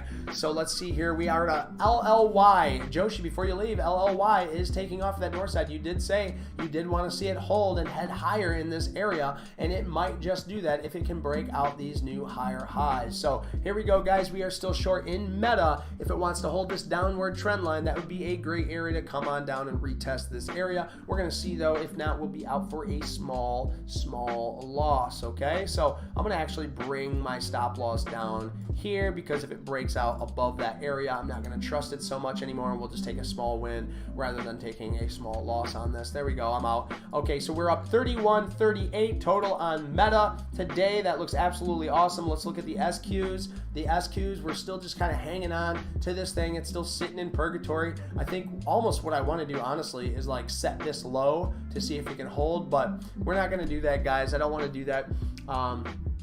I want to actually try and hold this thing for the bigger move. You know, I'm feeling very squeamish in this area, though. It makes me want to exit out now, because the overall market on a lot of different scenarios are just showing strength, guys. It's showing a lot of strength in these areas. And if we're coming to a close on the market and everybody wants to hold their dang equities over the weekend, that might tell me, guys, that might actually tell me that the overall market is still looking strong. We are still holding an uptrend. Let's look at the SPY first before I get too crazy. Yeah, and look, it's trying to break up above that area of resistance, which is that $200, that 200-day moving average. So we still need some time in this market to really understand what is going on. So we might still have some strength in the market. We might still see some bullish indications in this overall market. But what I tell you, I want to have a good weekend, guys. I don't want to sit here and think about this trade all weekend. So if we keep on moving higher and we want to hold these areas, I almost just want to cut now, take my wins, and then we could start over on Monday. That's just how I'm feeling. It's how I'm honestly feeling, guys. We're seeing a lot of selling off action in this area, but I don't want to be out unless it breaks these areas. So I'm going to go ahead and set my stop for 50 shares right here so I don't have to think about it, and then I will come back to the market at 8 o'clock, at 4 o'clock after everything closes to see, did this stop me out, or am I still holding on to this? Oops, I don't want to do that. I've done that more than once. So I'm just going to set this right here, guys. And if the market wants to stop me out, then the market can do that for a small win. Well, a pretty big win, actually. But if the market wants to continue to go to the tank side, that's A-OK too. We're going to keep making money on this tasty trade, and we will see if that's what it wants to do. So you guys know my levels. These are mine, not yours. We got 2 more minutes. So let me just start by saying, guys, listen, if you're still here and you haven't, hit that like, hit that subscribe button right here on the screen. We almost met our goal today. I'm sure I will meet my goal of 25 after stream, but we had an awesome day today, guys.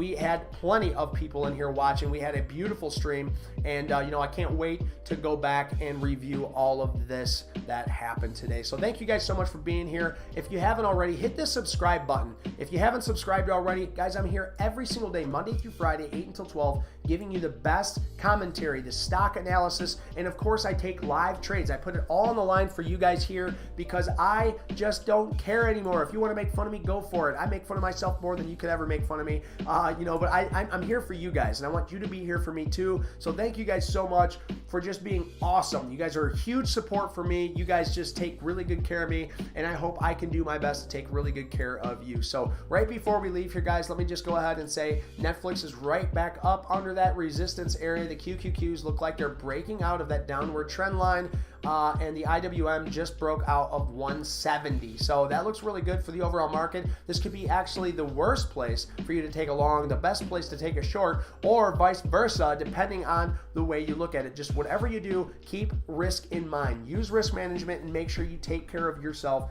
after the market. So guys, just want you to know, thank you. Thank you for being here, and we'll see you on Monday.